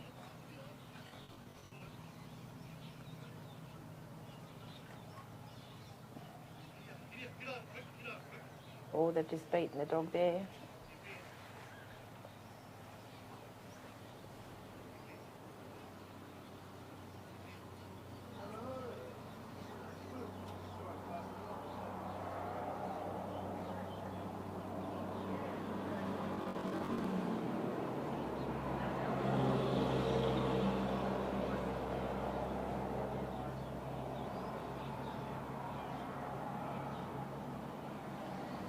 Not too much damage done there, Bailey, but he would have lost a few points. They were off course there.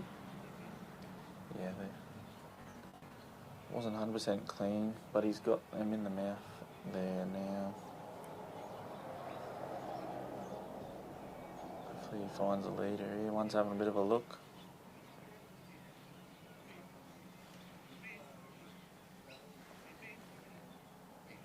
Once they go up on the bridge, they seem to be happy to jump off.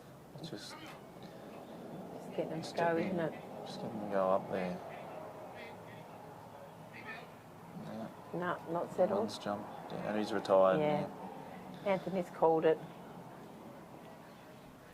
So that's a retire for Anthony Island with Oak Downs bin.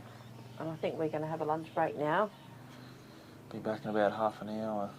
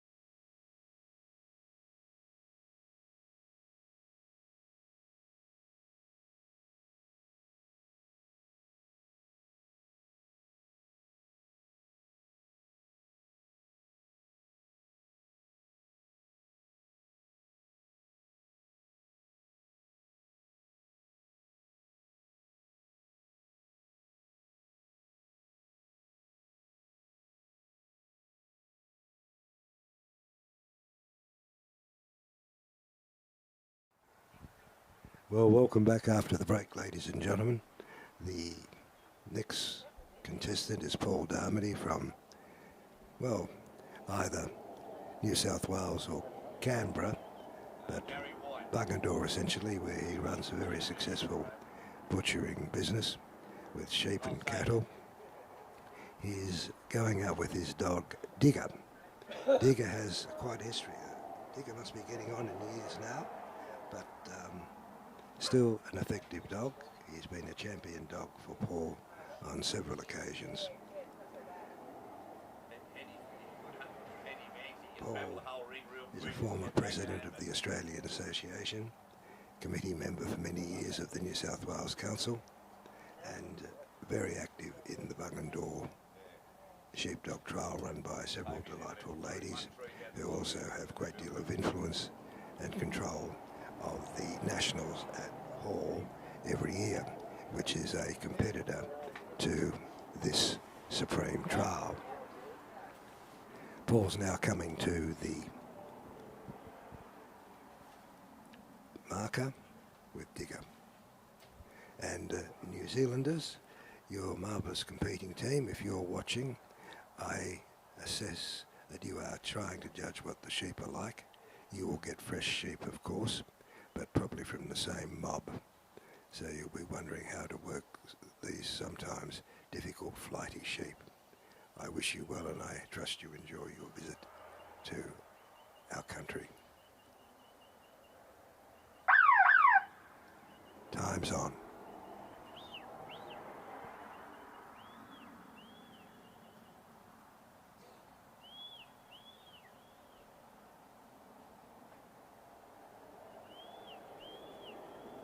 We're getting a lot of moving heads, unprompted by the dog.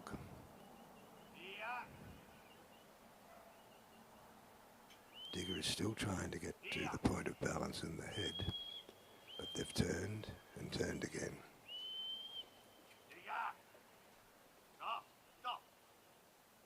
I suspect some of the committee organisers of the trial have been listening to the YouTube broadcast. I made a comment a day or two ago that there was no trough of water for the dogs when they came off. I notice there is one now full of water. I thank the committee for organising that. The dogs appreciate a drink afterwards. And if they're too hot, they can always jump in.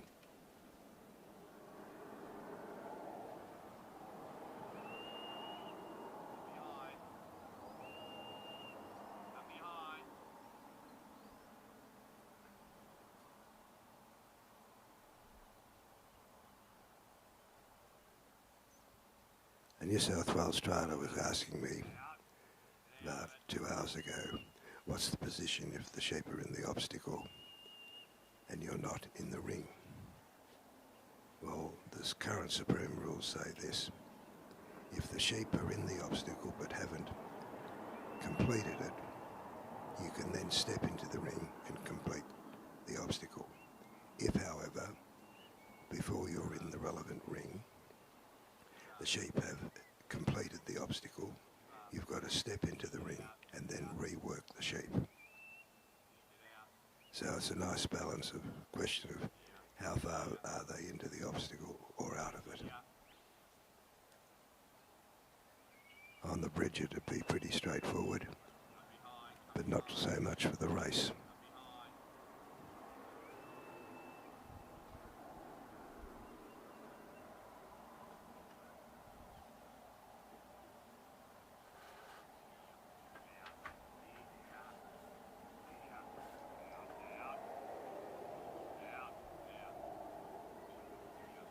And the temperature's warmed up.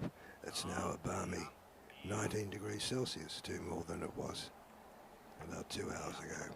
It's because the sun's coming out and shining, making this a delightful and wonderful day for trialling and watching trialling.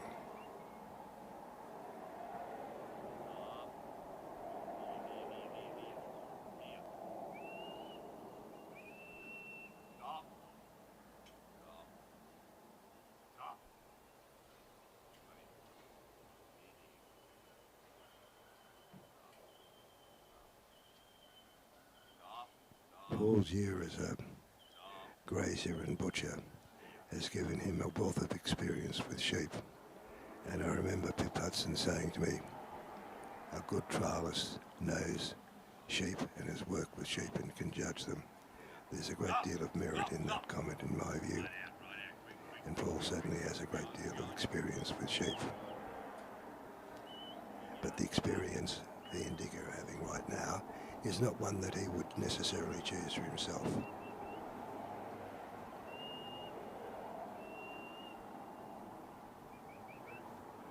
If any of you YouTubers watching these trials want to add a comment about the trialer, the commentator, the camera work, please write in.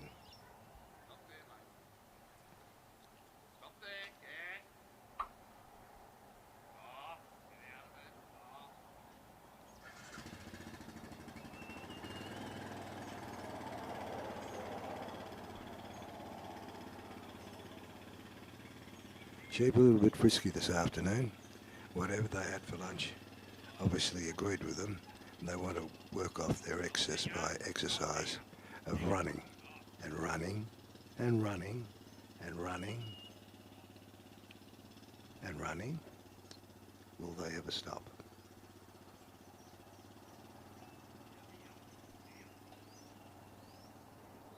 For those of you who have just started to have a peek at this trial, find out what sheepdog trialling's all about. It's very straightforward.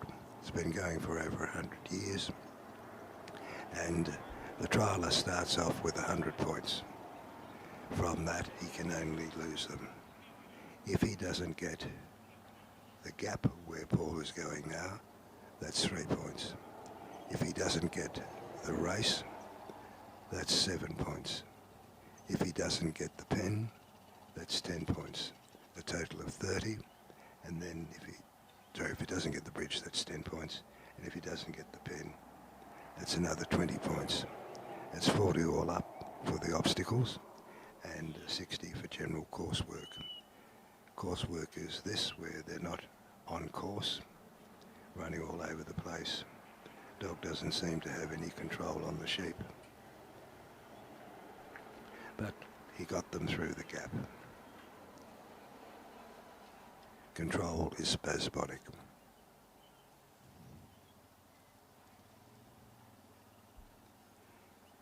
In the open and improver trial, each trialer gets 3 fresh sheep.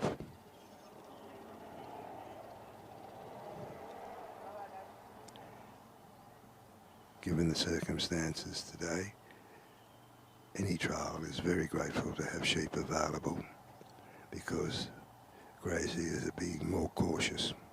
In Diniliquin some many years ago, they had an outbreak of Johannes disease and the sheep couldn't be taken out of the controlled area and brought back in.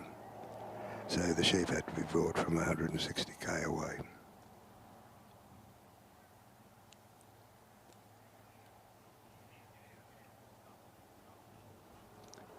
And whilst the opening improver is running on this arena, on the novice ground, there are also need for sheep. And that's going on right now.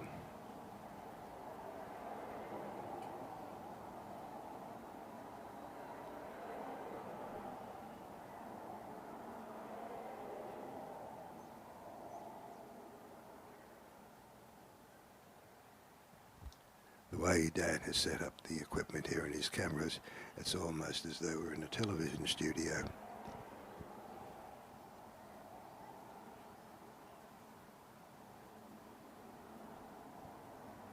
With his equipment, he's keeping a running score, time, 4 cameras showing various parts of the course with the obstacles.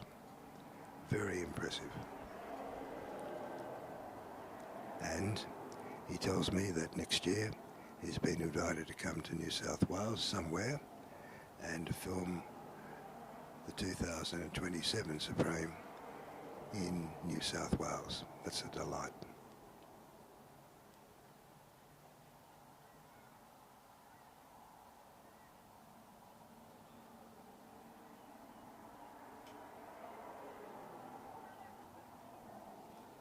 so sophisticated is his programming to set it up on the screen in the top right hand corner, shows the state symbol representing the state from which the trialler came.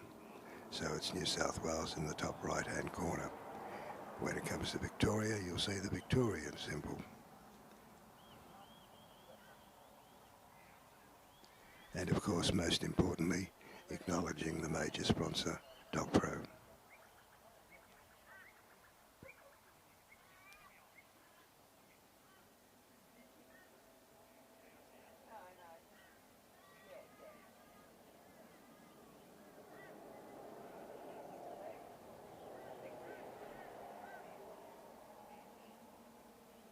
Down the bottom right hand and bottom left hand symbol, what's that signify?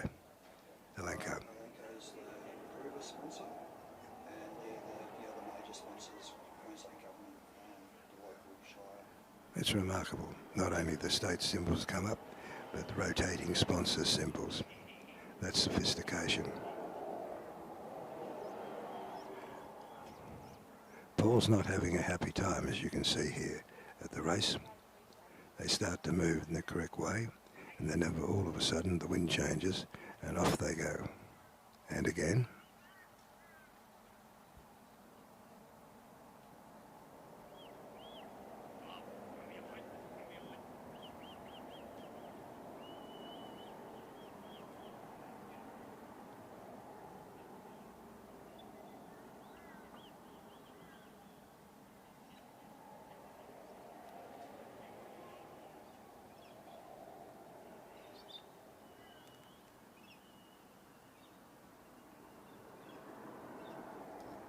Some sheep are not amenable to any discipline.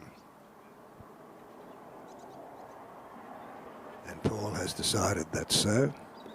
The sheep were exhausting the dog unnecessarily, so Paul has decided to retire.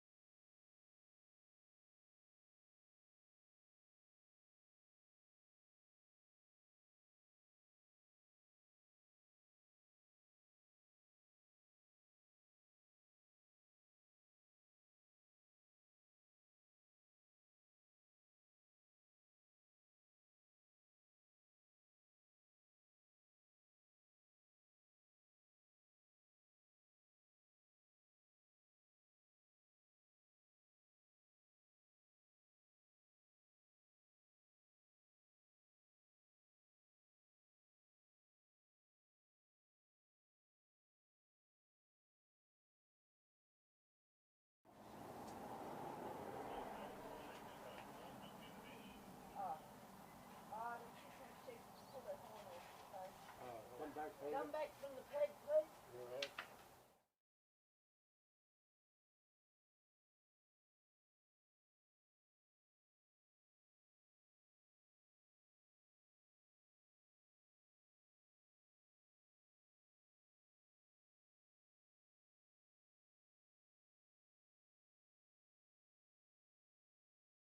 lady, so Queenslanders would know her. We don't have a bio for her, unfortunately.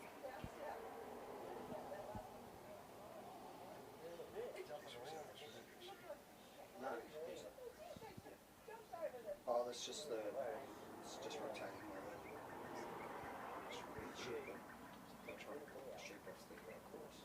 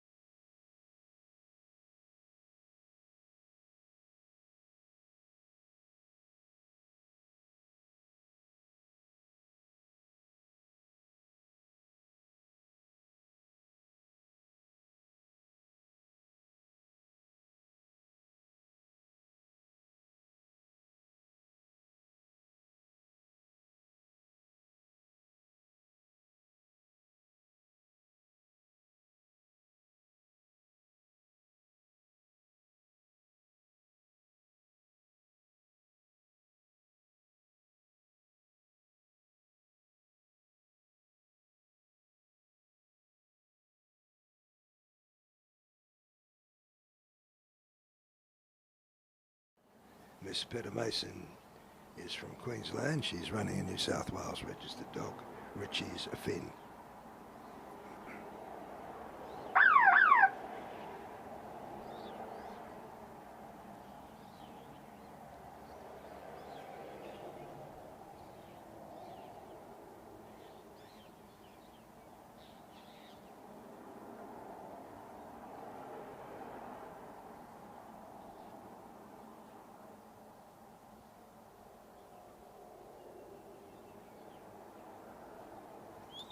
Under the rules of entry, it doesn't matter where the Supreme is held.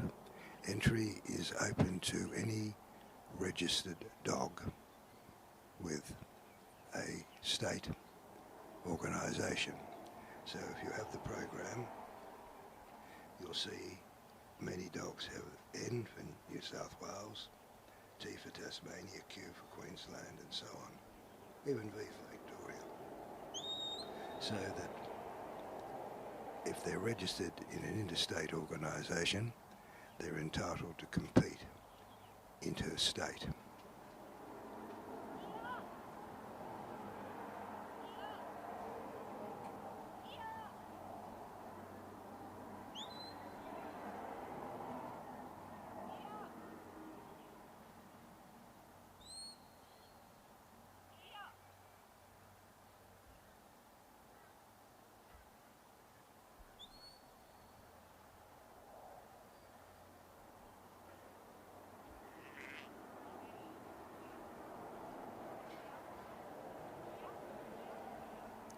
Very good draw, but to the wrong side, but the sheep are moving around now, and Finn's brought them around.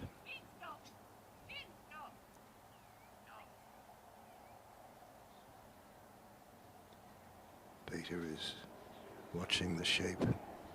She wants them to go past her, but not to run past off course, but to turn and start going down the corridor to the gap.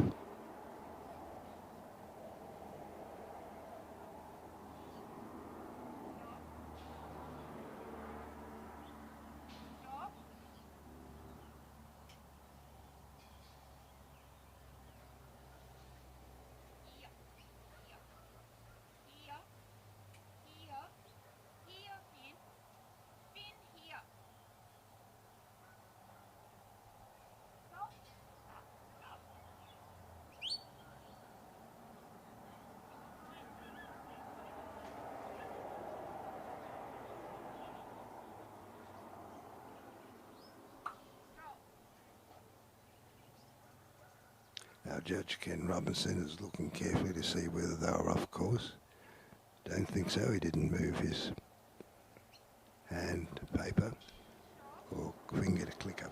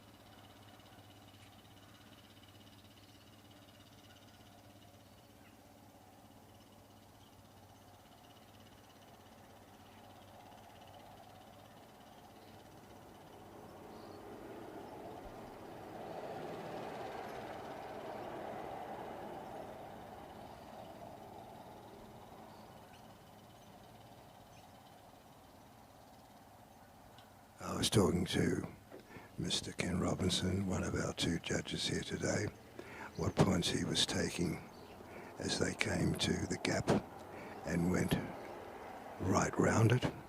He said 3. If it was just a head and a half, 1. Half a body, 2, and right round 3. He's treating it the same way, the bridge and the race. But Peter Mason has executed the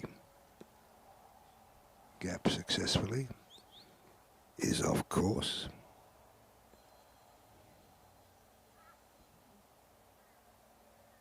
But Finn's capable of bringing them back.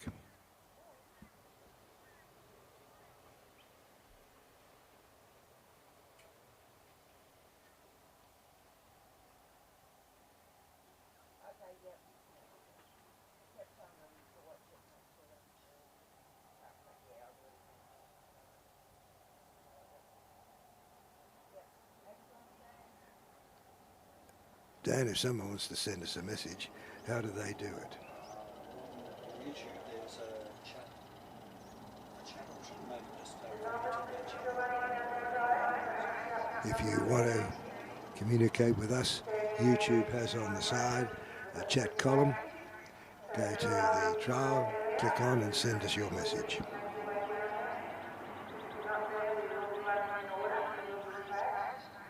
Otherwise, we don't know whether anyone's actually watching. We do. Do we know if anyone's watching? Yes, I can see 32 at the moment, so I'm sure people will go back and watch it later as well. There was 32 watching the screen right now. Is still the New Zealanders on screen? I can't tell if they're watching. No.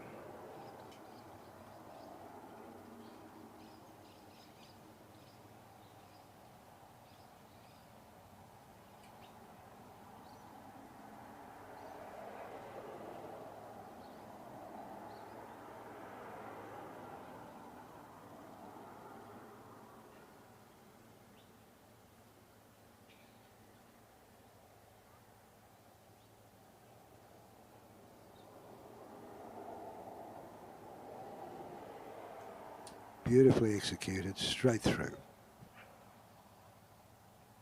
And on course.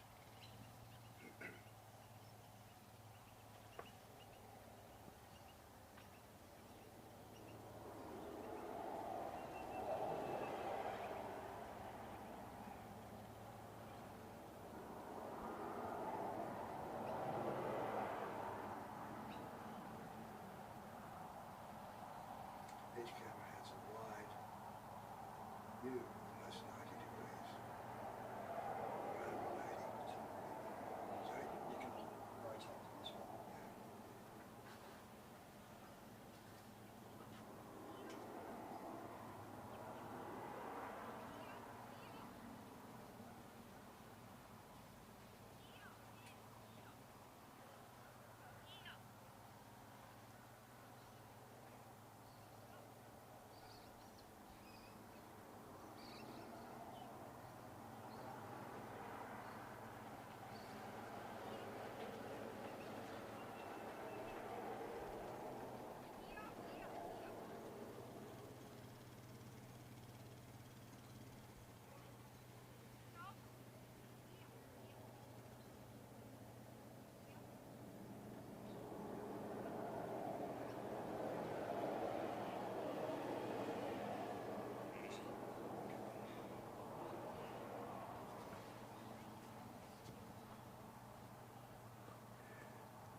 You'll see that they're in the wings of the bridge, but looking at the dog rather than looking ahead.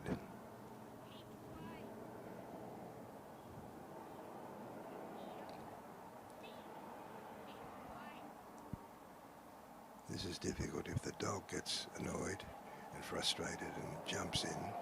The sheep are likely to split all over the place, not likely to go up over the bridge. It's the question of what pressure is applied and where.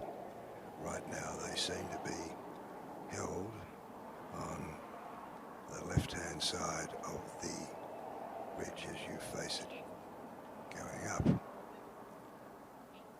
So they've got the wing blocking them, and they seem to be staying there, and the movement of the dogs are just confirming that the sheep are not being allowed to move by the presence of the dog, even though Peter is trying to have Finn walk around from side to side and hopefully to move the sheep, but Finn isn't doing that now.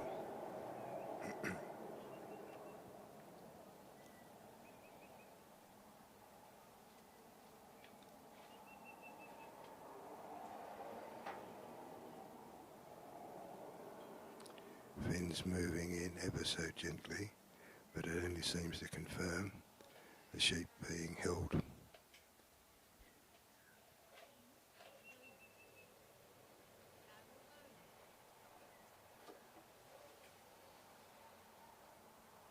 If the New Zealanders are watching, let us know what you would recommend Peter do with Finn to get the sheep to move, because they're not looking up towards the bridge at all.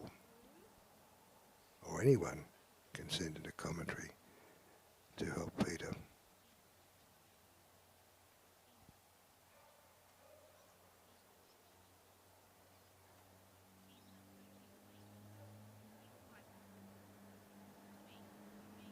Peter's worried if she gets too far around towards her with Finn, the sheep will see an open space and run.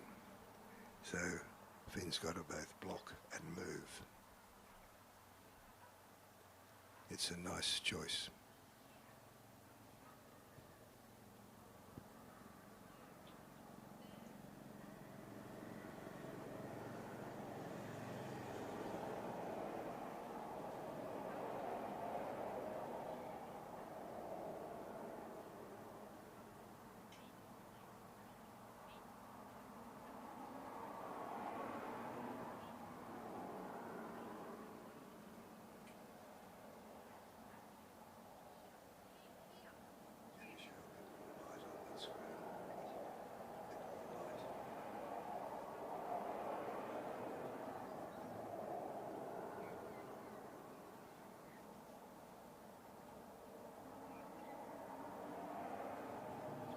One sheep appears to have one of his back legs on the start of the ramp, and that will be uncomfortable for him.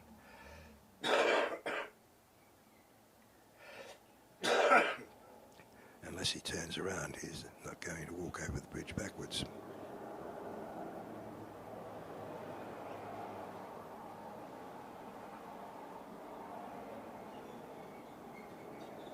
Two minutes 40 left for Peter Mason.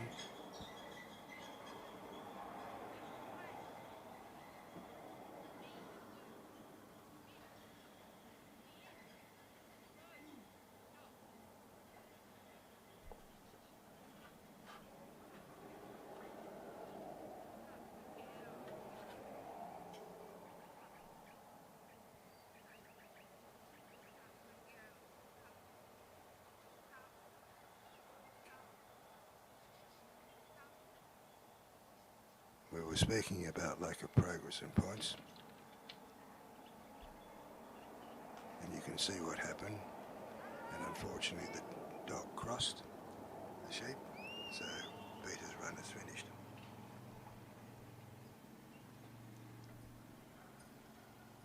It's always a tragic end to cross.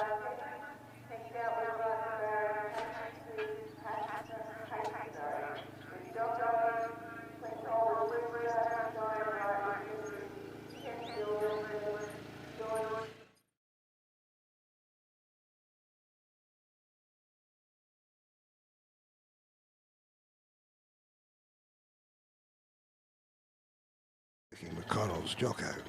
McConnell's prefix is a mad Irishman who's a vet in the Riverina area who breeds dogs, trains them and sells them, as well as being a very fine vet. Barry is the president of Victoria Association, was a competitor in the Ted Gabby Trophy in the first 2 days here, and has been a very influential trialer throughout Victoria and in New South Wales. He's very active in the Nationals Committee, which runs the Nationals trials in Hall in March, April every year.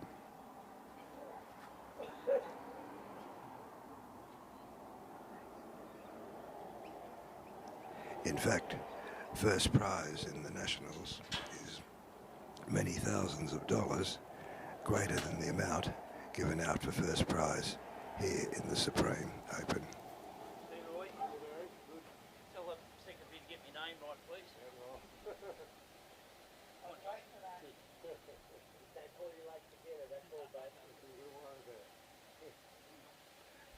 Barry Payton came under the influence of Mr. Dodge, the late Mr. Dodge, who was a very successful trialer throughout Australia.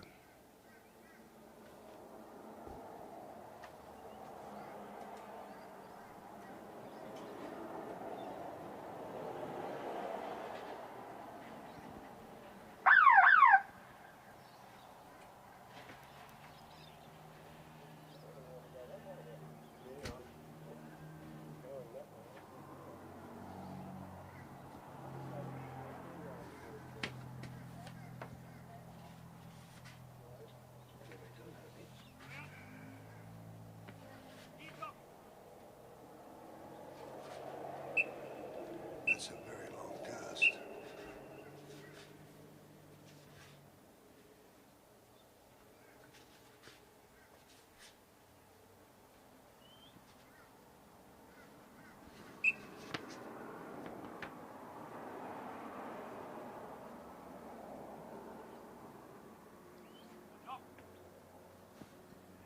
Here's Barry's Payton, Jim Dodge.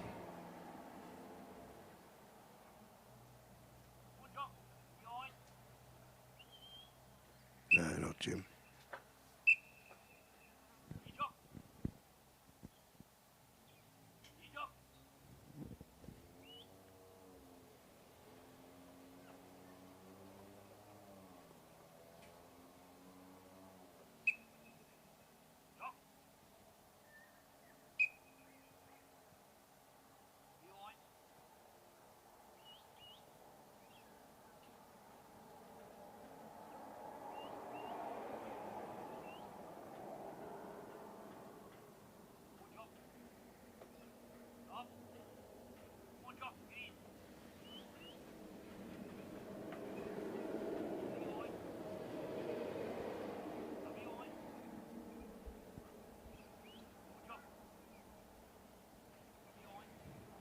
No, the late Ross Dodge was Barry's mentor in Victoria for many, many years. Ross was a very successful trialer throughout Australia.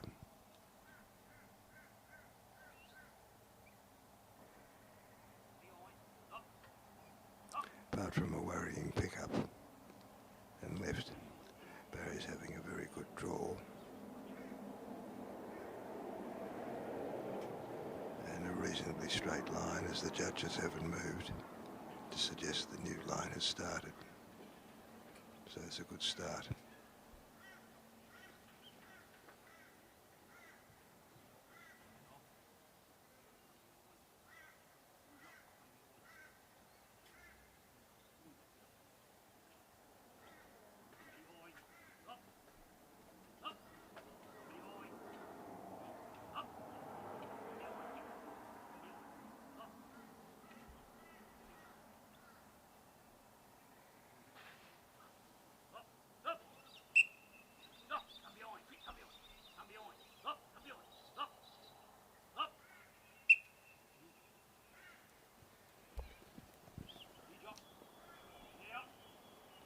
Round but off course, on course, off course, seems to be a traditional pattern during the day, the way the sheep are running. But they're equal sheep for every trialer, and they are certainly good trial sheep in the sense they are testing the open and improver dogs.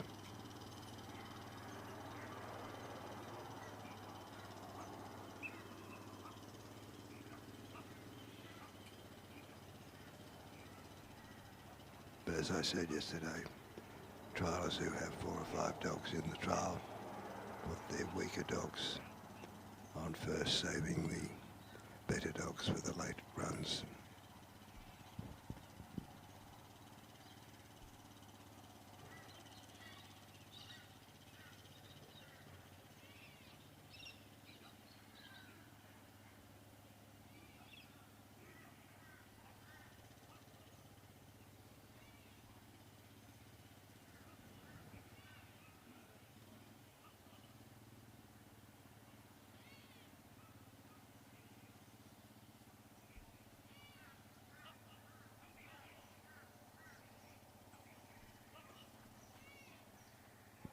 Jocko doesn't seem to understand the command. Stop. Tends to have very wide run-outs. Very active dog. Barry, we're wondering how he can put a stop on him that will stay stopped. Jocko can't be said that he isn't in contact with the sheep and working all the time. Overworking does come to mind.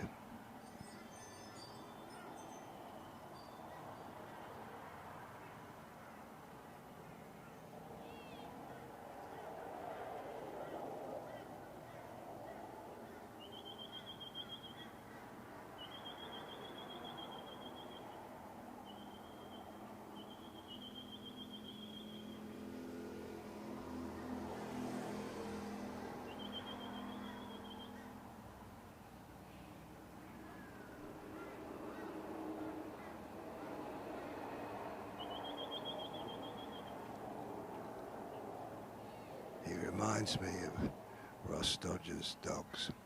They are always fleet of foot, and certainly Jocko is. I suspect he's a relatively younger dog for Barry.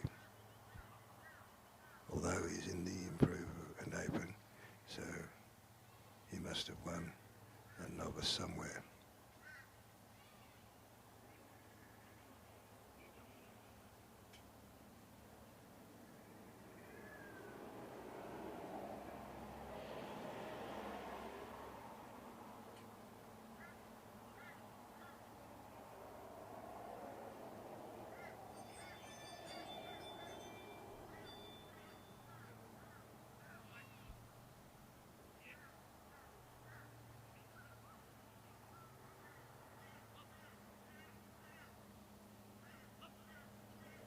Very good judgment by Barry.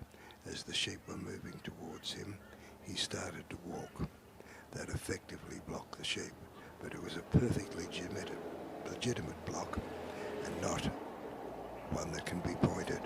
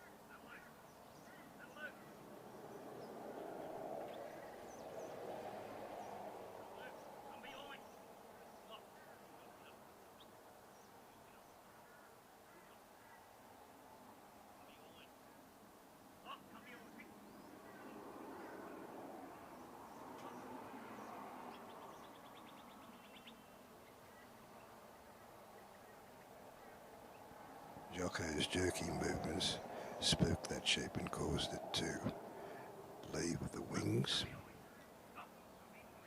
Jocko certainly is hyperactive.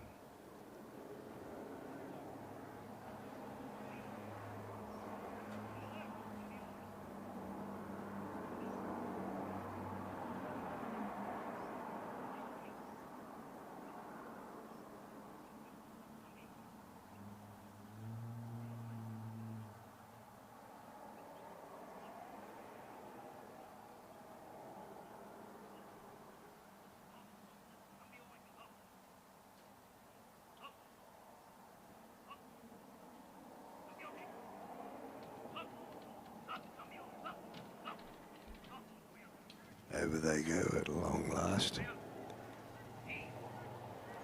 with 5 minutes to go, and Barry will need all of those 5 minutes if Jocko gets those sheep running all over the course again.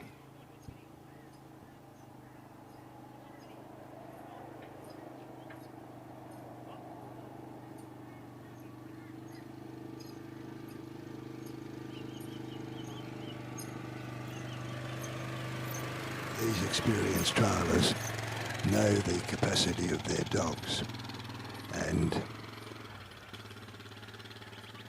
they judge that they are capable of getting to the pen and penning the sheep. Other trialers, realising the dog isn't up to the job, have retired, which is a sensible course of action. For the dog, it doesn't learn bad habits.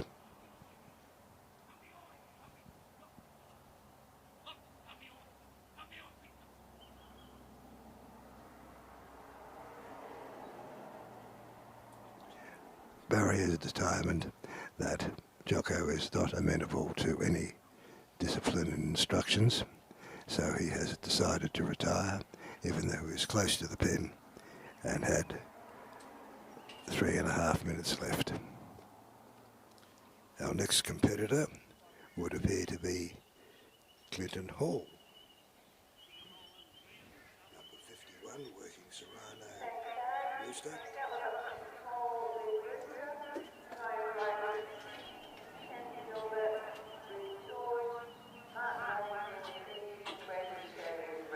Rooster is working a Queensland registered dog.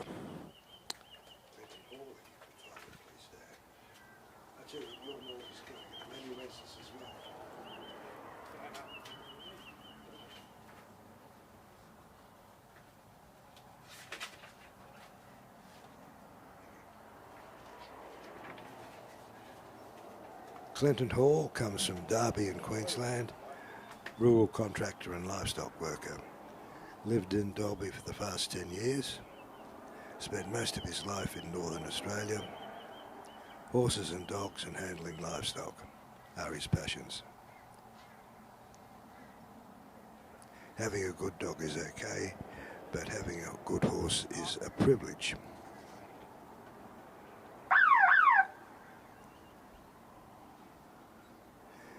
He's working Serrano Rooster, who was the dog that got him into sheepdog trials.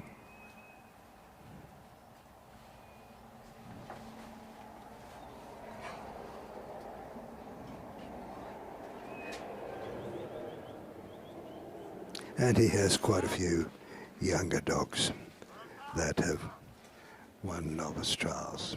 They may be coming out later.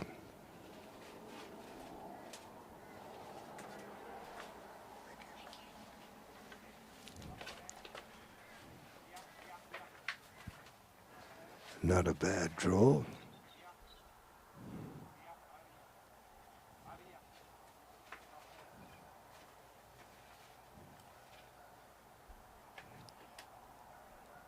Waving in front of the trailer. Turning now, but will they go round behind? Is Rooster up to it?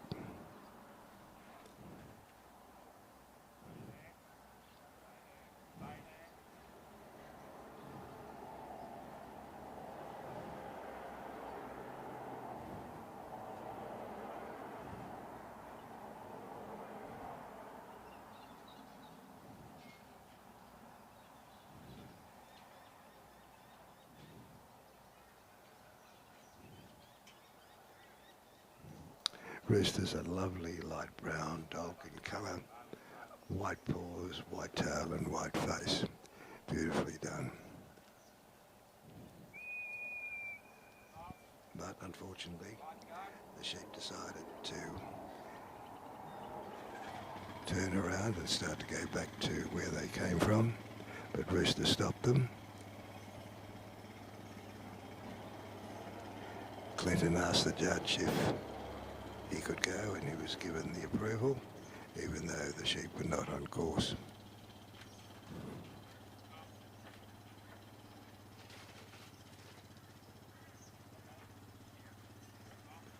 Slowly coming back onto course now.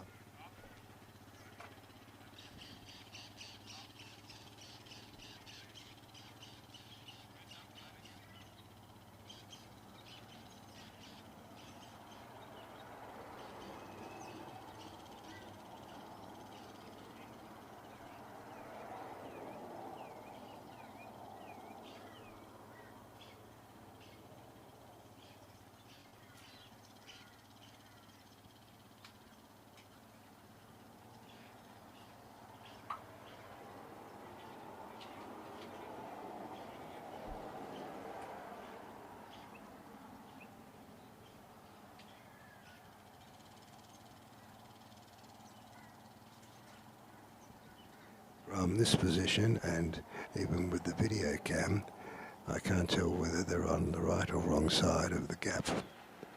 They appear to have been on the wrong side and now coming back to the correct side behind the trailer. And Rooster's moving them slowly to the gap, but they've passed it and decided to go around the outside again. And that's 3 points from Mr. Ken Pritchard at least.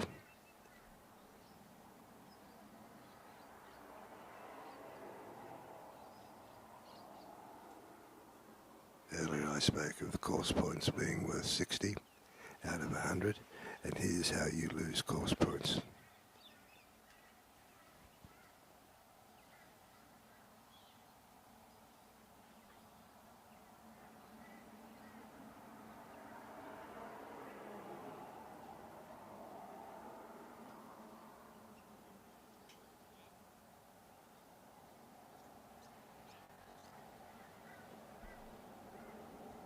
Well done, Rooster. Very well done. I was about to tell the sheep, look, this is the best looking dog that's going to come round on the grounds today. Do as you're told.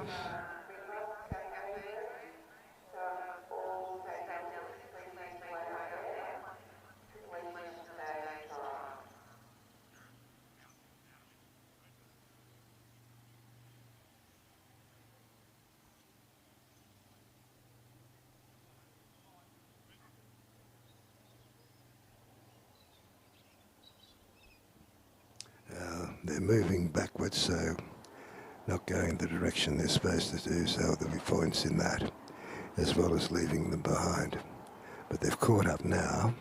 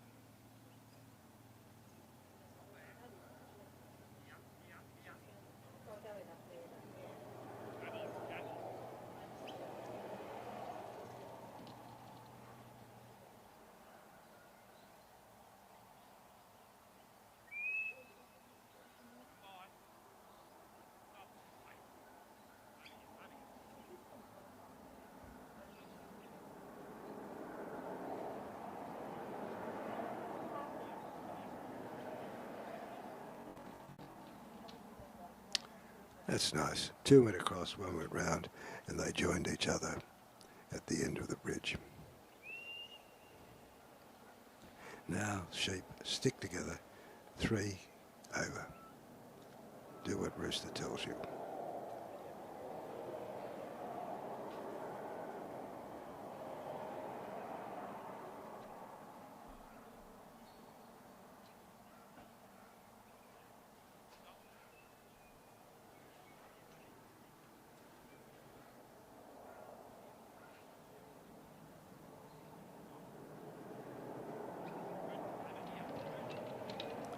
The same again. 2 over, 1 round. I can't tell whether it's the same 2 sheep going over at the one time or each time. He's got 7 minutes left, so he's got ample time if he can get the bridge.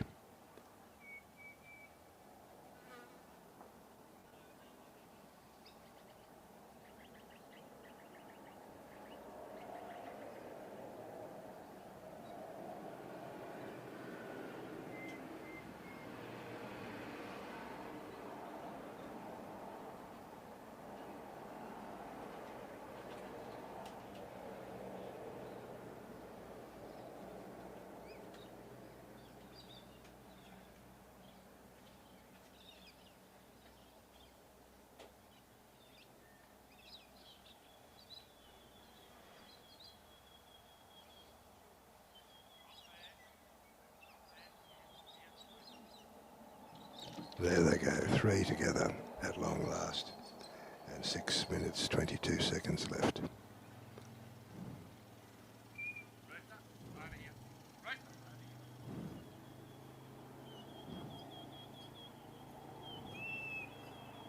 Another 2 points, too far ahead and off course.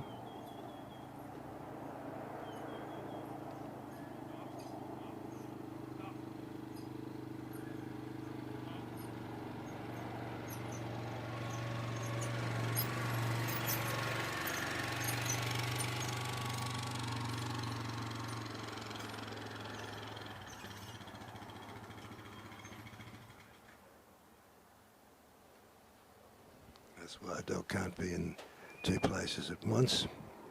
Other triallers might have had the dog go round to the right to block them, to stop them going around the pen. But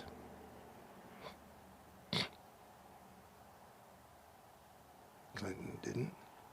So Rooster had a very, very wide arc of 270 degrees to get to the head of the sheep. Come round now, the sheep are running away from the pen and turning, and Rooster's working in very, very wide arcs.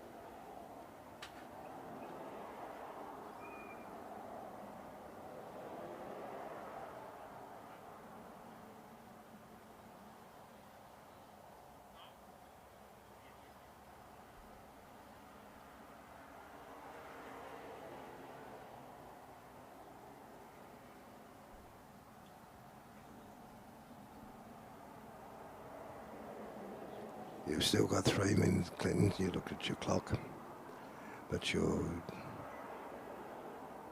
dripping points every time those sheep go around the wings. It's frustrating. You had them lined up and then rest and moved in a slightly different direction. The sheep saw open space, no dog, and ran for it.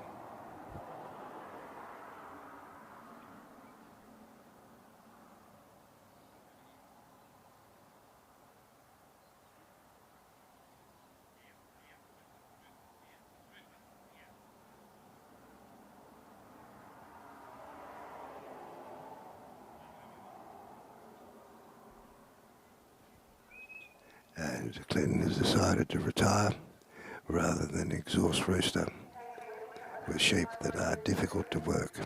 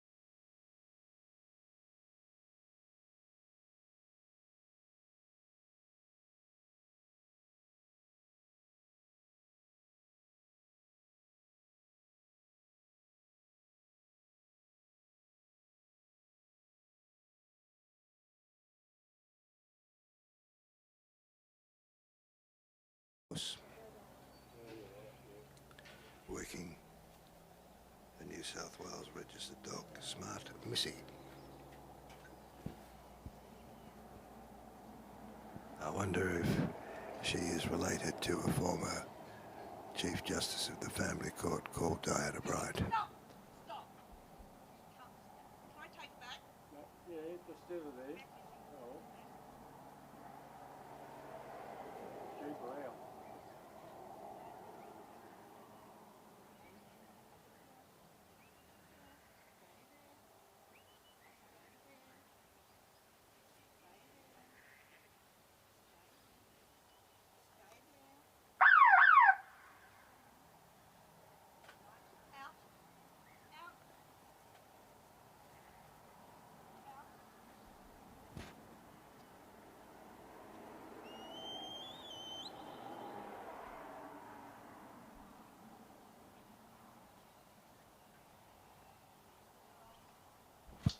Given my earlier comments and the comments of other judges, you visitors to YouTube can decide what you think about the cast, the lift, and the draw.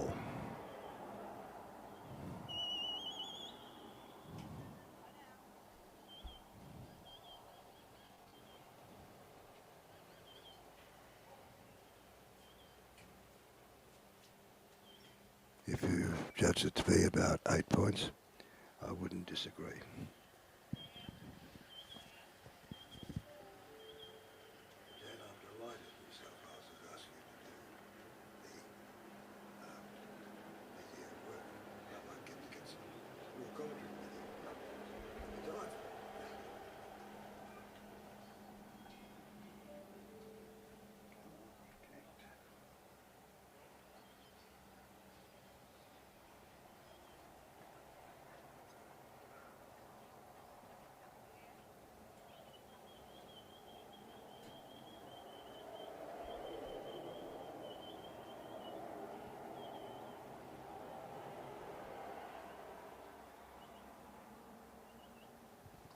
You may have noticed, observers, that although they lose points when they're off course, you don't take points necessarily when they're trying to bring them back on course in the most practical, direct way. If that is not successful, you can lose more points, but generally, when they're being brought back on course directly, no points are deducted.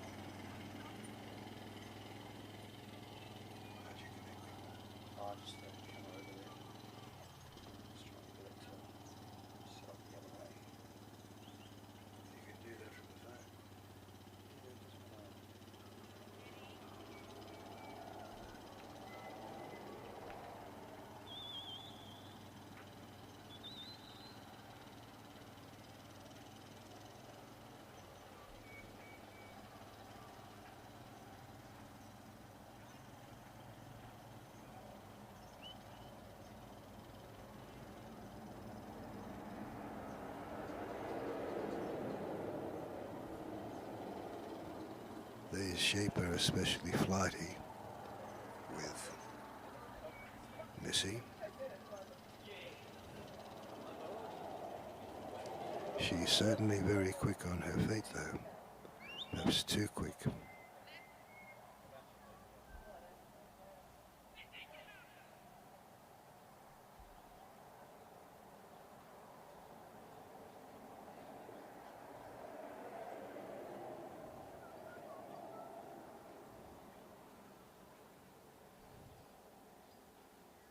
Lots of coursework points being used up.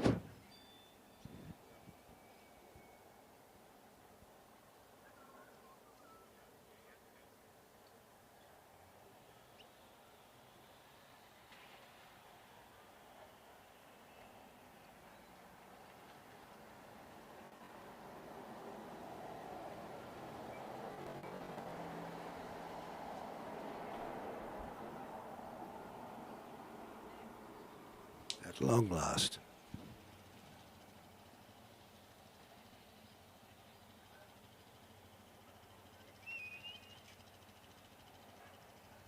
This is dangerous when the sheep are close to the fence. The dog may not be able to get behind them and cross, but so far smart Missy is very effectively avoiding that.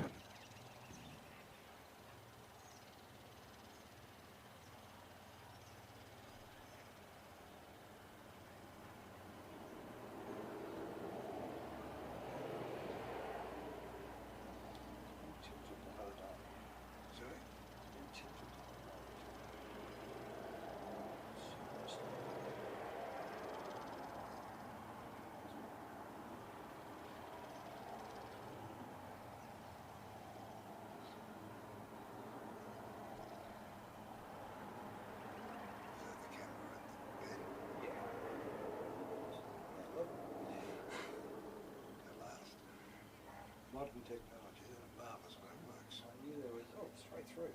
Well done. But she wasn't on the set.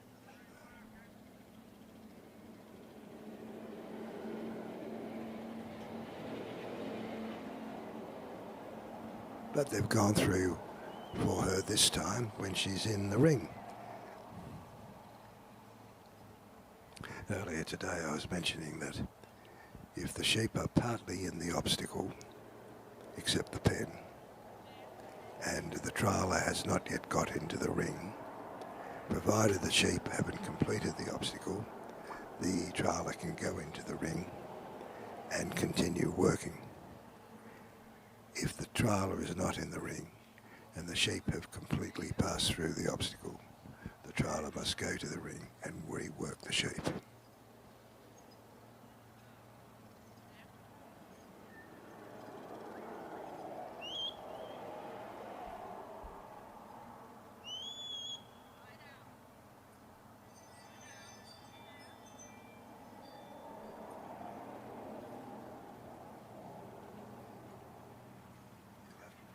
Two cushions, one for your seat, one for your back.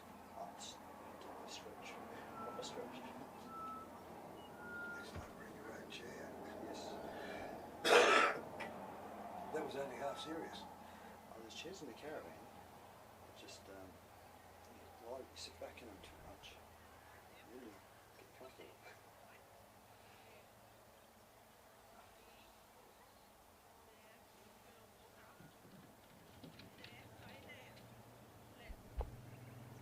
Video the trial. Honest iteration. But to enjoy the trials themselves and the dogs. Don't you get involved? That trial. Understand stop movement.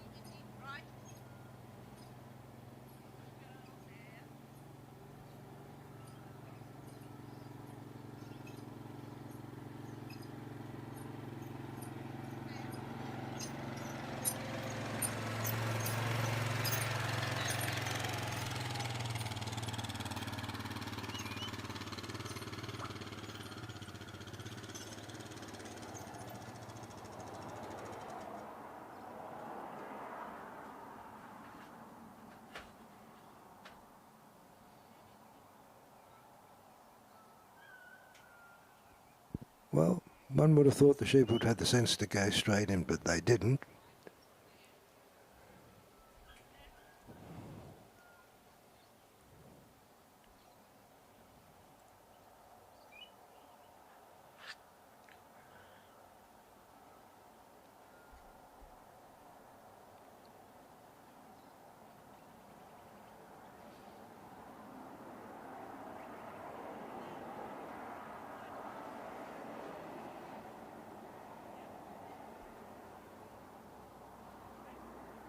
The sheep are going to run again.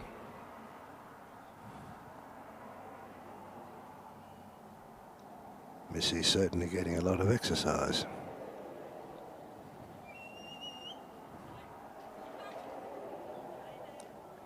Beautifully run in. Now she's just got to sit Missy down. And I hope Missy moves with the fence, blocking the sheep. Well done, Missy, and well done, Diana.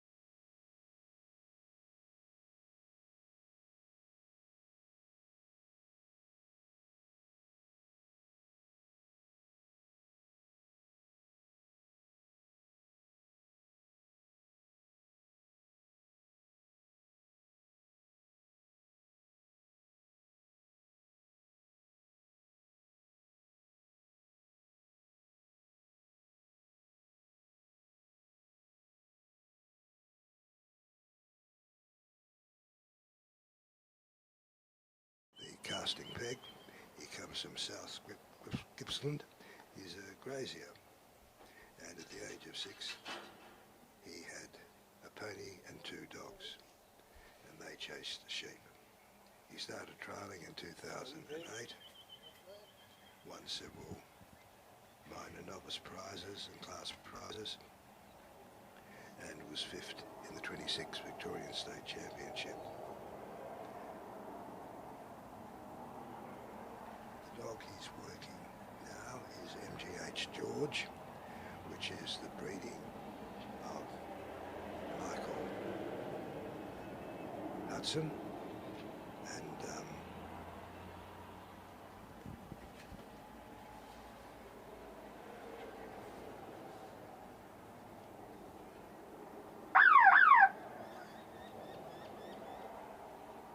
has been placed in several championships and was first in the 2023 Victorian Championships. MGH is the prefix of Michael George Hudson, son of Pips Hudson, and perhaps Michael was the most successful trialer after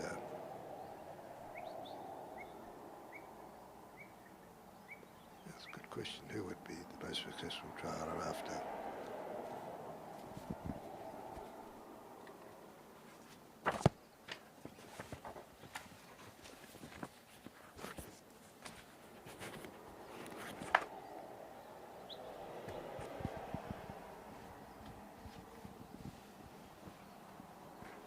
Yes, the most successful trialer in Australia after Greg Prince.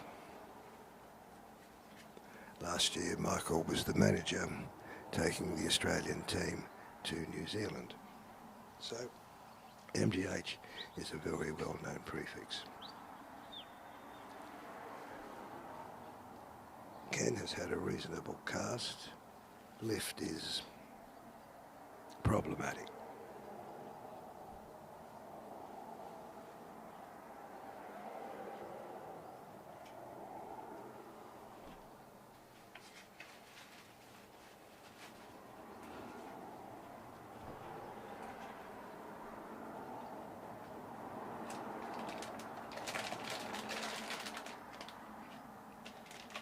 That'll get you going.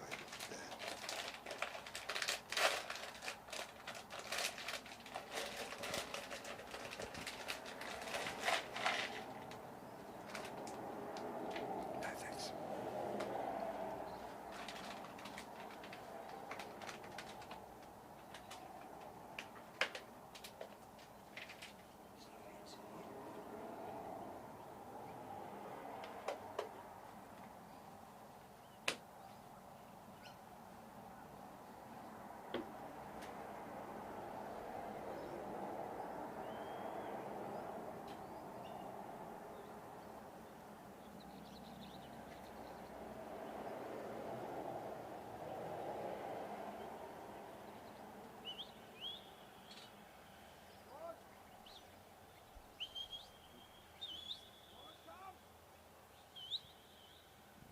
Yes, as mentioned, not only was the lift problematical, the draws a problem.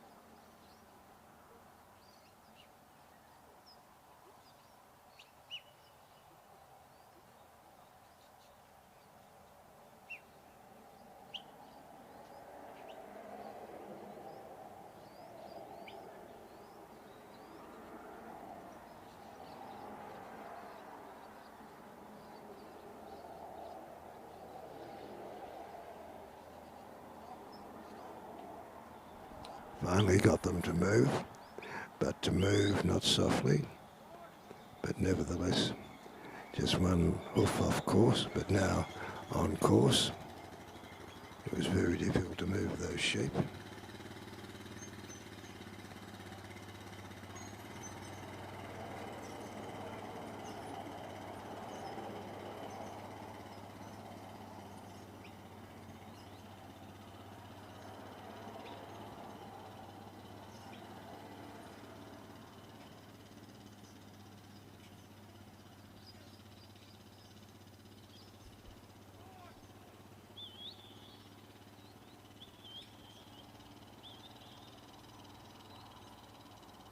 This is dangerous with the sheep moving all over the place. They could easily cross the dog, but fortunately George was alive to that and kept out of their way. But it was touch and go. As you may know, a cross is an instant disqualification. The theory behind that reasoning is as follows. These dogs are naturally heading dogs, that is. Their instinct is to get to the head of the sheep and bring them to the trailer. By passing between the sheep and the trailer, the dog is no longer heading them, but pushing them away from the trailer. Hence the cross and the disqualification.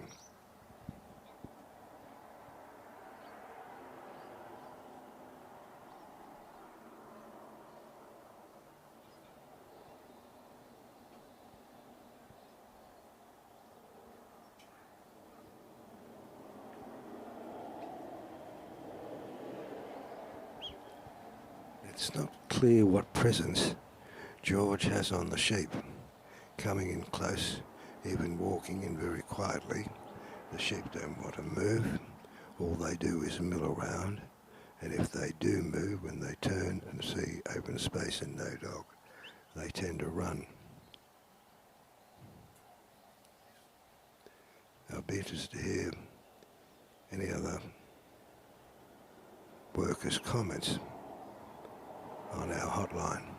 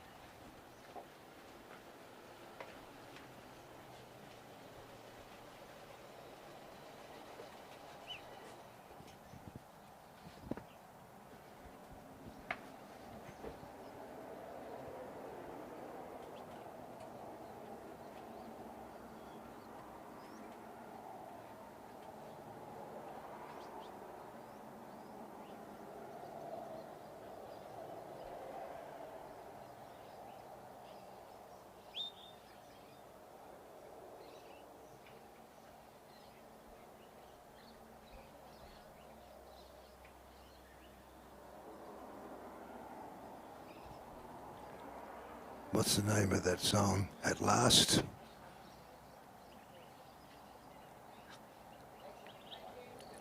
He's got 5 minutes left.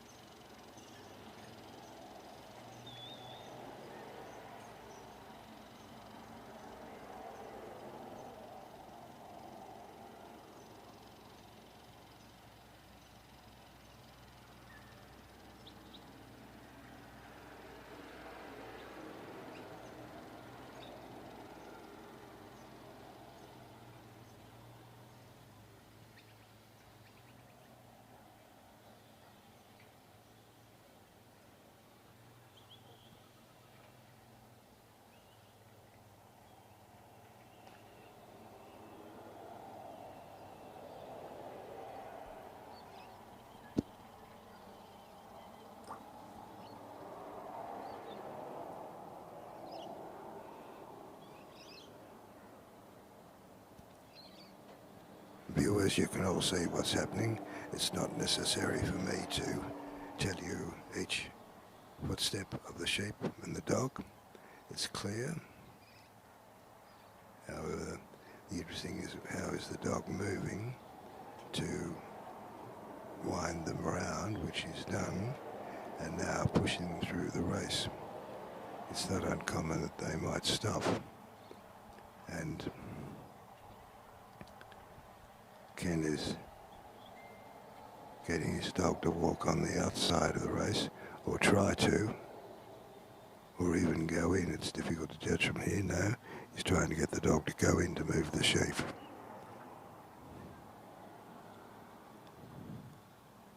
The sheep are looking in the right direction, but they're not moving forward.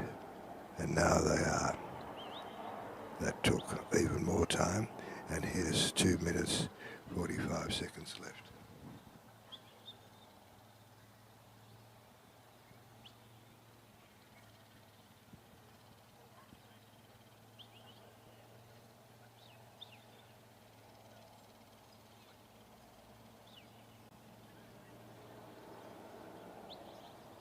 Tell me, Dad, whether this is a novice, sorry, an improvement dog or a please. Or both.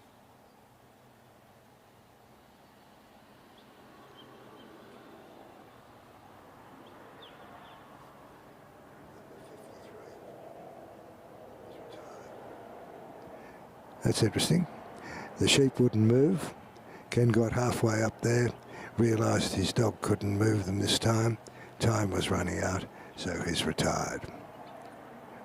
Well done.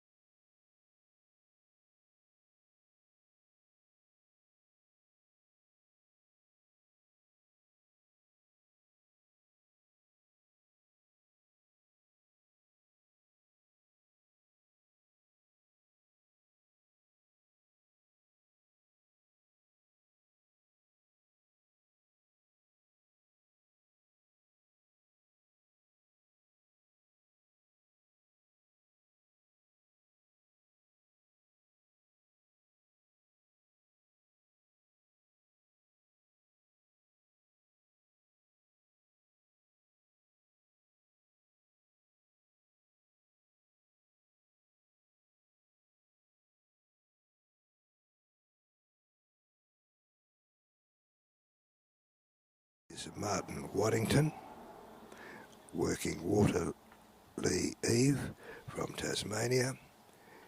He's a farmer. He's been trialling for 20 years.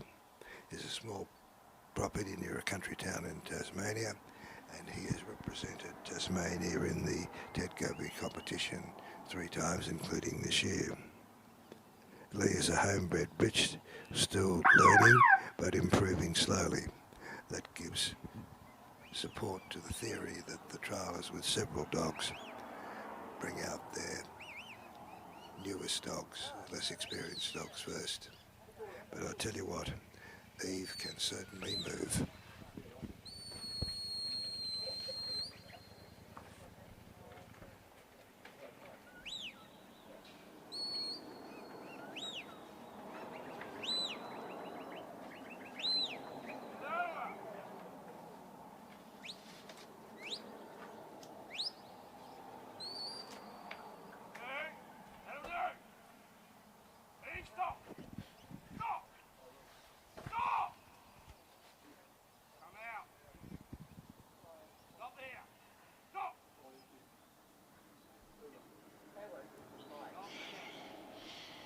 Well, not the most auspicious start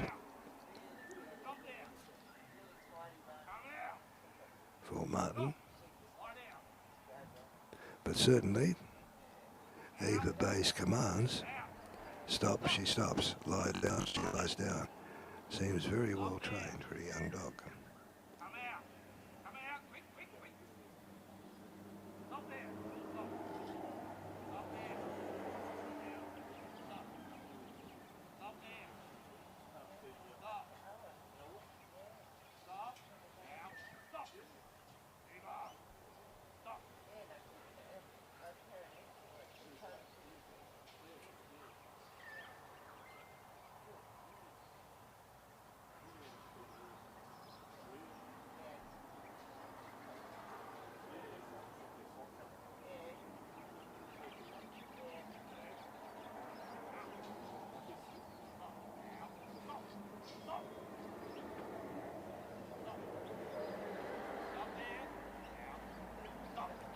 Viewers, you can see what's happening and make your own assessment.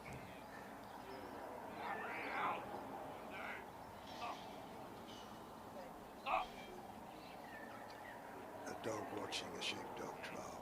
Would that be doggy pulling?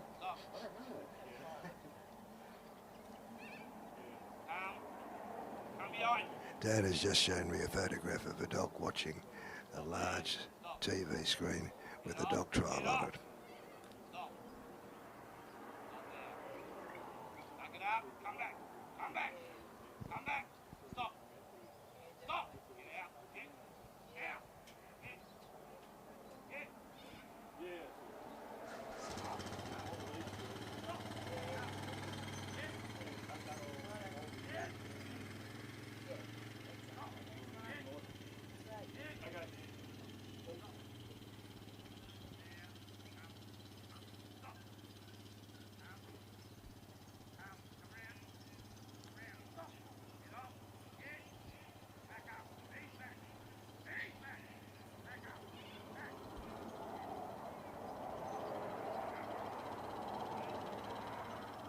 Trialers and viewers, you can see what's occurring. Weep quietly. This isn't Eve's best run, and certainly the sheep are obstropolous, not amenable to any discipline. They don't want to fight, they just want to run. Very difficult to get control on them, but they may end up going through the gap. If Martin stops the dog blocking the space through the gap. Well, he's now in the ring.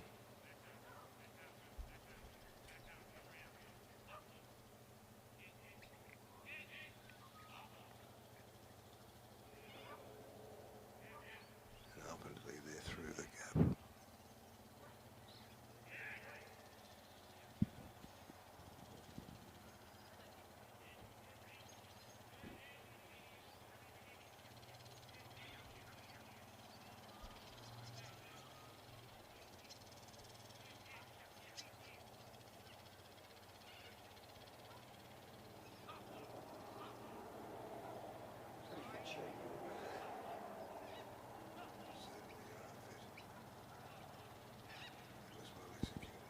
That was a very dangerous situation for Martin because the dog could have easily crossed. It's to great credit that Eve didn't.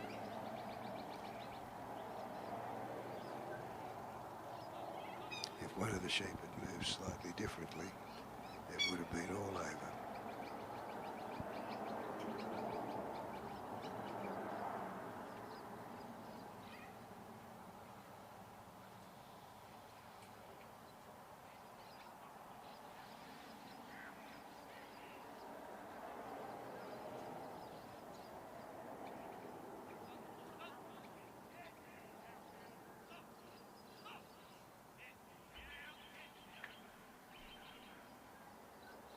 Remember, for the course work, rather than the obstacles, the sheep are to be under the control of the dog, walking within no more than 4 metres ahead or behind the worker in as straight as line as possible.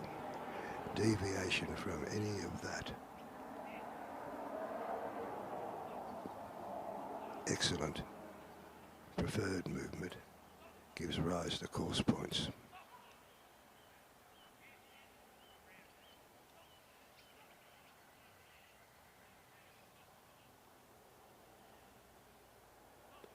And they've gone through, fortunately, the right way. But now looking to come back in. That would not do.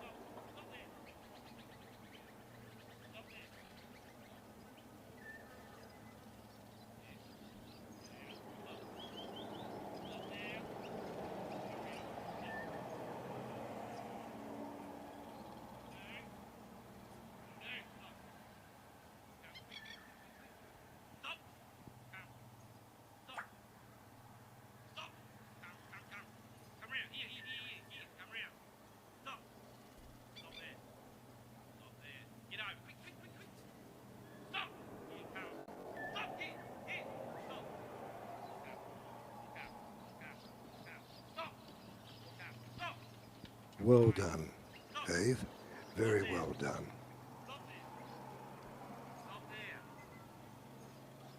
Your instinct was to go and block them properly, but your master sent you back.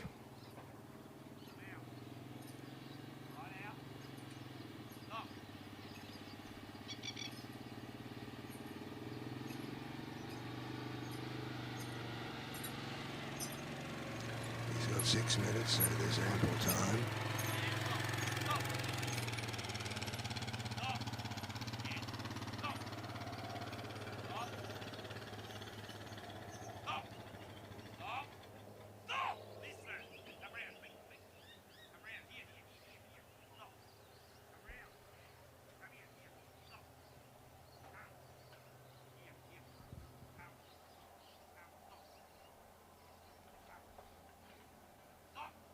Still on course.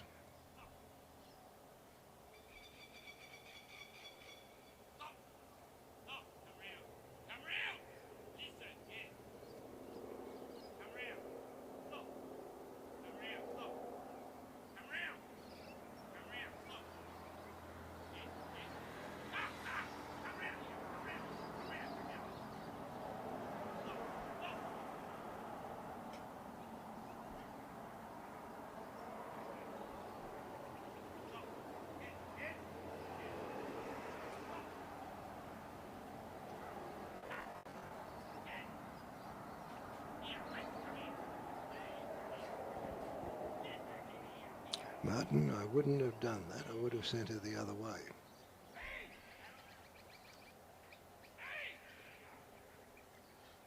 I think the judges have decided that as a result of the unnecessary violence, that he is not allowed the trial to continue.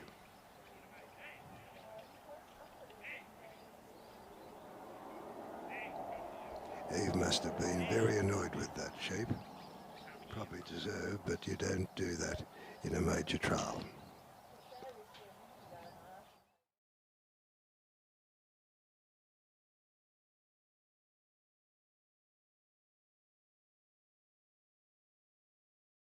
Minutes.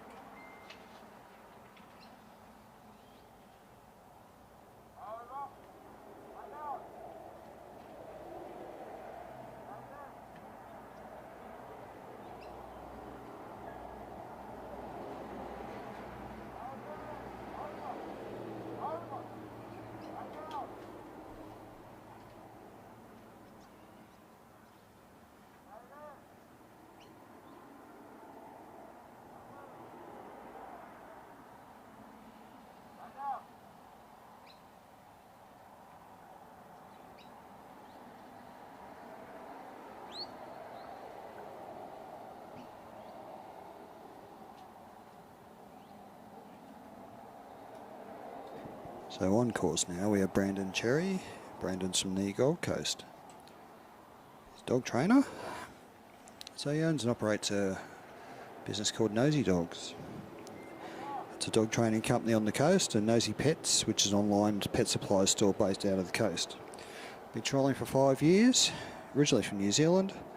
So working as a mechanic before starting my business. Well, yeah, I'd rather work with dogs than cars, although cars are good fun. This is Reef. He's 7 years old, came second in the Queensland Championships last year, winning the Improver at Warwick a few years ago and coming equal first at Toowoomba. So, experienced dog. We'll see how he goes with these sheep.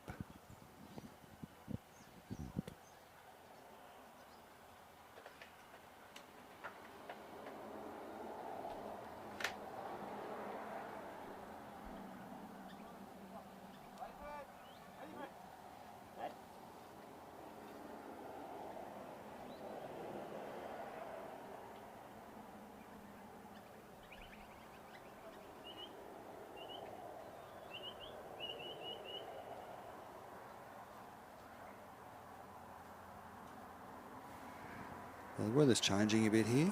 It's not supposed to have any rain, but it's clouding over, and there is whereas earlier we had nice bright sunshine.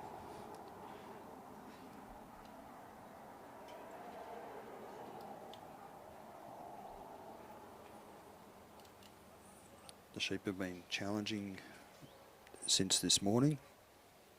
I think the first 4 runs had sheep that were nice and calm, but after that they sort of fired up a bit.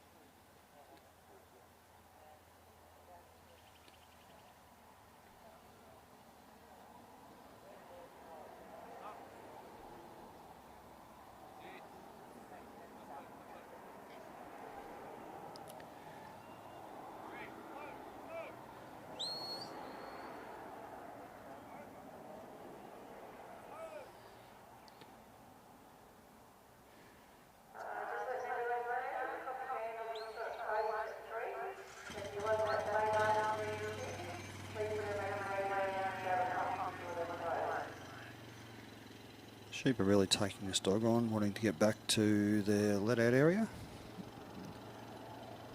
It seems to have been the case for a lot of today. Sheep have been challenging and sometimes winning.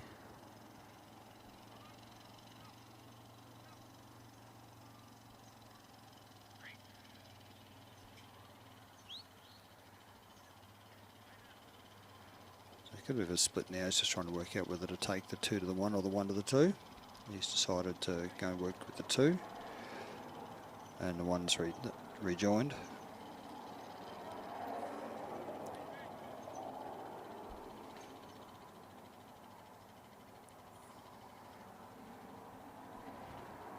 Brandon's finally got down to the set. Reef has to just get the sounds simply. Reef just needs to get the sheep to work with him to go around the course. They're not doing that yet.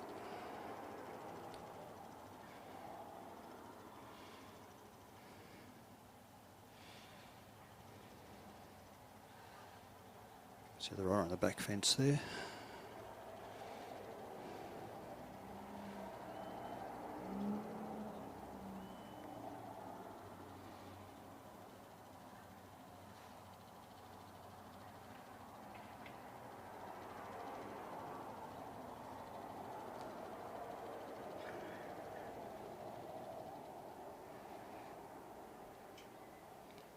So that marker that you can see, the yellow one, that would be 9 metres.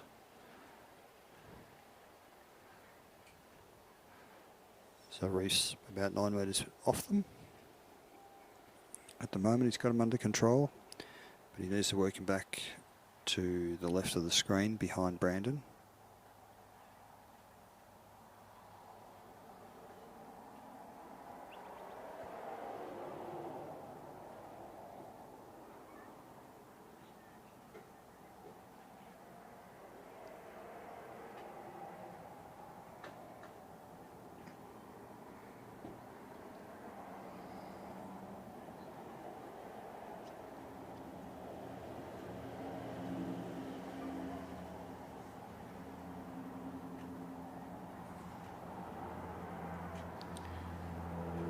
Just trying to calm things down now. The sheep don't really want to play too much. One going around, the other two unfortunately not going through.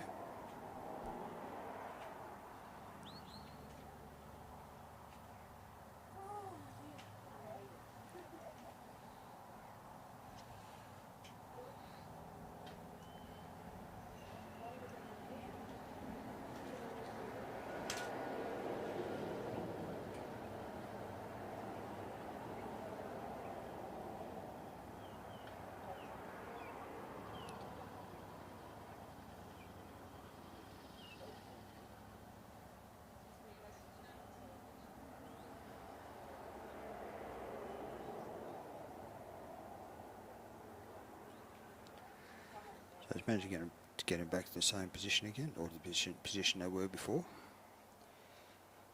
We'll see if they'll be trained this time.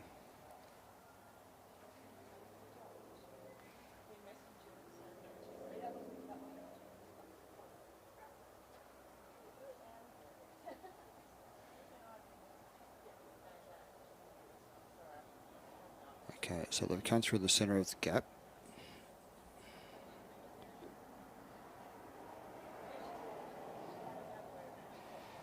So Reef now just has to, well, it sounds easy, just turn them around and get them to go back where they came from, which he's managed to do. Let's see where they go to now though.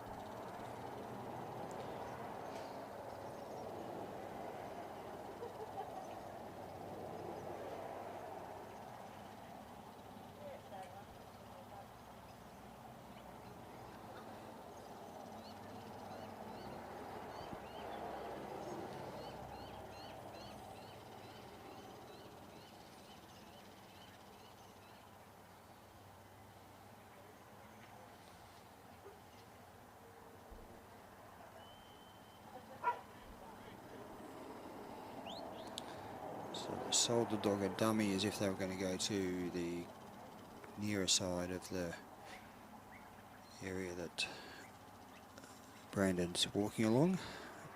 They took a couple of steps, turned around and ran the other direction.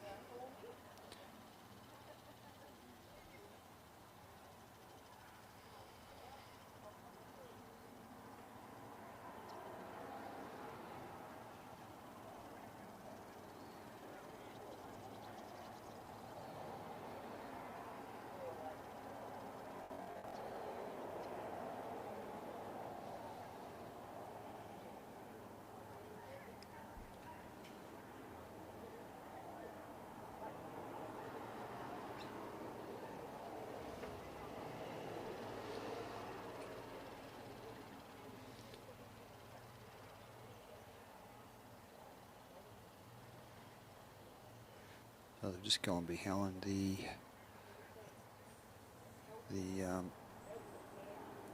drench race, or whatever. So behind the race.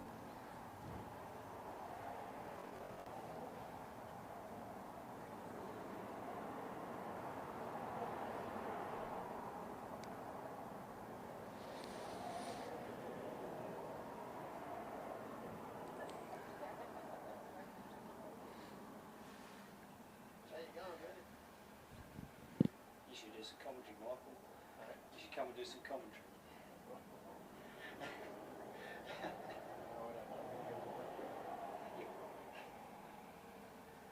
All your gears going good?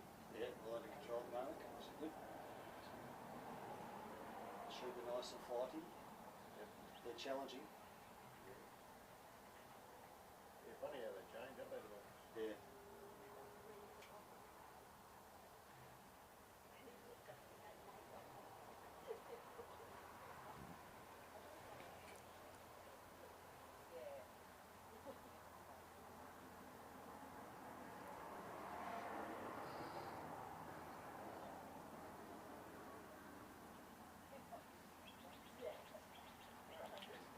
Just trying to walk him up, walk Reef up slowly so he can continue on with the trial.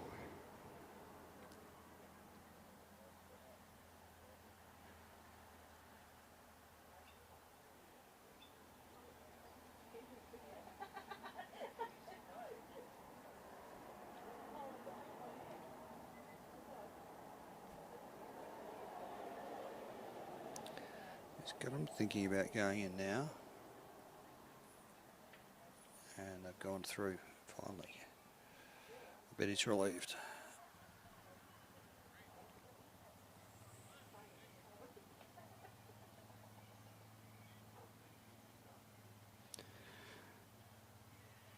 So Reef's just going to bring him back on course. They're just out to the right there, past those course markers. They're pretty relaxed. I think they've just been asked to take a couple of steps, please.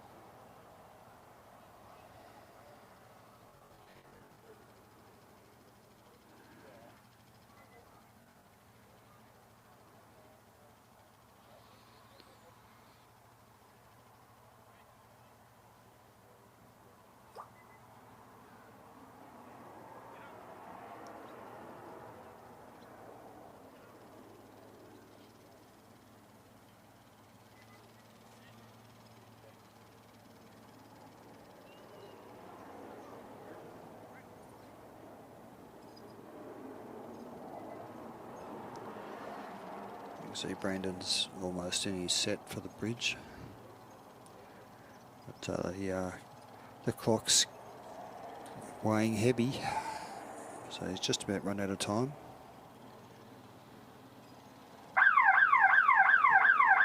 And that's his trial complete.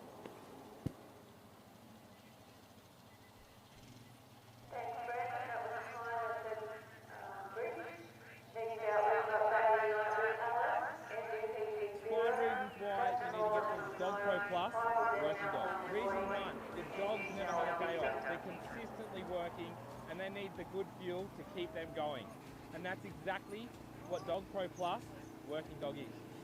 Firstly, it's a proud Australian-owned business and the product is made here in Australia. It's made out of Aussie beef, 25% protein, 15% fat, and power-packed energy for performance. Reason three, good for their joints, their skin, their hair, their immune system. This product is jam-packed of good stuff for your working dogs. And also, no added colours, flavours or preservatives in this product. Look at all that good stuff. Made for your working dogs here in Australia. Make them perform better with Dogpro Plus Working Dog. The best dog food in the game. Click the link below to get yours today. Advocate Ultra Chew.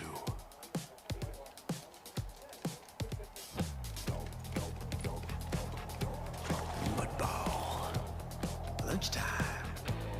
Mittens. Size 9. Sitting in a hole. All right. Dogs are gonna dog. Protect yours with Advocate Ultra Chew, the only all-in-one chew that kills tapeworms too. New Advocate Ultra Chew.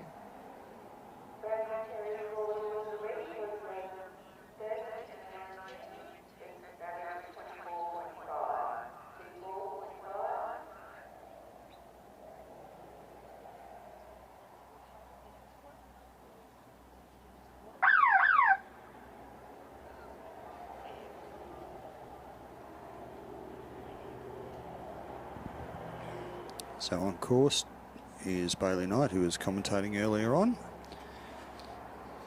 They're still waiting for his brother Charlie to come up and have a go at commentating, but I'm sure that'll happen.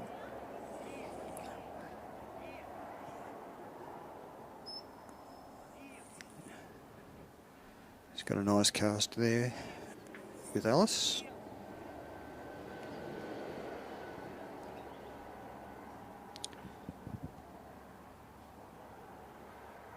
She's made herself known to the sheep.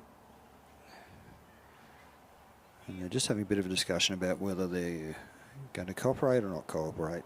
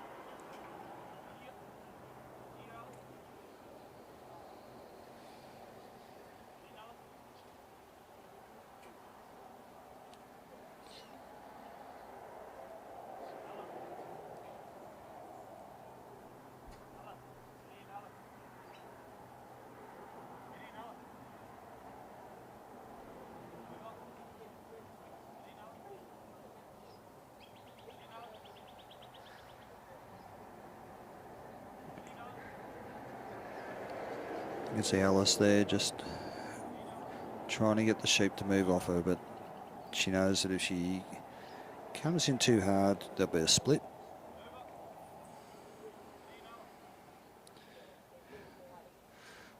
Bailey would like her to come in because he wants some progress.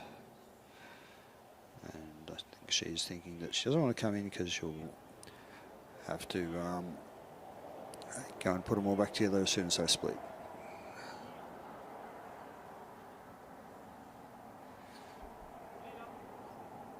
So she's covered that first little attempt and the second, and they've turned around again on her.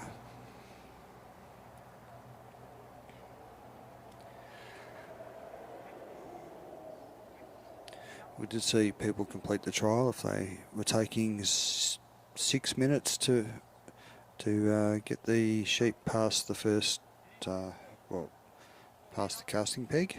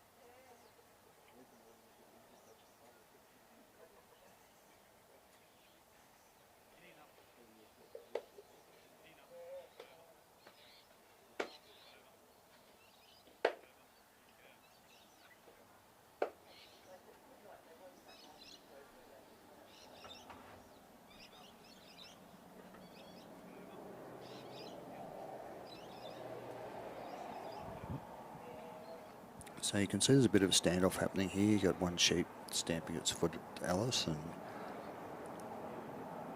being the outside sheep. That's not necessarily the one that Alice needs to convince to move.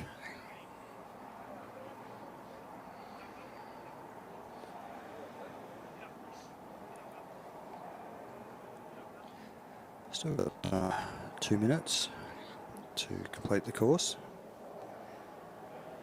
It'll be difficult when it gets down to 1 minute.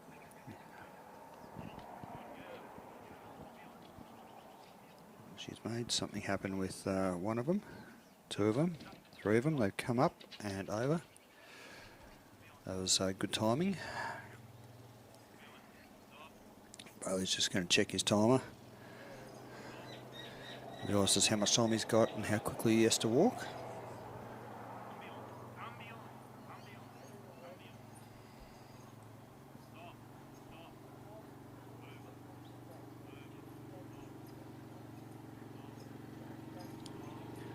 Thankfully the sheep aren't on his path or anything, but he's just continues on.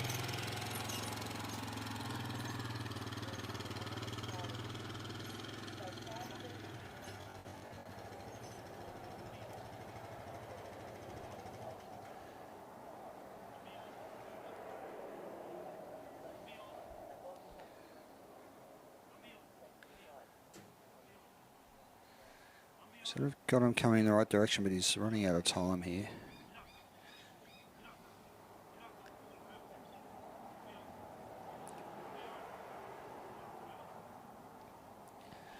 Didn't want him to run straight in, I think.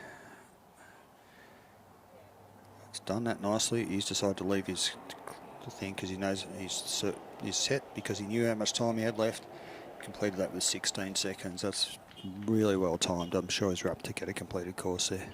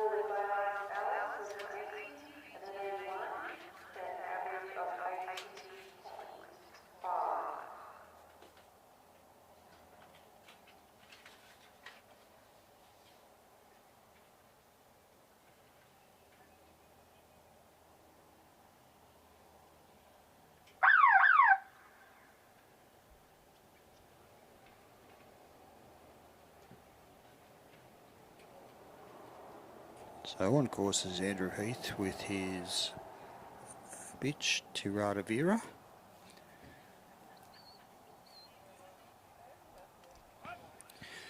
Vera's an 8-year-old border collie. Only started trialling this year after returning to Andrew from a friend after he suffered a work accident. She won a novice on her second trial, so she's obviously got some training behind her. So Andrew's obviously entered her here as one of his dogs, and let's see if he's entered her open or in. He's entered her as an improver dog and in open, so he's hoping that he'll be able to get her through both.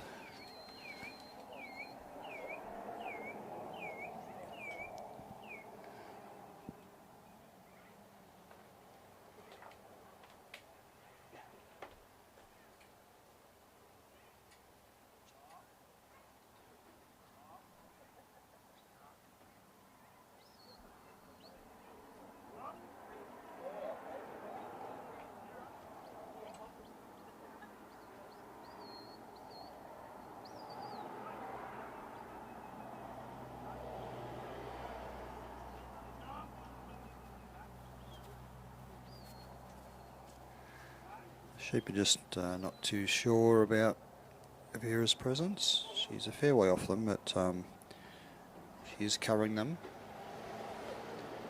She's had to run a bit already, so hopefully she's nice and fit.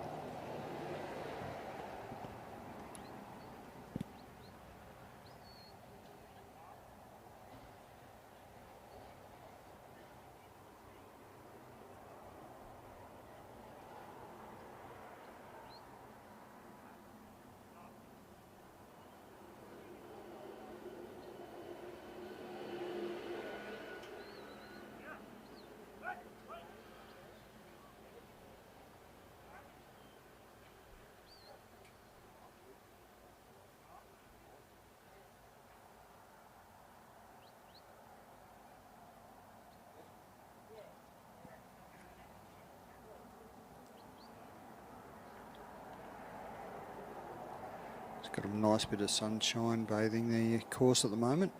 We've had clouds around us for the last few hours.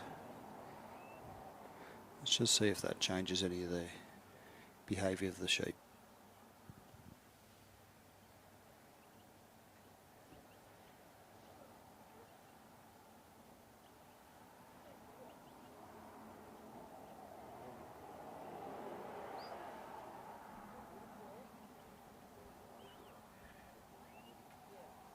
So similar to Bailey's run just previously, where it took nearly 10 minutes to bring them up. We're up to, we've got 11.5 minutes left.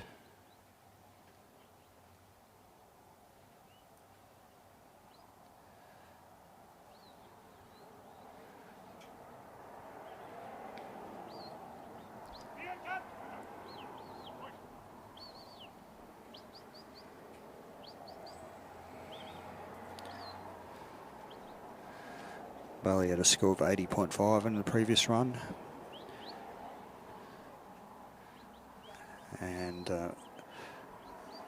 Ace was entered in the Improver and Novice. Currently ranked 4th in the Novice and 8th in the Open, equal with Simon Laning's Gin.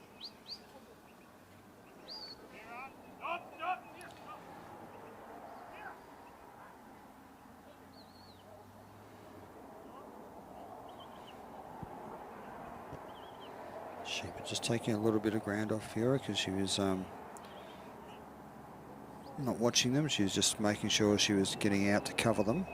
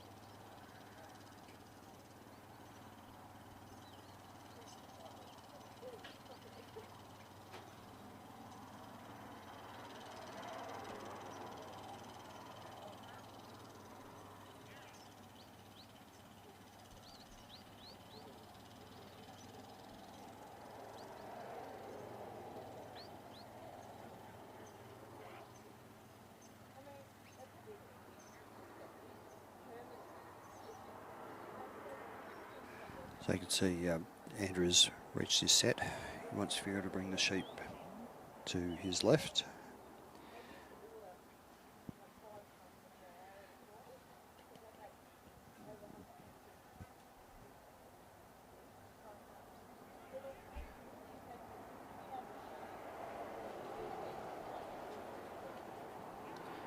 Managed to convince him to go through that gap.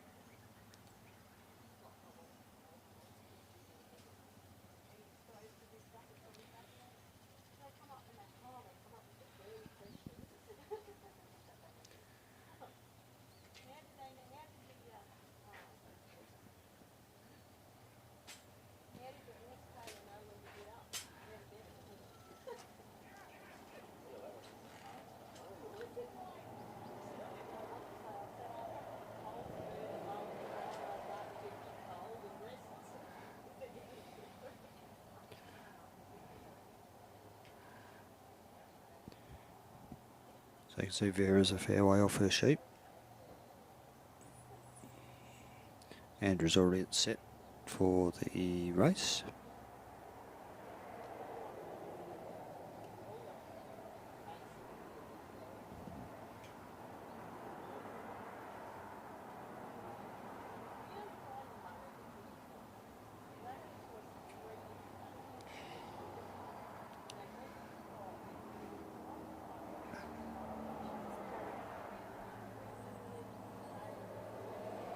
And Andrew's decided that he's going to retire. He doesn't feel he'll get around the course or it'll do Vera any good. So he's made a call on that.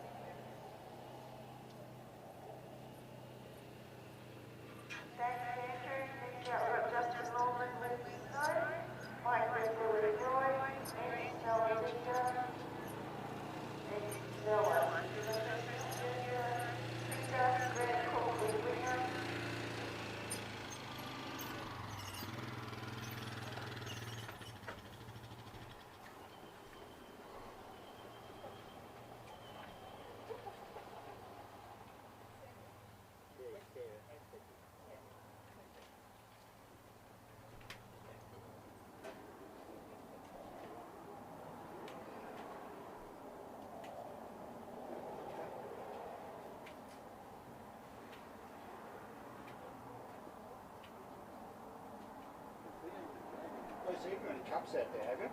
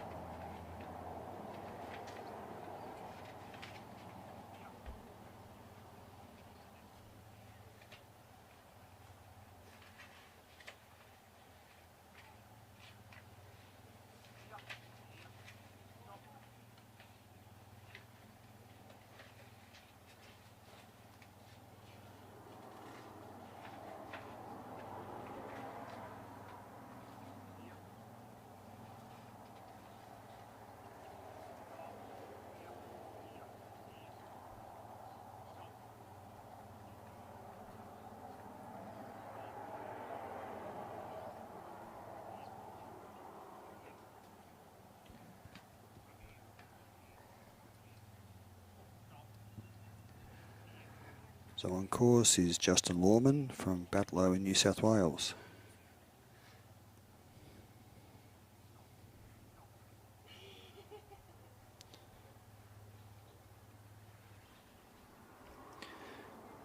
Comes from a long line of stockmen. His uncle, grandfather, great-grandfather are all stockmen. So he got a working dog as a teenager and worked with his uncle. They grow Highland cattle, winning Australian champion in Champion Bull in 2024.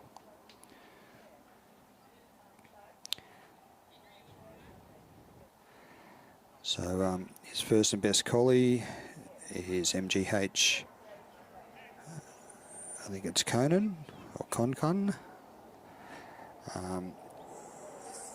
And this is the daughter of Conan. So he's trying to breed on those lines, and let's see how he goes. And good luck to him.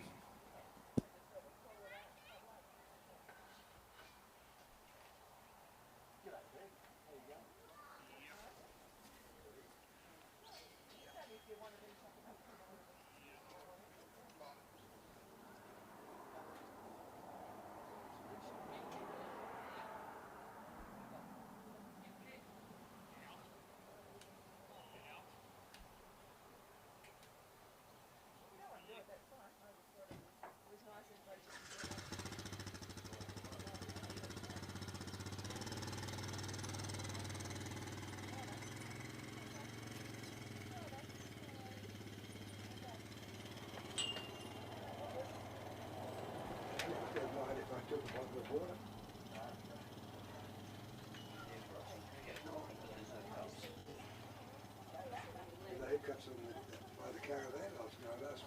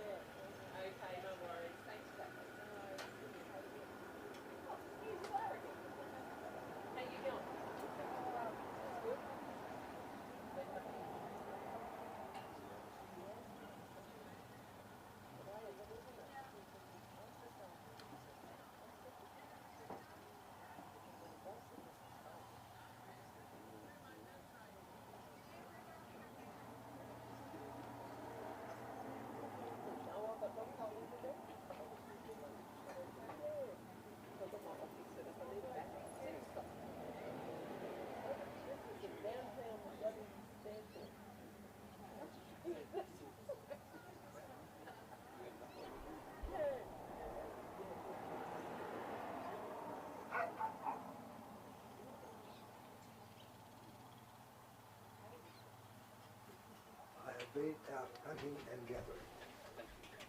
2 months. you want me to make you one? Okay, great. Just what? Is the water still... Yeah, it's been boiling.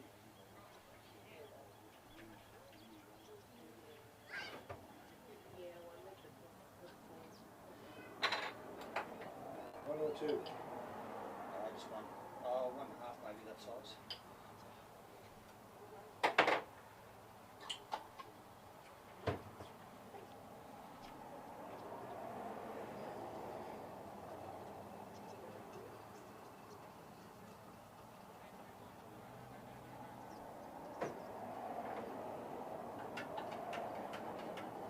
How much milk?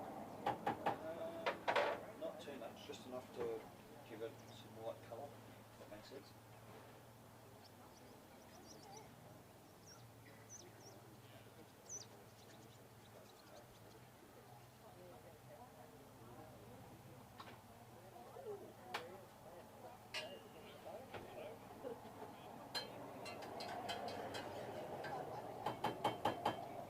That long life milk. April 27th. Okay. I didn't fill it up. I'm sure it naturally comes out that long. I didn't fill it up. I did That's good, thank you.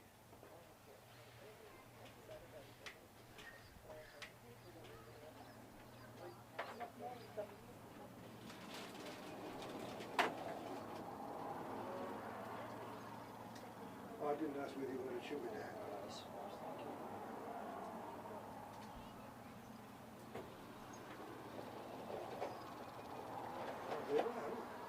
That comes.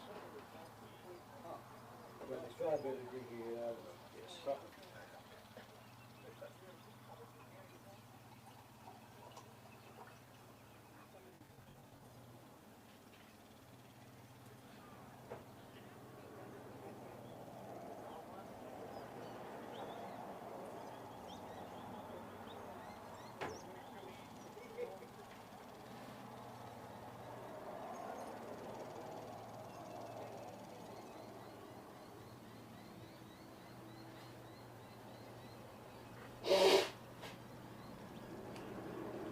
So Justin's doing quite well on time here.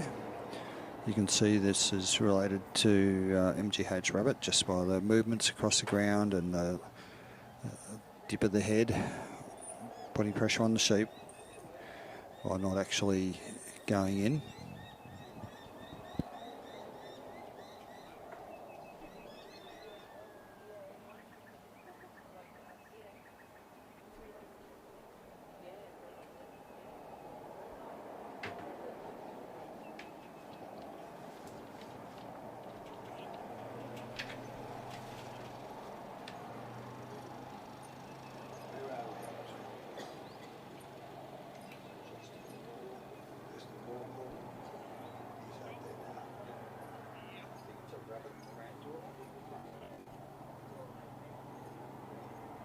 Just the Mormons making Chloe Snow.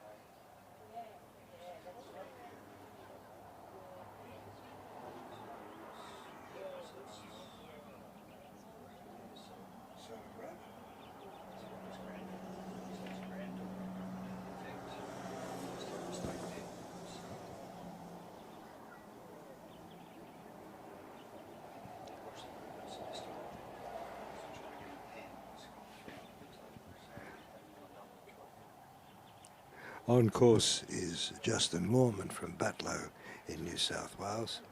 He's the CEO of a farming property. His uncle, grandfather and great-grandfather were all working stockmen, and he was born not far from here in Armidale. He got working dogs as a teenager, working with his uncle. He's working Michael George Hutchin MGH breed of dog, which is Kylie Snow, which is the progeny of MGH Rabbit. Now that's a name that regular trialers will know.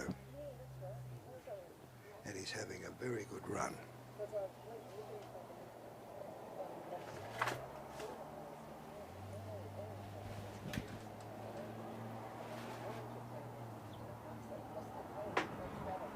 Or was until he got to the pen.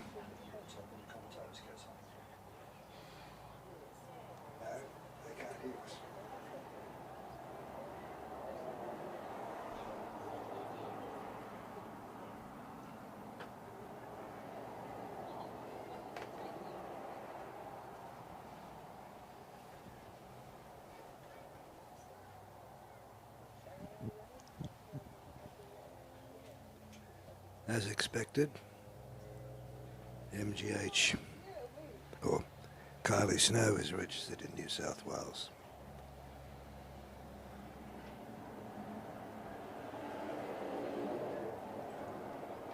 The dog isn't upsetting the sheep, they're grazing. They seem reasonably relaxed, and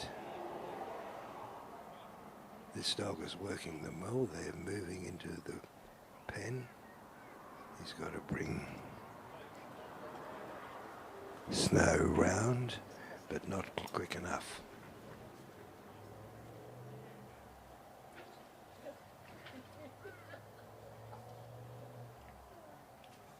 Those YouTubers who have been watching this run would have been impressed with the quality of it. But you never know what's going to happen in trialling.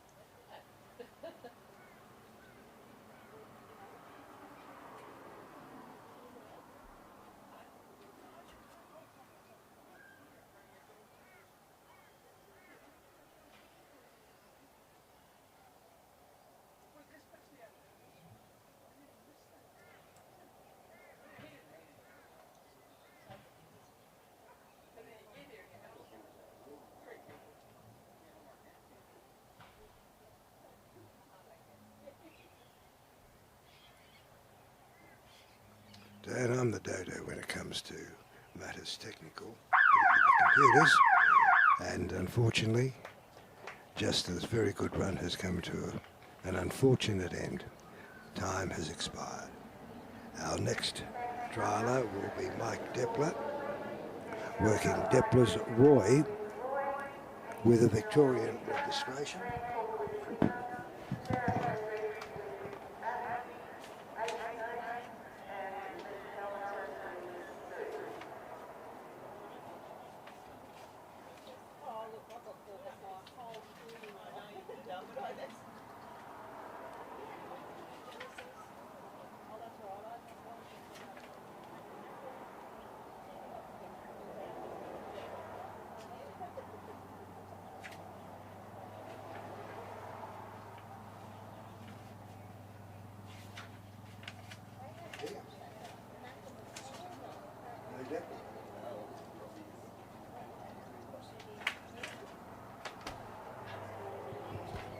I was saying, Dan, the data when it comes to this technical equipment, particularly with computers, how do you get connected to YouTube, and do you have to pay a fee?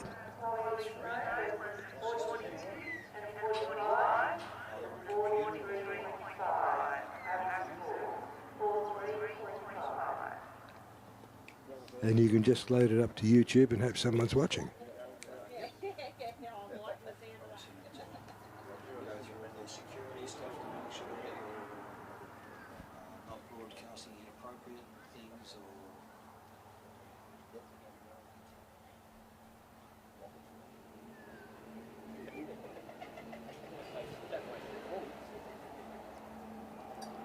Well, that's appropriate with what gets onto the World Wide Web nowadays.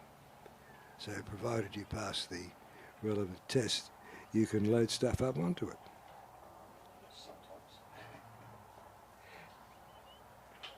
I've got a bit more security on it now. Well, I wouldn't imagine sheepdogs trials would have difficulty passing any security test.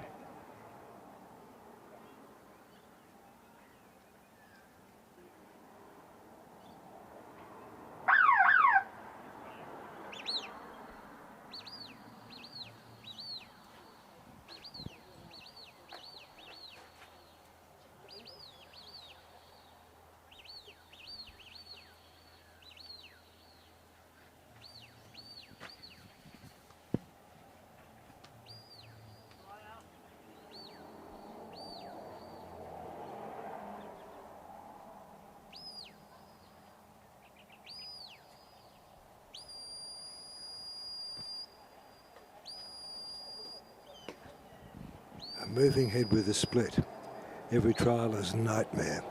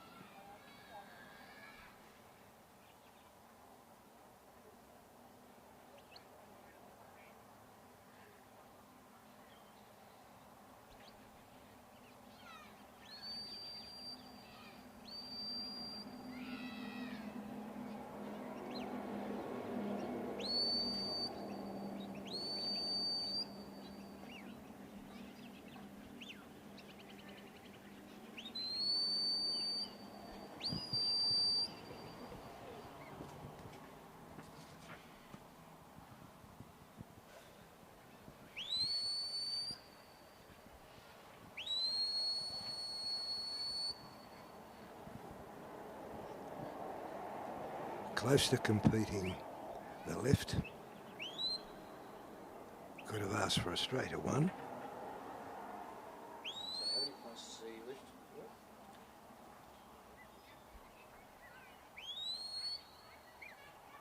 It's part of the 60 course points. Okay, so it's not particular, it's not. So he can lose 60 points in a lift. You can do 60 points in the class, yes. If the ship were going like this, you can lose 30 points across it.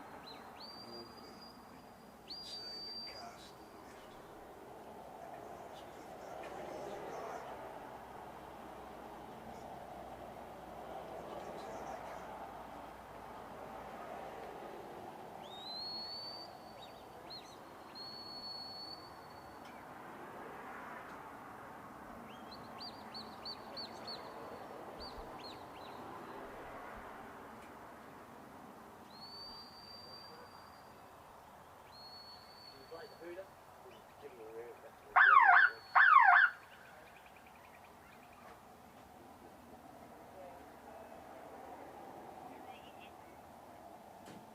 But it depends how they come.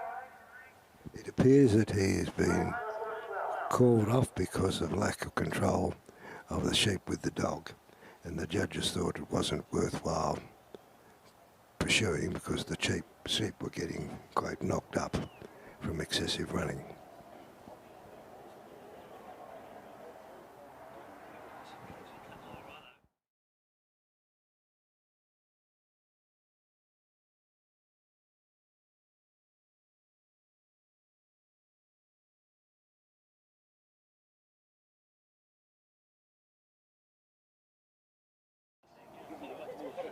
apparently there's a rerun.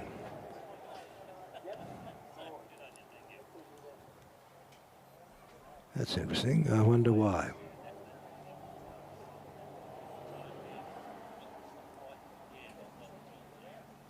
I'll go and ask.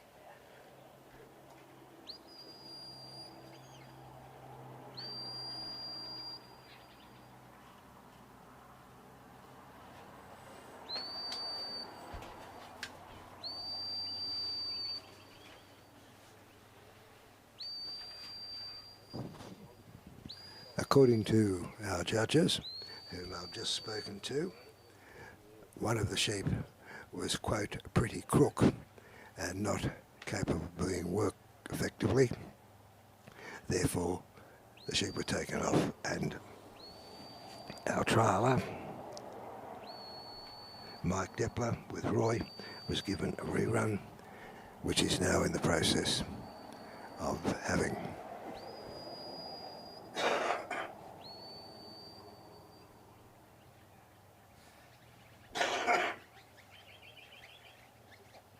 In New South Wales, a trialer can ask the judge to examine the sheep when they come up to the starting point and first peg.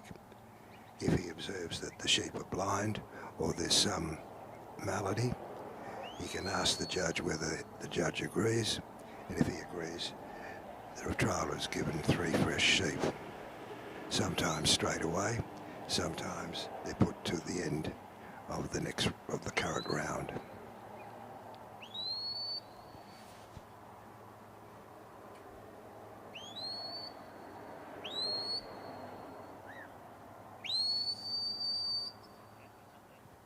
Beautifully blocked by Roy.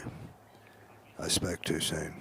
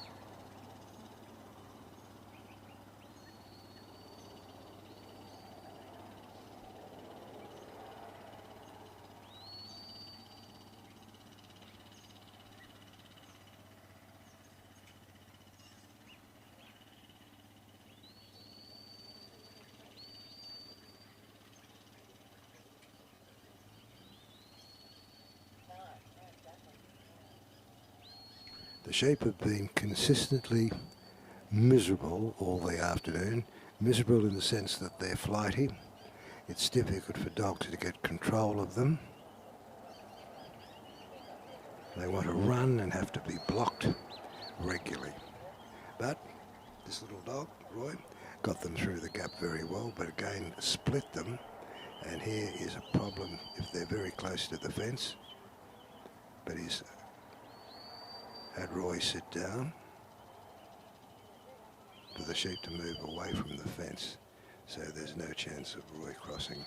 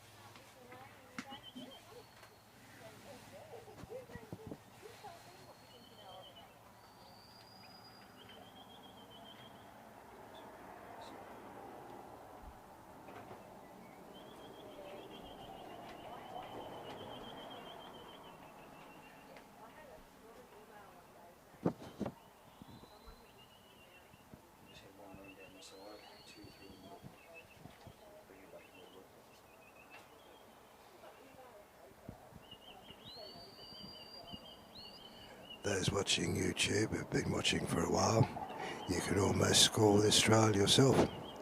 Going around the race completely, or to the end is 3 points.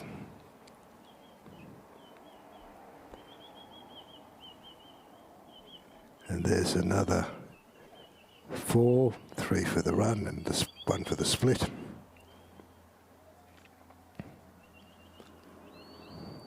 It's always difficult to tell whether the dog caused the split or the sheep did it naturally. But the sheep decided to go through the race. But they've got to be totally clear of it before the trialer can move.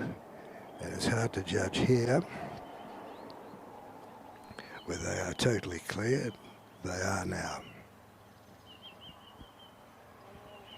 So Mr. Deppler can move.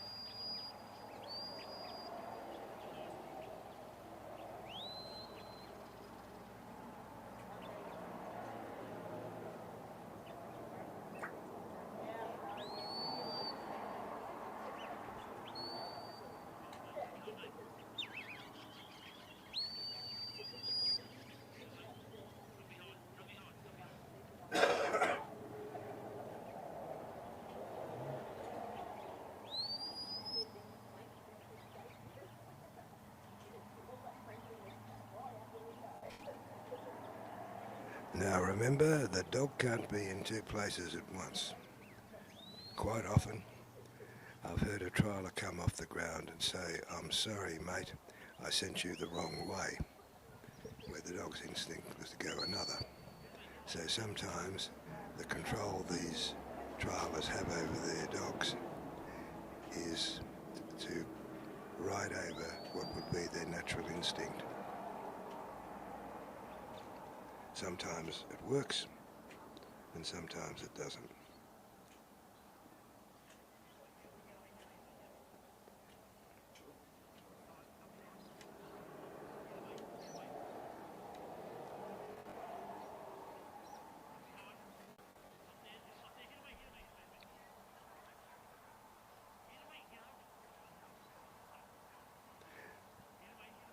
Dan, you said that you have to pass security tests to get onto YouTube. Do they come and monitor you from time to time to see what you're showing? Or once they see you're honest, they don't bother?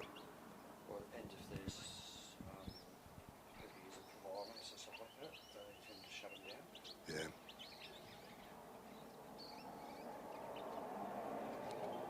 Well, we've been fortunate in the trial so far. There's been only 1 exhibition of a dog biting. All the rest are too well controlled to do that. Although, you know, there is a time when the dog can nip at a sheep, and that's when the sheep are in the bridge, facing down at the dog, not moving, stamping their feet, and then the dog can be instructed to bite, and 1 nip, and that's permitted and will not lose any points. But if they stay and hang on for however long, that's certainly a disqualification. But these sheep are not going to be turned. Where was the comment? The lady's not for turning. And so, at least Mike was.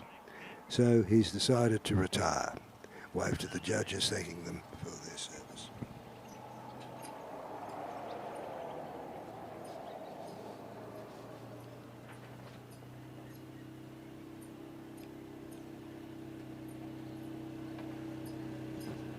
Our next trier is Ms. Linda Denning of Braidwood, New South Wales, not far from Bungendore, where she's involved in that club. Her occupation, that of artist and teacher. She moved from the Southern Tablelands, or to the Southern Tablelands, in midlife, and that brought her into contact with sheep, and following by working dogs. There she met and trained the dogs with a number of people and developed a passion. The dog who is out with her today, the Maori Sally, was her first dog, which she bought as an older dog, and has said, it has taught me a lot. Linda is a valiant trialer, walking around with 2 crutches. We wish her well.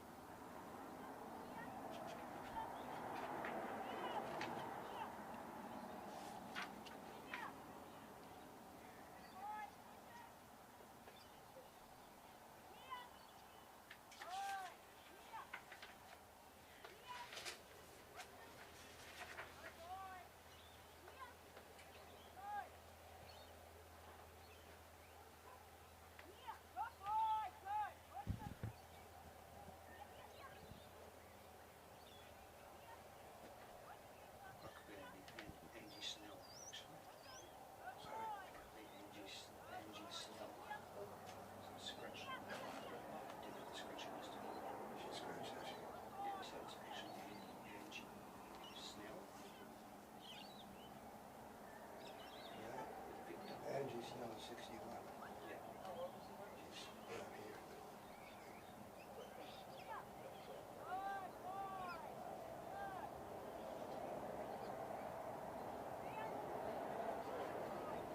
So Angie hasn't scratched. It's just Linda Denny scratched. Angie Snell.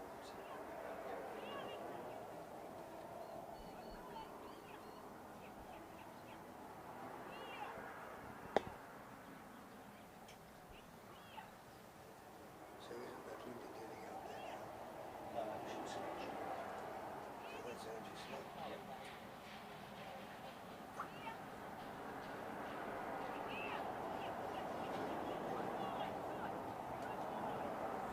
Viewers, I have misguided you. This is Angie Snell who's out there. I've just been informed that Linda was scratched. Angie Snell comes from Queensland and her occupation is shown as hospitality. She switched from horses to dogs because they're easier to work with a disability. Her dog, Victor, is 6-year-old Border Collie. Hasn't won many ribbons, but he is honest and trustworthy. That's perfect for a handler with added challenges. That's a gracious way of referring to 2 walking sticks. We wish Angie well.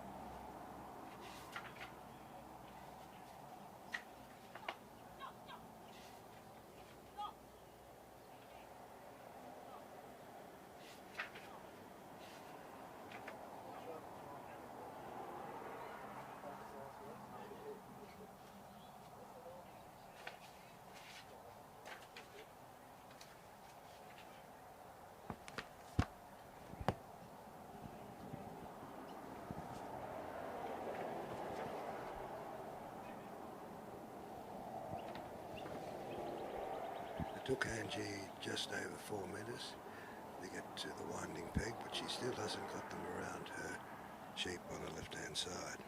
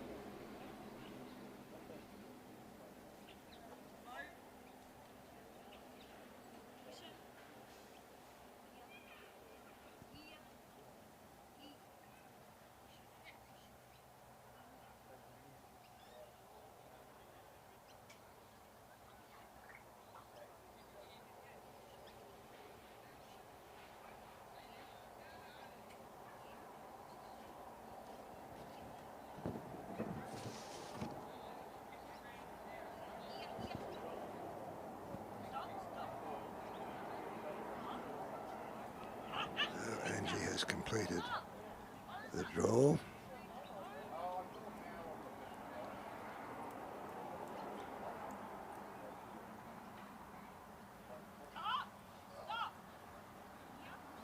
And Victor, being almost true blue, is working very well for her. It's the sheep who are recalcitrant.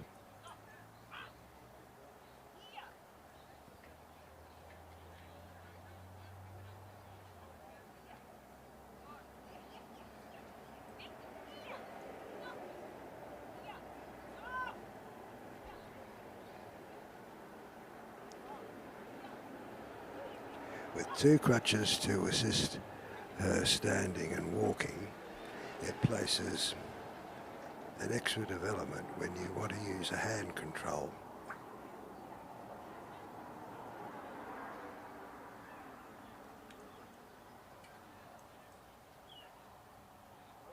But Angie seems to be used to facing these life challenges.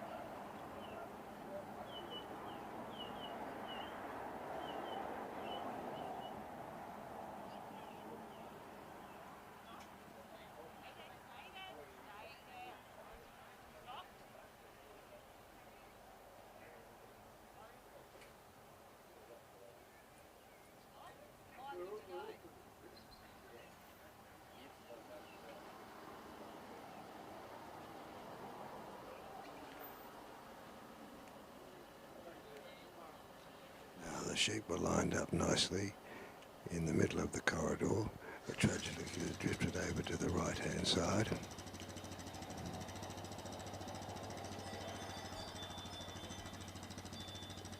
Substantially off course.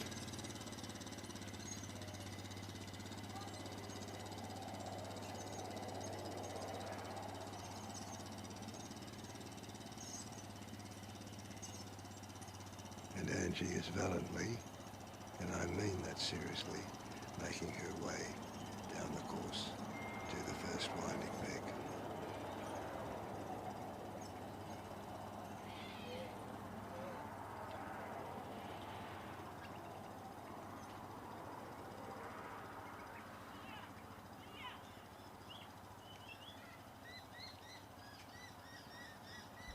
In view of my mistake, Dan, before, would you confirm that Grant Cook is next on and hasn't withdrawn?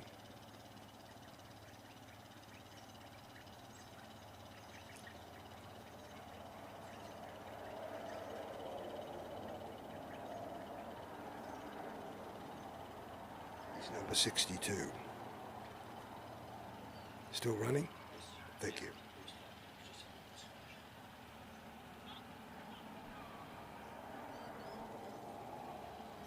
Well done through the gap.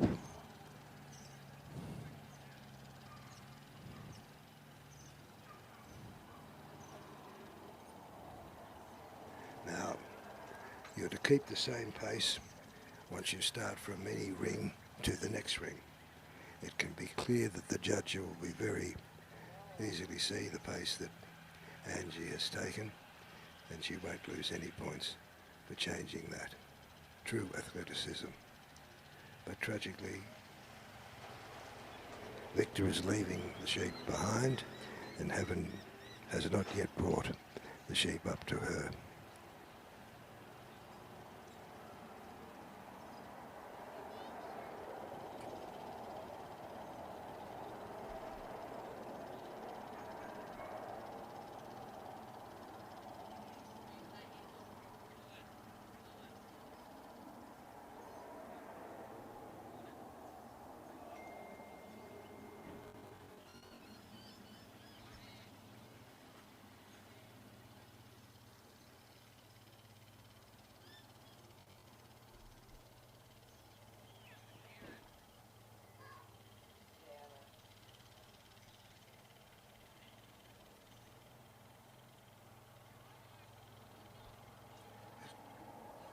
Victor may be an honest dog, but he isn't as fleet of foot as some of the other dogs we've seen out here this afternoon.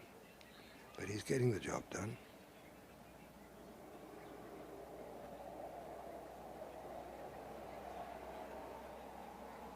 But tragically, Angie will run out of time in 3 minutes.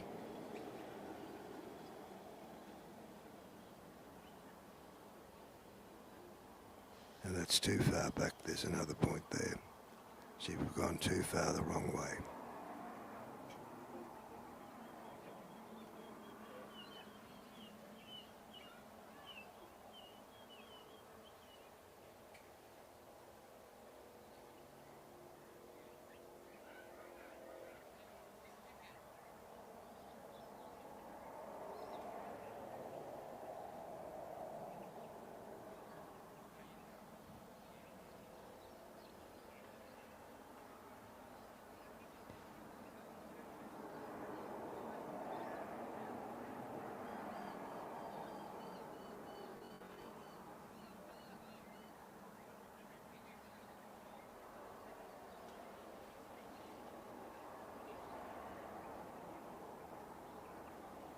Well done, Victor. You'll earn your dog biscuits tonight.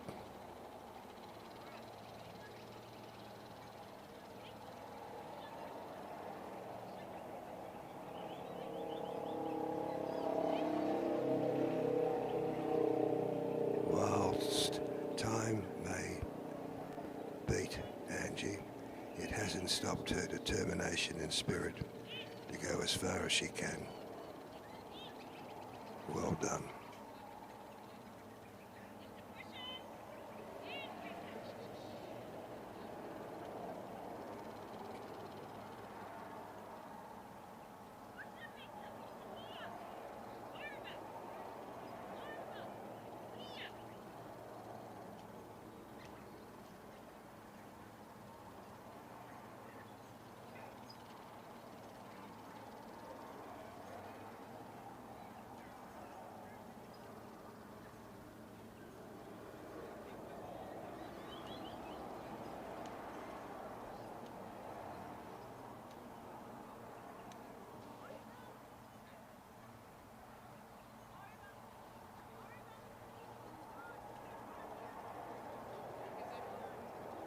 And you can now see where her dog is and where the sheep are.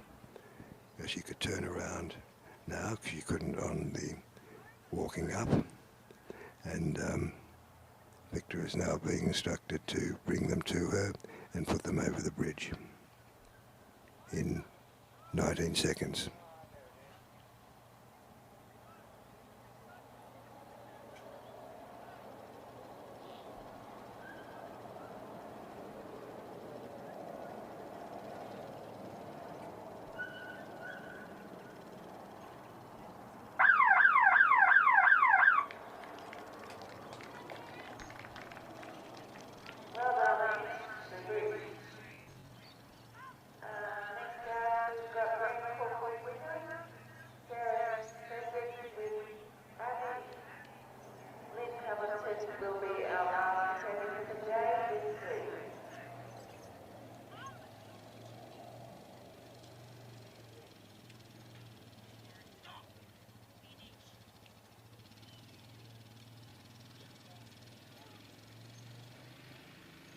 Victor was so keen to stay on the job, it took Angie to almost throw a crutch stick at him to get him to behave.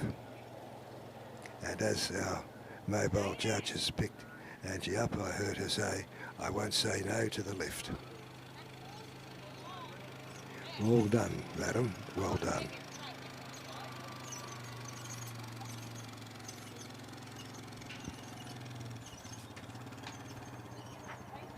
Our next trialer is Grant Cook, working Grass Valley Winger. He is from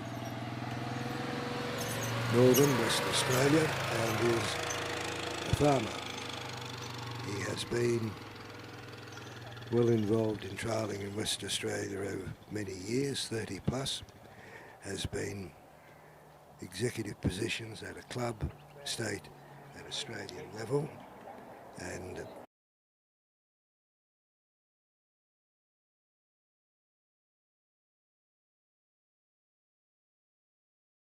a winger. Started trialling at the end of last year. That's pretty new. She has then won a novice and improver trial to earn her open status. Good luck.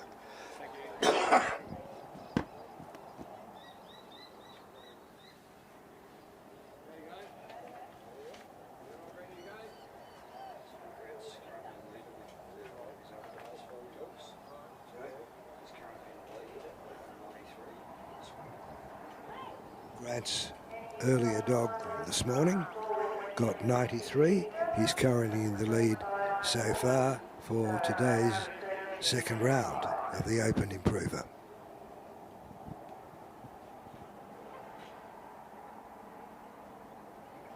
He'll be looking to do better than 90, but remember, this is a dog that's only been in trialling since 2026, or 2025 rather, so it'll be one of his younger trialling dogs. Young in trial experience, but not necessarily young in age.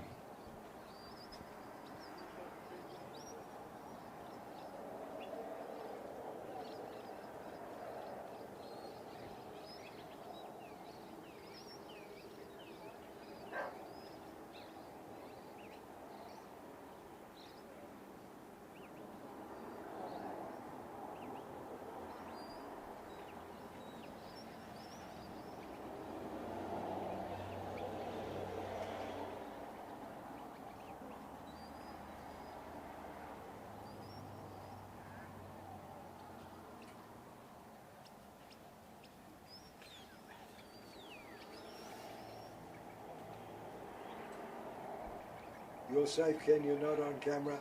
Beg pardon? You're not on camera. No, I just didn't want to get in the road here, camera. You're not. No, Rob. You're not in the road.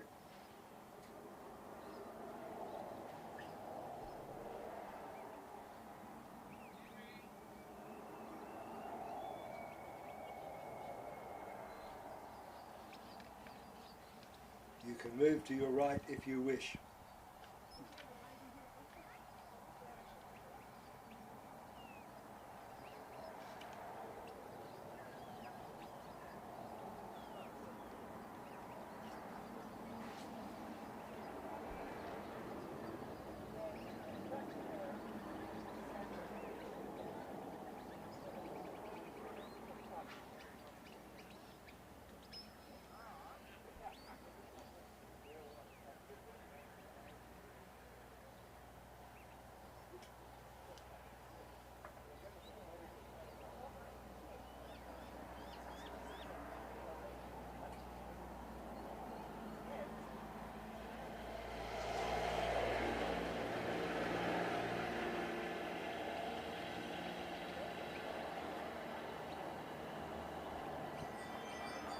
Casts, FAQ, lift problematical. So far, not a bad draw, but the sheep are trying to move out of their imaginary corridor to have Grant lose points. But winger, a very soft lady.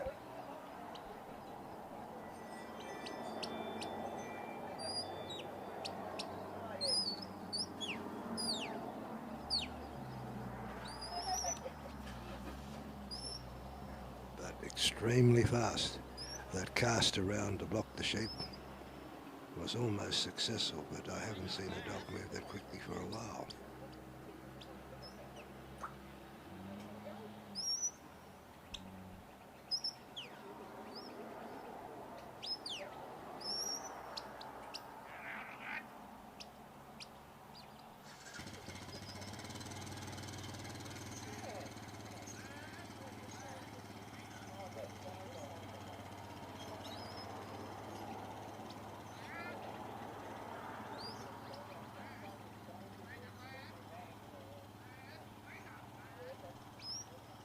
don't tell Winger to get out of it.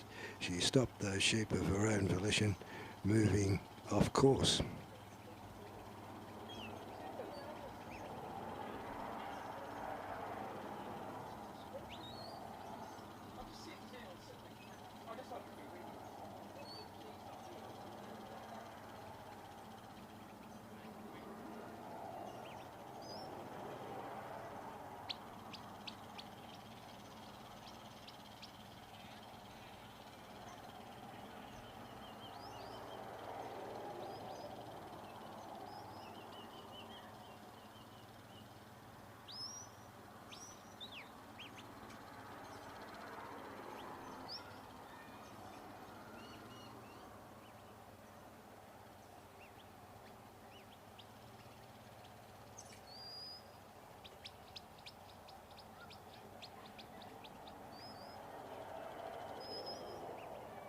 Well blocked.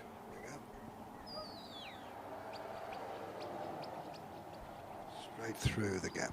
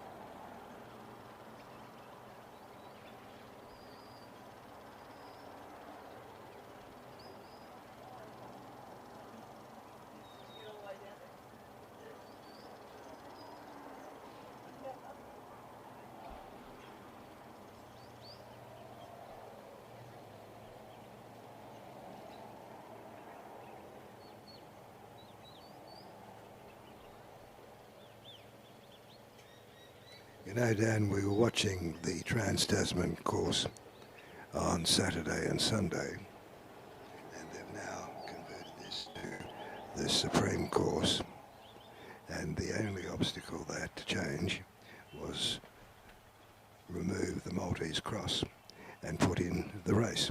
Very effectively done. One committee member of Queensland was telling me that all the obstacles had been freshly made recently by engineer, and the obstacles come up excellently.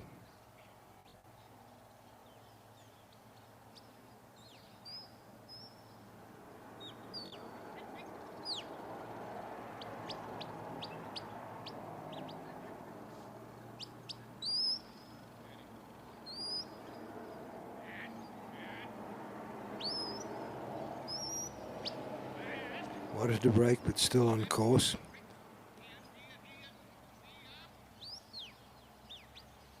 And just over.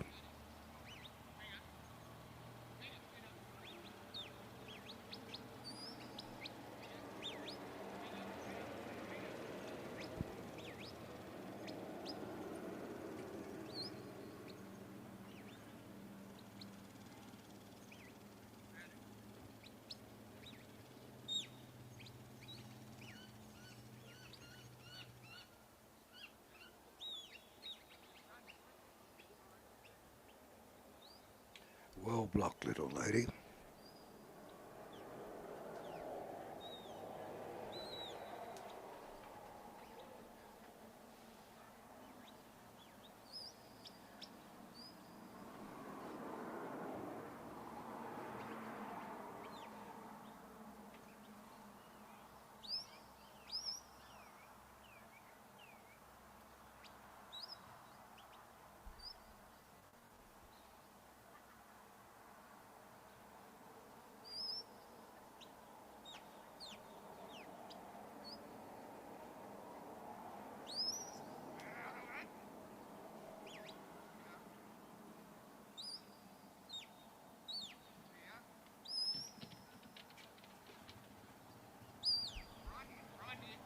Very successfully, and 6 minutes to go.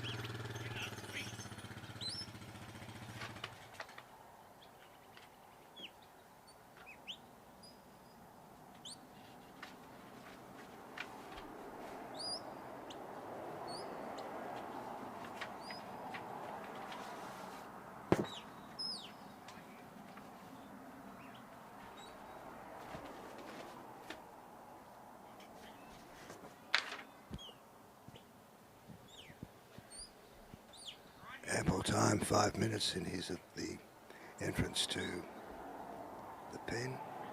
Very good run. Completing it in the fastest time doesn't score you any extra points, but it certainly helps when you're at the pen. You've got 5 minutes or so, you can take your time. And the gate is now closed. Well done, Grant. And well done, his young dog, Winger. Our next competitor is Miss Sarah Siddich from Morella, New South Wales. Sarah is a retired teacher and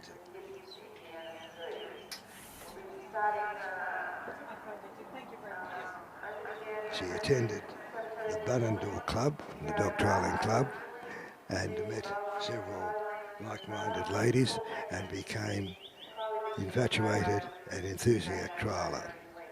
She is one of the energetic members of the Bungendore Sheepdog Trial, which has 3 or 4 trials a year, as well as training days for the members. And Sarah, with many of her lady friends from Bungendore Club, the mistresses of the very successful national trials in Hall. She is a wonderful trialer and a wonderful worker, no doubt. She and her lady friends that are here, Eileen Moriarty and others, will keep an eye on how Queensland have organised the Supreme to see whether there are any ideas that they can use in the Nationals trial in Canberra. The dog she is running is Abby. Abby is 7 years old and was a gift by Charlie Cover when the late Charlie Cover was unable to trial. She's been working with the dog for 18 months, made a few finals in the top 20 in the New South Wales Championship, and she and Abby are looking forward to winning a blue ribbon sometime. We wish Sarah well and success and amenable sheep.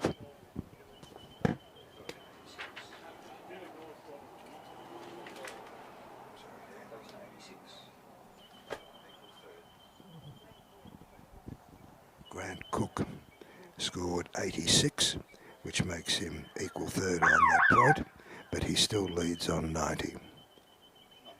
93.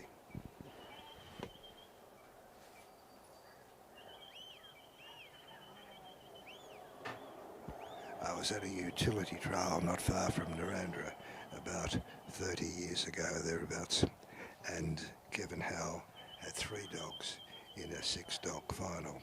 I had to leave early and congratulated him on winning. I rang him, that was on Sunday, I rang him Monday and said, how did it go? He said, would you believe 4th, 5th, 6th? It can only happen in dog trialling.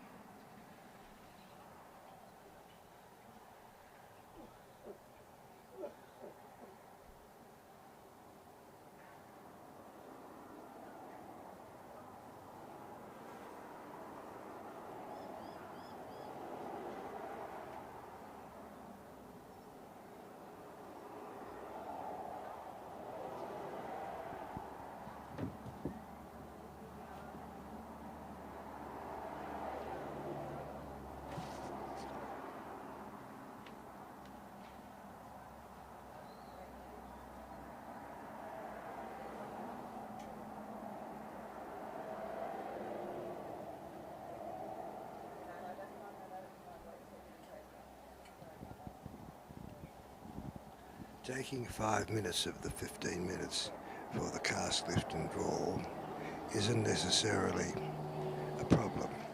It gives the sheep an opportunity to know the dog to show its presence and command on the sheep, particularly on the draw.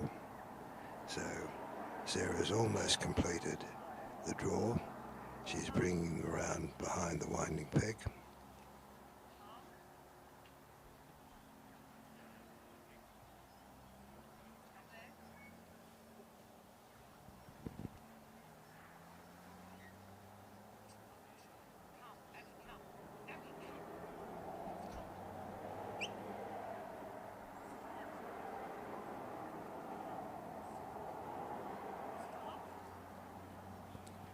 Completed well and tucked in, but unfortunately Abby didn't get around quick enough to stop them moving off course to the left.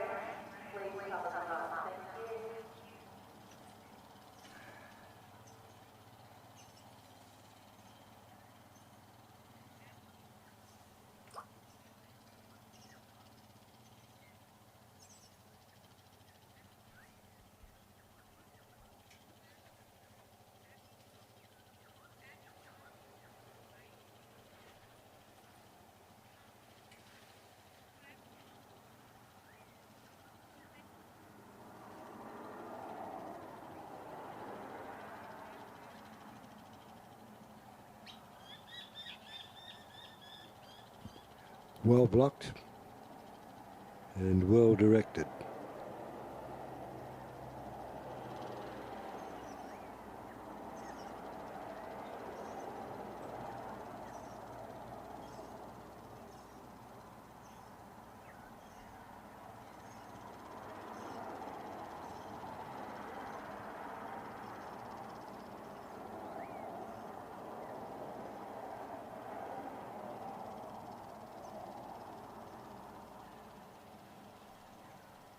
Coming back on course now, and a comfortable distance from Sarah.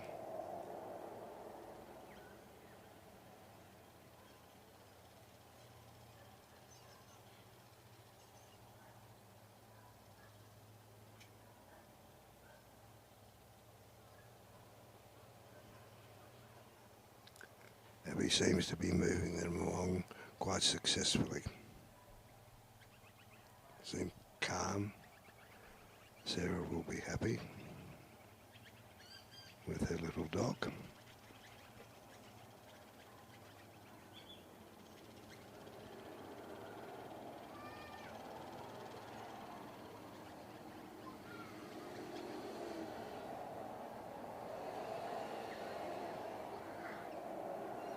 Sheep are so contented they're grazing, always a good sign.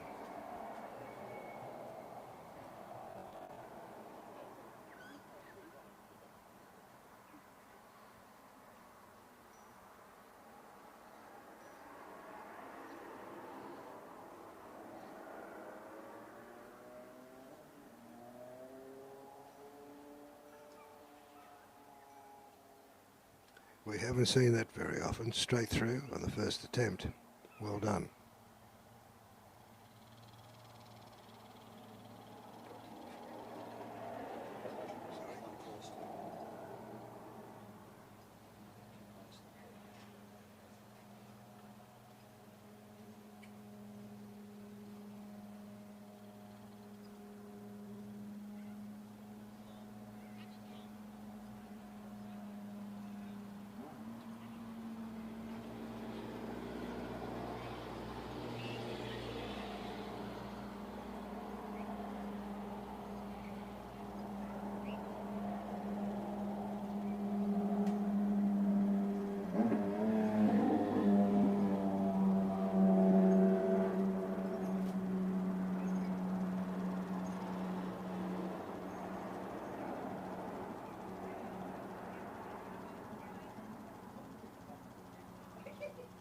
They don't like being interrupted with feeding, and if the dog applies too much pressure, they can fly away.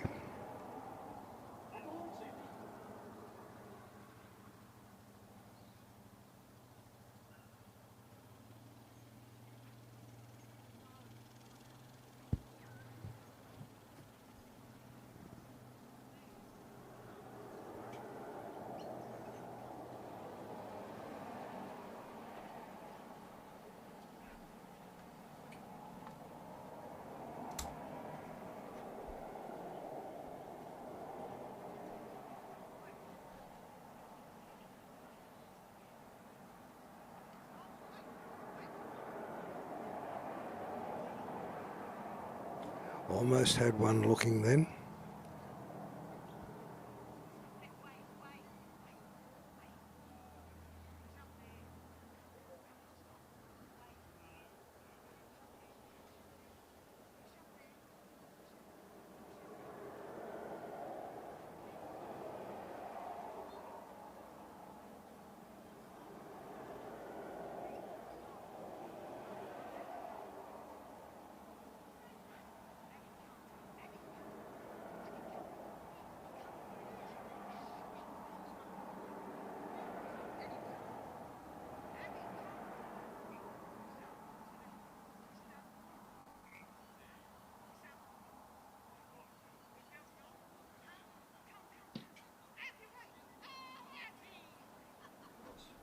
That is tragic. Sarah was working very well with Abby, but one sheep broke and Abby was sent and crossed. So tragically, Sarah has been disqualified. Abby will come again in the future, there's no doubt. Our next trialer is Lynn Nell Hamilton, working Gibson's Indiana Sioux. I assume the prefix is of Jeff Gibson's dog. Well, Lynn is in sales and lives in Warwick in Queensland. She commenced trialling about 8 years ago. She is an expat from New Zealand and always wanted to get in trialling there but never had the opportunity. Since she came to Australia, she has had the opportunity and has been thoroughly enjoying it. Her dog, Sue,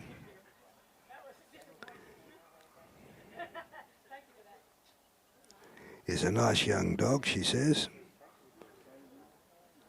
out of novice into improver.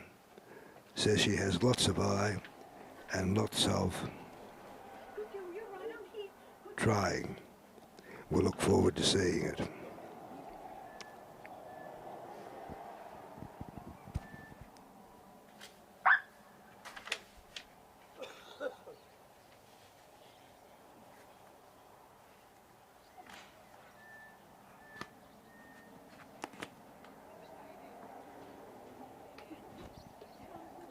According to my calculation, this is the penultimate dog of the day.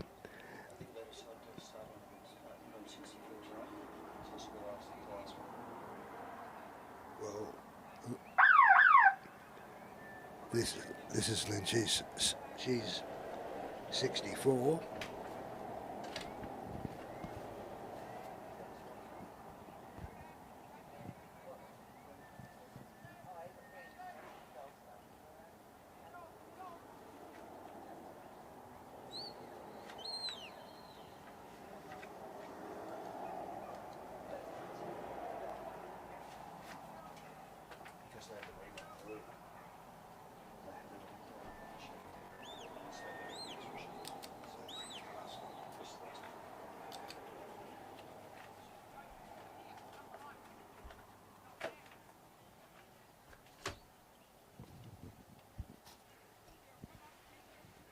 My apologies, viewers. This is the ultimate dog, finishing at 64. The reason for that is there was a rerun earlier in the afternoon, and that exhausted the dogs, or the sheep available dogs, so there were no fresh sheep left. So tomorrow morning, they'll I'll start at number 65 for your information, and probably go through to 110.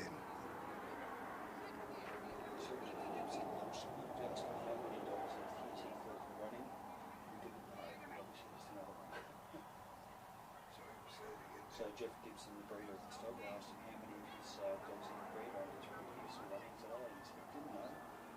But he's got a few today.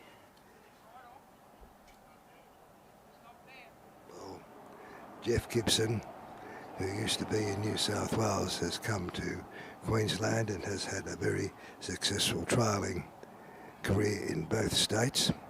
He was president in New South Wales for a while, and I believe also president in Queensland, and he's bred quite a few dogs with his prefix. In fact, it was Jeff who at Narrandera some years ago at their 100-year trial qualified me as an open judge, which was very gracious of him.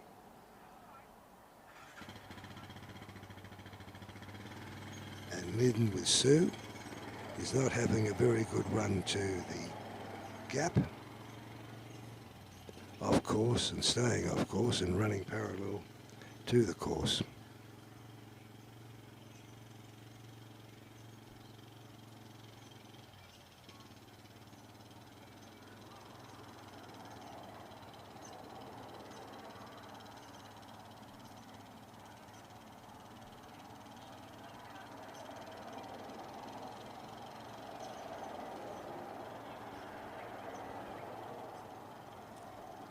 The things you don't want to occur on the last day of the trial, not the last trial of the day, and this is dangerous, and unfortunately it has brought an end to the trial in my view.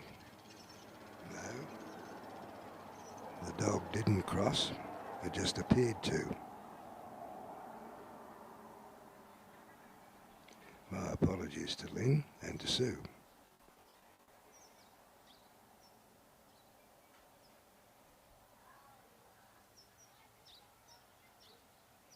Dan, can we see that again? We can go back and watch it later on. Yeah, not now, okay. Yeah. Well, the judges who have a better eye line to the trial than I do are certainly content Sue didn't cross, and that's sufficient.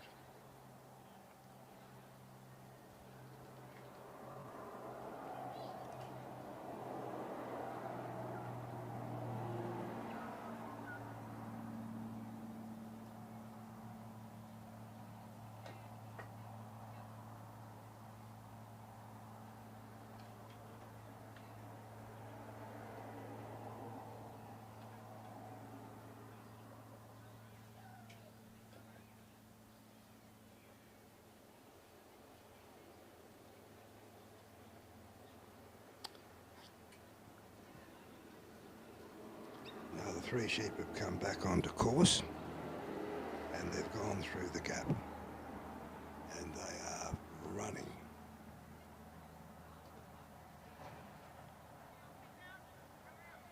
Two-thirds of the distance between the gap and the race, and they're still running.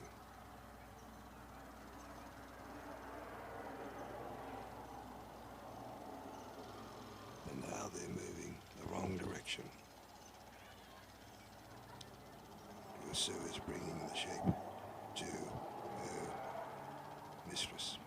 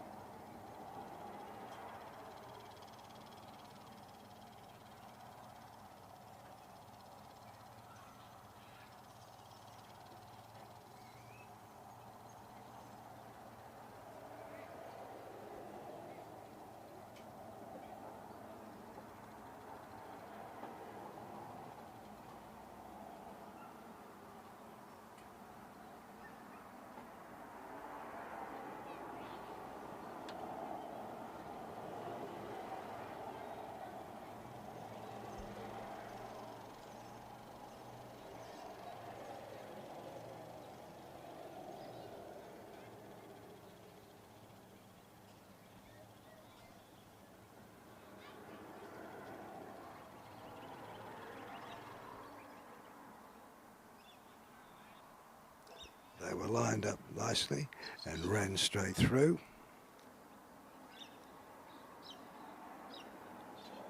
But she has decided to retire. That is always a personal choice of the competitor. And ladies and gentlemen, I thank you for your patience, and I hope you look forward to seeing more of the YouTube trial tomorrow, which will start at 7:30. May you have a wonderful evening. Keep well. Big day. Other one tomorrow.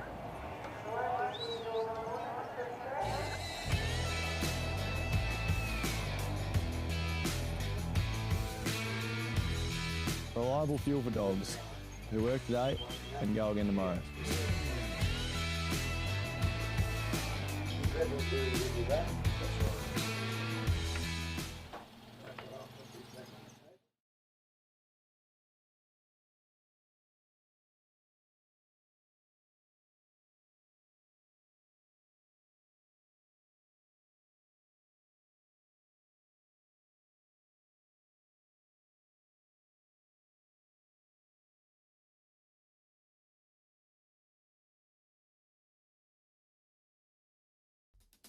Advocate Ultra Chew.